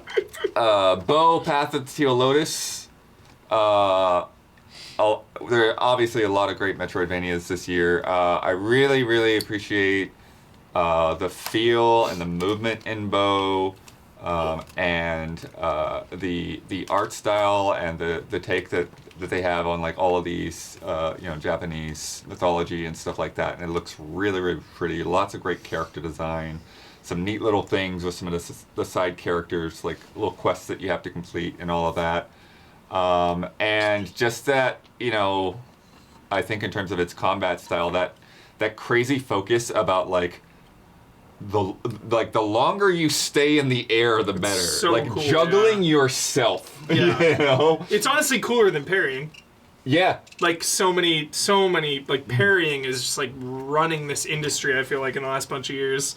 Yeah. But like staying airborne, Yeah. like And the old Devil May Cry games. It's so cool. And you need like really tight controls to pull that off. Yeah. To really make it work. And like Huber, you always talk about economies. Mm-hmm. And like it's just got such a great, like when you come back to town, it's like, okay, I can go to the ramen shop to upgrade this, or I can go over to the blacksmith, or I can go over to the tea kettle shop, or like what do I want to like upgrade right now, because I don't have, you can't just go out and grind like unlimited resources. Mm-hmm. Like your resources are largely about discovering little pockets of things and collecting them. So that's the other thing, another thing too, is just like, that kind of reward for exploring as much as the map as you can. Mm-hmm. And then next, I Am Your Beast. Just really great, tight, focused gameplay. Good premise. It's like these government agents are coming to take you back in for another job. You don't want to go. Like, that's it. Love Just it. take them all out, clear the woods. Jason Bourne, they're trying to bring him back Yeah. in. Yeah. But just the mechanics, to slide, to be like head stomp on guys like Mario or something. Like grabbing guns out of the air, tossing them at guys, and then just that sense of flow of like for every one of those levels, like just trying to find the most efficient way to get through it, or not even necessarily the most efficient way, but like after you beat it once and they give you a goal, it's like, okay, now try to do it with Hard this mode. kind of thing, or it's not even hard mode, just try to play it a different way. That's cool. There's a different objectives that come up, and then even kind of like as you move your way further through the story, like certain parts of the story give you then limitations in the levels and stuff like that, and it's like, okay, now I've got to like deal with there's helicopters doing strafing runs, and I gotta find a rocket launcher and shoot at them, and just how do I like get from one side of the level to the other as quickly as possible. And it's a really, really good feeling game, and it has wasp nests. Hell yeah. Favorite weapon, what? Wasp nests. Wasps. So good. Pacific Drive, really good game to just get lost in and vibe out to, and you've got those moments where you're just like, all right, I'm just out here in the dark. And that's the thing too, like with the kind of roguelite element and the anomalies, like sometimes it's like the thing in this area is just like it's super dark or it's very foggy or whatever. Shout out. And just like getting and finding something that like you've never interacted with, and you're just out there like trying to get resources and trying to find a path to get further ahead and get through to the next layer of the zone. And and just when you kind of think it's like, okay, I kind of got an idea what the rhythm of this is, you get into a new like biome or whatever, and it's like what the heck is going on here? Like, Shout out to new biomes. freaking like marsh eggs, like what? Like what? And then also that side of like coming back to your garage and okay, what do I want to upgrade in my garage? What do I want to upgrade on my car? Do I want Love better that wheels? Do I want to like protect myself from electrical storms? Isn't that one of the best feelings in a video game of all time when you're like out in a dangerous area, you get through it, you get all your resources, and then you go back to a safe spot Yeah. and like upgrade your shit. Yeah. It's the best. Yeah, and that's the thing too. It's like so many times when you think you've seen everything, then all of a sudden there's like, what? Like I'm just like now I'm just running for my life. You know, like pedal to the metal, get me out of here, cause I'm gonna die. Pedal to the metal, Commander. The next two are sort of lower on my list, but it's only because I have so much more to play in them. I would really love to just like be absorbed in these worlds, and yeah. So Final Fantasy VII Rebirth and Metaphor both, like, and that's actually why it took me so long to get to Rebirth, is because anytime it's like, oh, I want to go home and start playing Rebirth tonight, and it's like, yeah, but I gotta start playing this other thing, and then I'm not gonna be able to get, so it's like finding the time to really dig into so many big games this year. Yeah. But yeah, so like right now, trying to work my way through Rebirth, get to back to Metaphor sometime later. But really love what both of those games are doing. And obviously having like very different takes, right? Like Rebirth is that giant sprawling open world map, whereas with Metaphor it's a little bit more concentrated dungeony, but I really love all the dungeon mechanics and things that they've done there with their battle system and their characters and everything. Indiana Jones and the Great Circle, So sick. as we said, just again, such a surprise that they managed to pull off the vibes of Indy so well, but also I really like the fact that like you kind of have like, they'll tell you like, okay, go out in this general direction, but then it's like, okay, well, where is the entrance to this or whatever, right? Or I'll just be wandering through the desert and like, oh, it looks like there's a cave over there, and like, yes there is, So and then cool. like it's a whole section to explore and puzzles to solve and all of that. Great puzzles. I forgot to say that. Oh my god, the puzzles, Blood, are so good. Yeah, and then all the the cultural details Yes. and the disguises. Dude. Like you feel so good when you get a new disguise, and Yeah. you can just like, all right, I'm just gonna walk right into your camp now, suckers. Such a good Loot feeling. all your stuff. Bash them with a hammer. Dude, using the hammer too to like break open those lock boxes was fun. Oh, Because it would yeah. be so loud, it would remind me of the scene in Last Crusade when they like timing it to the floor. Oh yeah. To the library Yes. stamps. I love So when the many times I got librarian- caught. I was like, oh. I love when the librarian looks at their stamp. It's like, the hell is this? Yeah. So cool. Talked about it a lot already, but yeah, Dragon Age: The Veilguard. Really was surprised by that game. Really enjoyed the base layers of the combat. Really enjoyed the companion characters. Really enjoyed the world and like the environments and just how many times they would like keep bringing you to new places. And then just like those big like heightened moments. Those are kind of like cinematic. Like there's levels that you don't even really go back to. Which like you just have this big epic moment in a place. And just so much of that feels so good. And like and then I remember like with like some of the characters, like when I first met Davrin and like found out like what his whole quest is gonna be about, and like, yeah, I'm in for this dude. Like Davrin. I wanna go and help you. Sick. We're gonna solve this. We're gonna figure out what this crazy creature is. Yeah.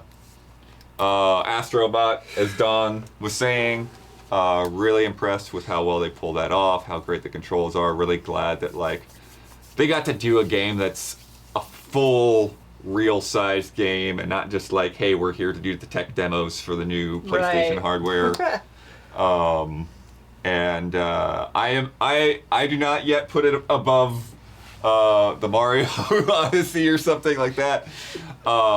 It's a conversation. But in the it's a conversation. Yeah, like outside of a lot of the other things, like the creativity and stuff that they have for your powers, there's some really cool, fun things in there. How satisfying was that, like, ball you could turn into. I was just gonna say, can I add? I forgot to mention the haptic achievement. The haptic feedback on that game is so brilliant. And when you're the armored ball and the enemies that shoot all the BBs at you, you can feel all the BBs hitting. It's like so friggin' sick. Yeah, dude. Yeah, it's so funny that better than those Joy-Cons. It's so funny though, because that's the kind of thing where like Astrobot will show you like, oh, remember that the controller can do this? Yeah. Like nobody else is doing this stuff, or like, oh, they just made it. Like so many other games they just make the trigger harder to pull for no particular. Even like finding the hidden searching blocks on the touch. and it would like feel so cool. Sick. Oh. They should just release more Astrobot every month. Yeah. Keep the world happy, dude. Subscribe to Astrobot. Balatro, we've said so much about it, but yeah, I think again, just like that fact that like, yeah, you do kind of have to lean in and you have to play around with playing different ways, and all of the, the stakes and the challenges and the different decks and just there's so many. It feels so simple, but the different layers that like when you like sit down and you try to explain the whole thing to somebody, it's like, wait, why don't you just play it? Because it's like, this is too much. But yeah, it's really, really great game. And then my for real actual number one is Animal Well. Hell yeah. And I love Metroidvanias, like definitely one of my favorite genres of things, and just getting into one where it's like it doesn't really give you a whole lot of guidance. It's like you basically just pick a direction and go, and you learn by, can I make it up there or not with the tools that I have. Love that feeling. And it's my you favorite can go feeling. in so many different directions, but it's just about figuring out what you can do with what you have at any given time. And then when you find a new tool, then you get somewhere else. But the tools are all like, they're not the normal Metroidvania tools. They're all these weird things. It's like, I'm gonna throw a frisbee. Like, okay, I'm gonna get a bubble wand and blow bubbles, and and just like all when of I these. realized you could jump onto the frisbee after throwing it, it changed my life. I can't figure out how to do that. I was like, the bubbles holy I can shit. do, but Yeah. And then as you get further in and get like kind of closer to the end, then you start stumbling across some of these other things, and so your natural inclination is, like most Metroidvanias, I want to 100% the map. Got to. And 100% these collections, and in doing that, finding some of these solutions that are like very much unlike anything I've ever seen in any video game ever. Hell yeah. And on top of that, the the very almost unique, but like they set up a public Discord as well. But this idea of that, like, once we start talking to each other, things that we thought were nothing are actually something, and all of these little details and hidden things and working out solutions together. There's at least one thing in there that you absolutely need other people, that you can't do by your own. Best multiplayer game. On handheld, if you tilt the console, do the vines move? Because I know if you move the window in Steam, they move. There's different things for different platforms like that. Because I was just thinking about the part you were on stuck on where you're getting chased by the dog and the vines fuck up your jump. I was just thinking, like, what if you just tilt your Steam Deck sideways? No, I don't think it does. Steam Deck have tilt controls? I don't think it does. I thought it had a gyro in it. Or your Switch, whatever. Yeah, I don't think it does tilt. I'm just asking. Yeah, but just that kind of thing, like where like, on the PC, like if you move your mouse, the vines will shake, and then on the Switch, you put your finger on the touch screen, or on the PlayStation, you use the touchpad, like, and there's other things like that too, where it's like, this crazy thing, this one solution to this one puzzle, can only be done on a PC. And so there's a different solution on a console, so... hell of a video game. Yeah, and the fact that, once the public Discord got a hold of it, and it's like, okay, we knew about this set of secrets, we knew about that set of secrets, and we were working towards a solution on that, and then, no, it goes further, it goes deeper, even than what we thought we were. What does that sound every so often, Gabby? The Cuckoo Clock? Yeah. Yeah, what's know. that going? What's that? What is about? that about? I don't know. You figure that out. You'll get there. Yeah. All right, Blood. Who's next? I think it's Gabby. Oh, it's Gabby. I have like 6 games. I'm not gonna say much about any of them. Hell yeah, I'm They're starving. in no particular order except for the first one. So this is Or phase it's 2. This is phase 2, and then there's a number Phase 1. 3. Oh. Yeah. Yeah. Phase 2 is like 6 through. Phase 2 is unranked, and your number 1 is phase 1, and Yes. it's ranked. All right. I'm gonna start with Metaphor. Nice. Even though I think the plot is absurd and the music is bad. This is my favorite take of the year, by the way. You don't like the I love election it. There's like from a the giant circle. face in the sky? I love it. Look at the meme I made. I was very proud of that meme. About Metaphor. Make sure you... Someone's pissed. Just keep going. Keep going. Don't worry about chat. Keep going. Yeah, even though the plot is absurd, I absolutely loved this game.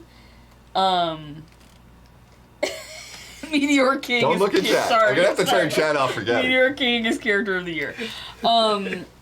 The characters in this game, they have incredible backstories, and you know, you have such beautiful moments with these weirdo characters. And just the design of this game, it's like medieval but also 70s. Like people are wearing like bell bottoms and plaid and stuff. It's so creative. It's a vibe. And yeah, I really enjoyed it. Heisme for life. I love that you can like talk. You're like the stories aren't great, but the characters, The Yeah. bonds, yeah. the bonds. The story you is know? just the like main villain. This is not a spoiler. The main villain, his ethos, his thesis, his political platform makes absolutely no sense, and that like drives him as a yeah, whatever. The next is shout out to Thank Goodness You're Here. sick. Just a fun little game. I was deathly ill when I played it. And it cheered me up. Jolly. Yeah. Wilmot works it out. Oh, nice. I was Yes. so glad to have another Wilmot game. They're just so jolly, and you're just pushing blocks around, you know, putting a puzzle together. And the end made me tear up. Aw. Wow. It's so sweet. Have you played the board game yet? No. It's cute. You should play I it. gotta play it.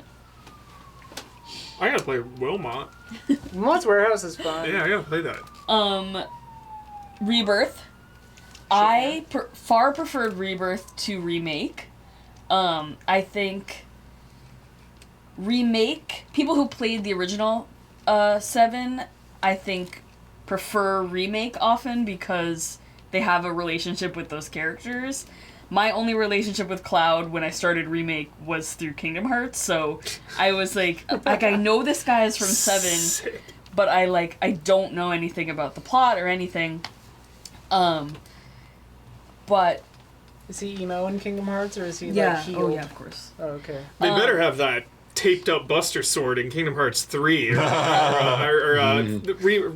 FF7 3. I mean. Yeah. Oh yeah.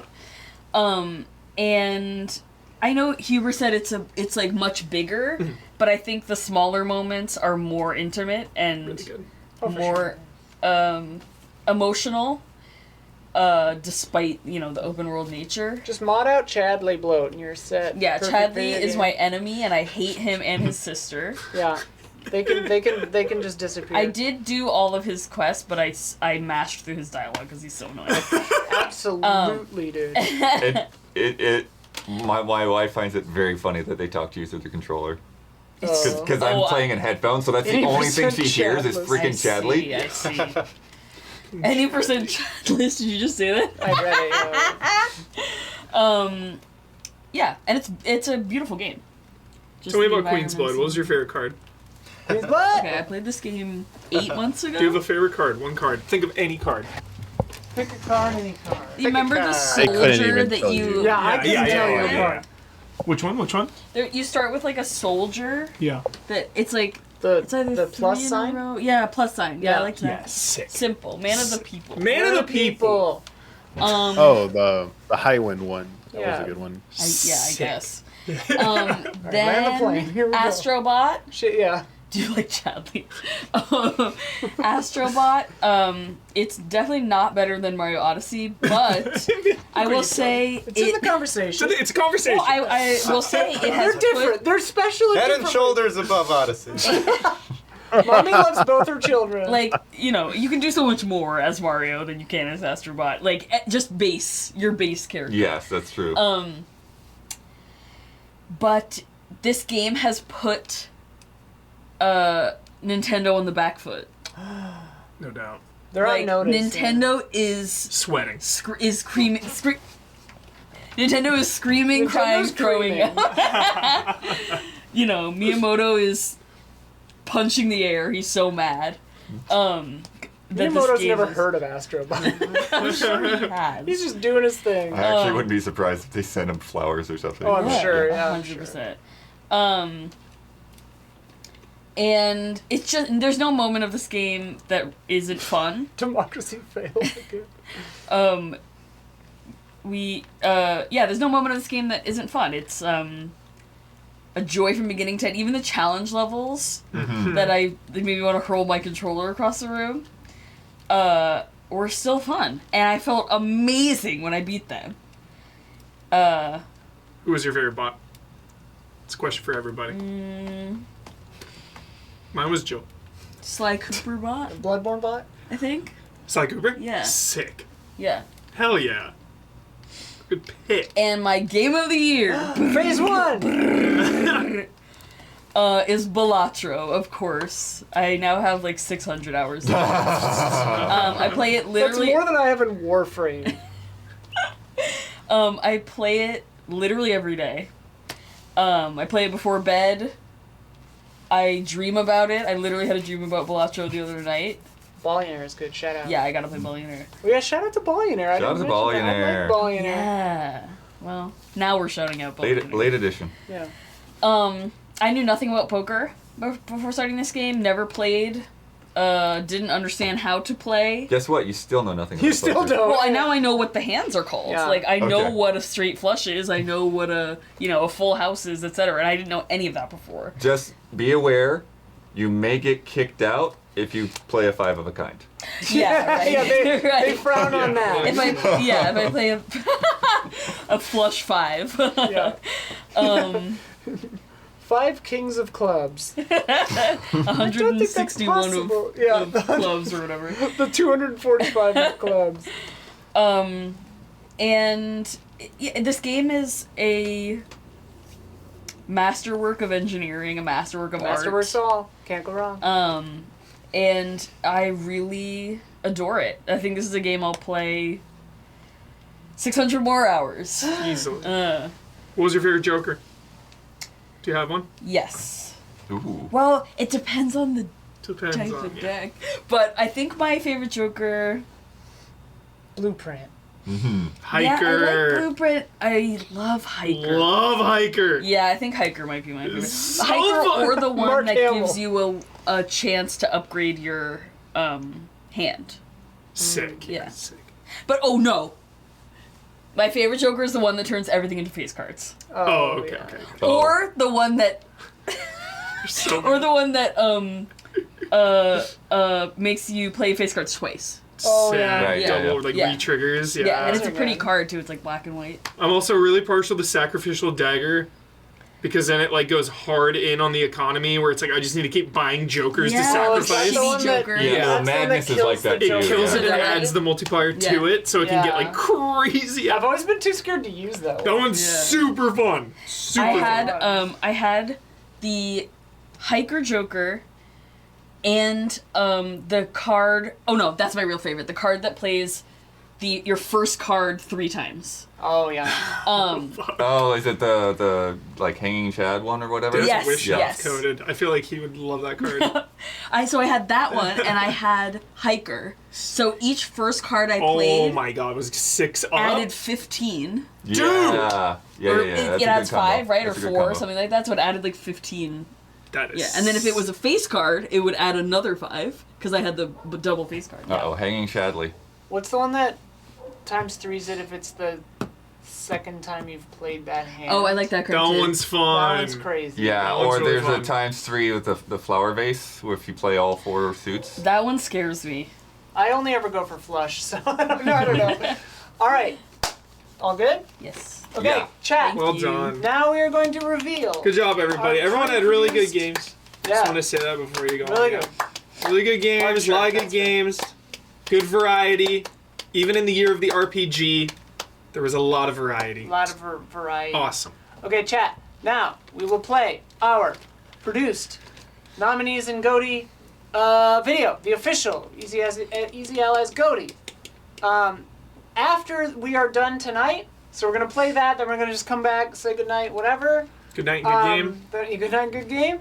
Then after we are off the air on Twitch, the deliberations and this video will go live. If you prefer to watch the deliberations before seeing what our GOTY is, you will have to do that. But we thought it would be nice to roll into this so that this stream is kind of more of a show. You know, it has an ending. Yeah, anything else? Yeah, no, I think you covered it. Okay, we So- will play this video and then we'll come back to the deliberations are 3 hours. 3 hours long. Yeah, there's 3 hours more of this coming. Fellowship of the Ring. See you in a second.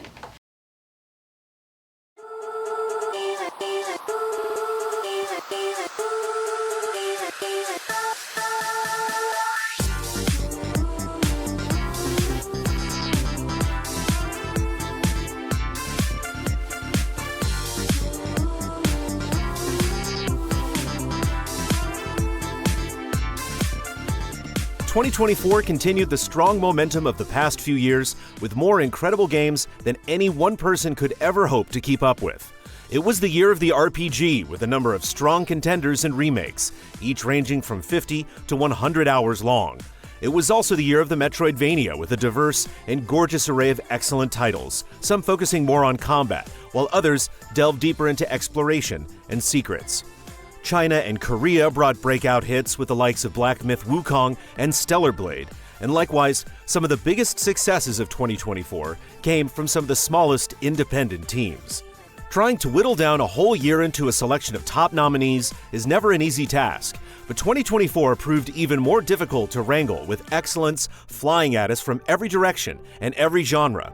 It's worth reminding that these are also the games that stood out to each of us individually at Easy Allies, and therefore, our list is also a reflection of not just academic excellence, but what impacted us the most in 2024. These 12 titles delivered through excellent gameplay design, heartfelt emotions, thoughtful narratives, stunning worlds, beauty, strategy, surprise, or all of the above. Wow, what a turn of fortune that is! Wow, strikes and gutters! Strikes and gutters. And now, the nominees for our 2024 Game of the Year. Animal Well. Nothing could have prepared us for Animal Well. What on the surface appears to be a standard Metroidvania with a retro art style turns into a rabbit hole of spiraling secrets. Make no mistake, that base exploration layer is strong on its own with out-of-the-box tools that require you to master precise timing and techniques to get the most out of them. Every direction of its map is filled with mood, mystery, and creatures that you aren't sure are friend or foe, allowing you to get fully lost in the darkness. However, once you look towards trying to reach 100% completion, the game takes on new life. Every goal leads you to something new, and the solutions to some of its deepest secrets truly break the boundaries of anything we've seen a video game do before. And yes, there are still some things left that no one has uncovered yet. Astrobot. Sony's nascent blue-eyed mascot captures our hearts and celebrates PlayStation's wonderful history once again, in one of the best platformers not to come from the House of Mario. There's no denying that Astrobot owes a lot to its predecessors, but it still manages to find ways to innovate and make its own mark, from the excellent integration of PlayStation's history that never feels like a crutch, to the unbelievable hero worlds and their fantastic recreations of beloved games like God of War and Ape Escape, to the creative new mechanics and power-ups that will leave Miyamoto and company sweating until the next 3D Mario game. Add in gorgeous visuals, joyful vibes, near-perfect controls, a terrific soundtrack, and excellent rewards for curiosity and exploration, and you can easily see why this game is something truly special. Balatro. Don't call it a card game. Behind the poker-themed exterior, Balatro is an exploration of the roguelike genre, unlike anything we've ever seen. Its hypnotic theme song, stunning pixel art, and slot machine sound effects embellish this deceptively simple game that takes a minute to learn and a lifetime to master. This little indie transforms a simple deck of 52 playing cards into so much more, turning the very idea of poker on its head every chance it gets. Balatro is easily the most addictive game of the year, an unput-downable feat of game design that has us saying, one more run, one more, just one more. Dragon's Dogma 2. Dragon's Dogma 2 can be an obscure experience that asks more of the player than most other RPG contemporaries. Objectives aren't always clear, fast travel can be cumbersome, and your AI companions can be unreliable. But through the rough edges comes one of the most rewarding and immersive games of the year. Combat is stunning, as climbing giant beasts like a Cyclops or Griffin feels like a gritty, unrelenting battle to the death. Optional quests further flesh out the world as a place with real stakes and consequences, and also feature unique objectives that feel especially rewarding when you figure out how to accurately proceed. Capcom trusts the player explicitly, and sometimes it's on you to reciprocate that same level of belief. They have earned it. Final Fantasy VII Rebirth. As big of an impact as Remake made upon its release, Final Fantasy VII Rebirth eclipses it in nearly every way and stands as one of the most ambitious RPGs ever made. It improves upon just about every facet of its predecessor, building upon an already incredible battle system and crafting an extraordinary world to explore. It unleashes countless charming minigames, especially the highly addictive Queen's Blood. It blesses us with another out-of-this-world soundtrack that somehow manages to elevate one of the most legendary efforts of its time. We're able to forge bonds with some of the most memorable characters in this medium, and the storyline crafts a fascinating scenario that will leave you on the edge of your seat. Rebirth truly is a sight to behold. Indiana Jones and the Great Circle. We were skeptical of Indiana Jones even late into the year, but in the end, the team at Machine Games managed to deliver one of the best licensed video games ever made. It is more authentically indie than even the most recent films, capturing the spirit and legacy that inspired so many. Troy Baker's performance is an uncanny commitment to the character, and the globe-spanning locations are full of illuminating cultural detail. In terms of gameplay, the stealthy immersive sim approach turns out to be a great fit for Indiana Jones, relying more on bashing Nazis over the head with a frying pan or plunger and donning disguises to go into enemy territory unnoticed. Discovery and puzzle solving also pay off, with the game trusting players enough to find the path forward, as well as side quests on their own. Indiana Jones is truly back in a big way. Indica. Indica burst onto the scene with a bombastic trailer filled with wild camera angles, experimental jazz, and enough mystique to fill a convent. Sometimes a trailer is much flashier than the actual game, but in this case, the trailer plays it a little safe comparatively. What we got in the full release is a fascinating character study about shame, guilt, faith, and fish. We are plunged into the icy and uncertain heart of the titular Indica as we go along with her through a crisis of faith, or perhaps an affirmation thereof. This wild and stylish adventure weaves metaphors through religious imagery and construction sites, and uses the very medium of video games itself to paint the concept of time. Stumble half-frozen through factories, churches, and the snowy tundra, and find yourself ever changed by the journey. Like a Dragon, Infinite Wealth. Another year, another incredible Like a Dragon game. The prolific series continues to outdo itself with a Game of the Year caliber adventure. Continuing from Yakuza Like a Dragon and The Man Who Erased His Name, Infinite Wealth finds the current series protagonist Ichiban teaming up with franchise legend Kazuma Kiryu, for one of the most impactful stories of the year. Like a Dragon expertly navigates resonant themes with moments of levity and absurdity to draw you into a myriad of different encounters. But it's not just the narrative, as Infinite Wealth has refined the turn-based battle system with new mobility options to add much more depth and strategy. A ton of optional minigames and diversions are nothing new to the series, but the amount of quality this time around is staggering, with riffs on Crazy Taxi, Pokemon, and a full-fledged island-building activity. After thinking we've already seen the culmination of Yakuza, Infinite Wealth feels like this franchise still has a lot of mileage left. Metaphor ReFantasio. Every bit as captivating as its Persona and SMT brethren, Metaphor elevates many of the core tenets of those series to new heights, while forging a new identity with its beautiful take on the medieval fantasy genre. Headlined by an exceptional cast of characters, Metaphor embraces its stylish and profound turn-based combat to deliver one of the most engaging battle systems, rich with intricate jobs, spells, and skills. The social elements made famous by Persona also take center stage, but rather than replicate them wholesale, they're expertly woven into numerous aspects of the gameplay to further enhance this masterful RPG. Throw in an unprecedented soundtrack and dazzling art direction, and it's easy to see why Metaphor turned so many heads this year. Prince of Persia: The Lost Crown. Prince of Persia has been inconsistent and non-existent for over a decade. Thankfully, Ubisoft decided to bring the franchise back to its roots with the exceptional Lost Crown. Navigating the intricate Metroidvania is smooth and rewarding, with mobility options that continually evolve and enhance the way you progress. Deadly traps that once seemed insurmountable become fun challenges as you and protagonist Sargon grow more comfortable and powerful. Menacing foes guard meaningful rewards as you uncover an intimate conspiracy that has potentially dire consequences, while challenging bosses have similarly heightened narrative stakes. Despite failing to meet sales expectations because you were too busy playing worse games, this should be the future template for Prince of Persia going forward. Shots fired! Woo! Spicy. Silent Hill 2. Our resident Silent Hill superfans were more than a little skeptical at the announcement that Bloober Team would be handling the long-awaited remake of Silent Hill 2. However, what we got more than exceeded our expectations, cutting our doubts to shreds with the giant rusty knife. It expertly expands on the original work without overstepping its bounds.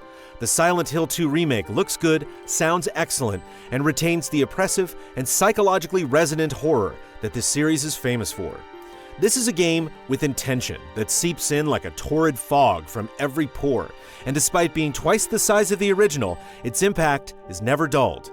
Supported by faithful additions and expert performances, this is a return to Silent Hill that we will keep seeing in our restless dreams for years to come. UFO 50. UFO 50 is a collection of, you guessed it, 50 full-sized games from a fictional developer called UFO Soft. Each game in the collection is labeled with the year it released within its fiction, spanning 1982 to 1989.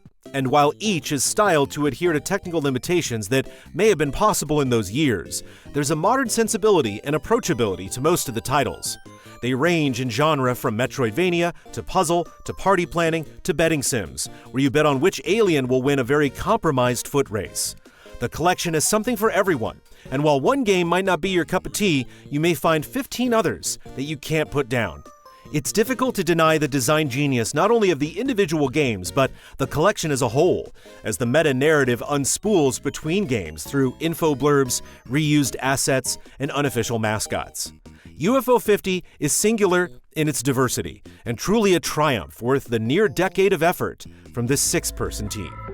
And the Easy Allies 2024 Game of the Year is...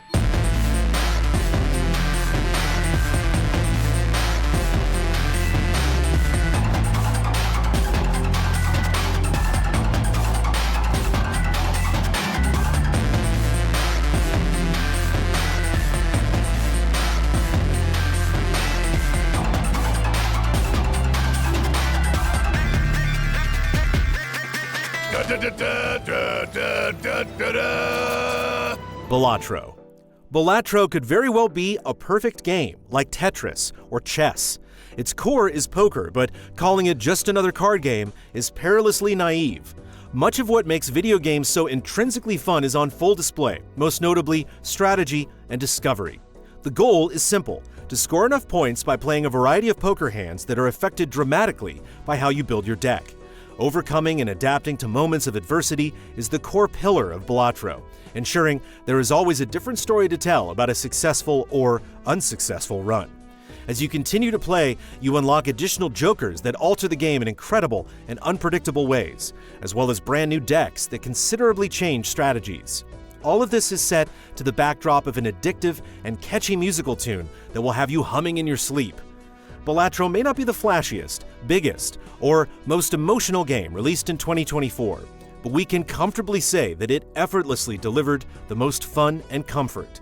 It's a legendary game that will always be there for us whenever we need to distract our brains with purposeful, strategic problem solving. Hi, we're Easy Allies. When we're not picking our favorite games of the year, we produce reviews, podcasts, streams, shows, and more, all funded by regular viewers just like you. Head to patreon.com/easyallies to pitch in and get rewards. And be sure to like, subscribe, and ring the bell to stay connected on YouTube. See you soon.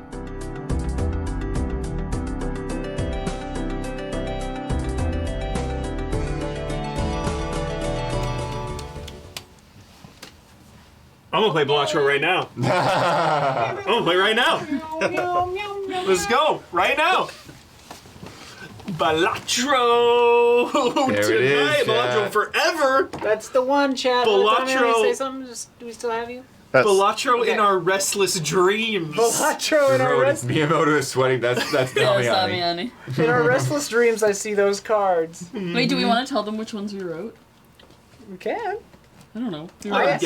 edited that video. Don edited the deliberations. Put like all the graphics into the deliberations video that will go live on. Yeah, YouTube the Liberation's after up this. now, and the GOTY video's going up right now. Yeah. You can see I the think nitty gritty. Chat probably guessed who wrote which ones Yeah. pretty well. Yeah. Yeah, that's our GOTYs. Thanks for joining us this year. 2024 has been crazy. It was such a good year for games. Yeah. Such a good variety. Chad, Yeah. I'm so happy with our list of 12. I love extending that list a little bit. Like, we finally loosened up Bloodworth. Do you remember the days of like 5 nominees, 5 nominees? Now it's like, yo, however many games. He was. Well, not in the quite. past, I had to fight for 12. This year, Blood was like, we Yeah. can just do 12. Yeah, Blood's like, let's And just I do think 12, I still think there's a value of like Shackles are trying off. to get it cut down. But then it's like when you look at it, it's like, okay, at this point there's nothing to really cut. Right, there were So there it's were like, genuinely okay, let's 12. this Yeah. is it. If you watch the deliberations, 2 you'll more see slots. like we got to the 12 that felt right for all of us. Yeah.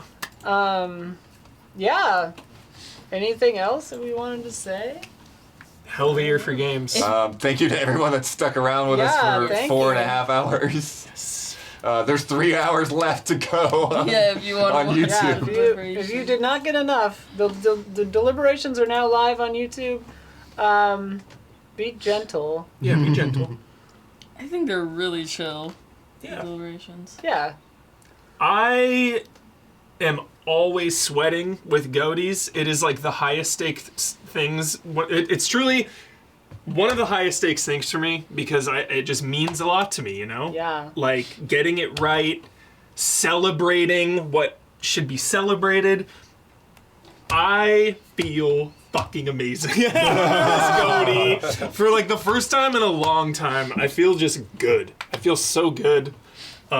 Just all the conversations we had in that 3-hour video, you can check it out. All the conversations and just as a collective group, what we chose and why we chose it, just feels right. So, just Hell really yeah. happy. Yeah. Yeah, we are excited for 2025. We like to do our GOTYs in this time of the year so we have time to really play, as I mean, many Indiana of them as we Jones, can. perfect example. Yeah, like some games come out too late for Yeah. certain game awards.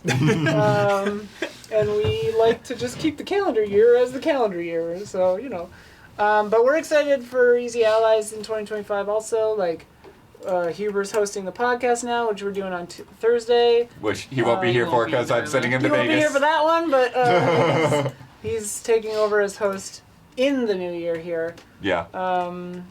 And some other fun stuff we got cooking up.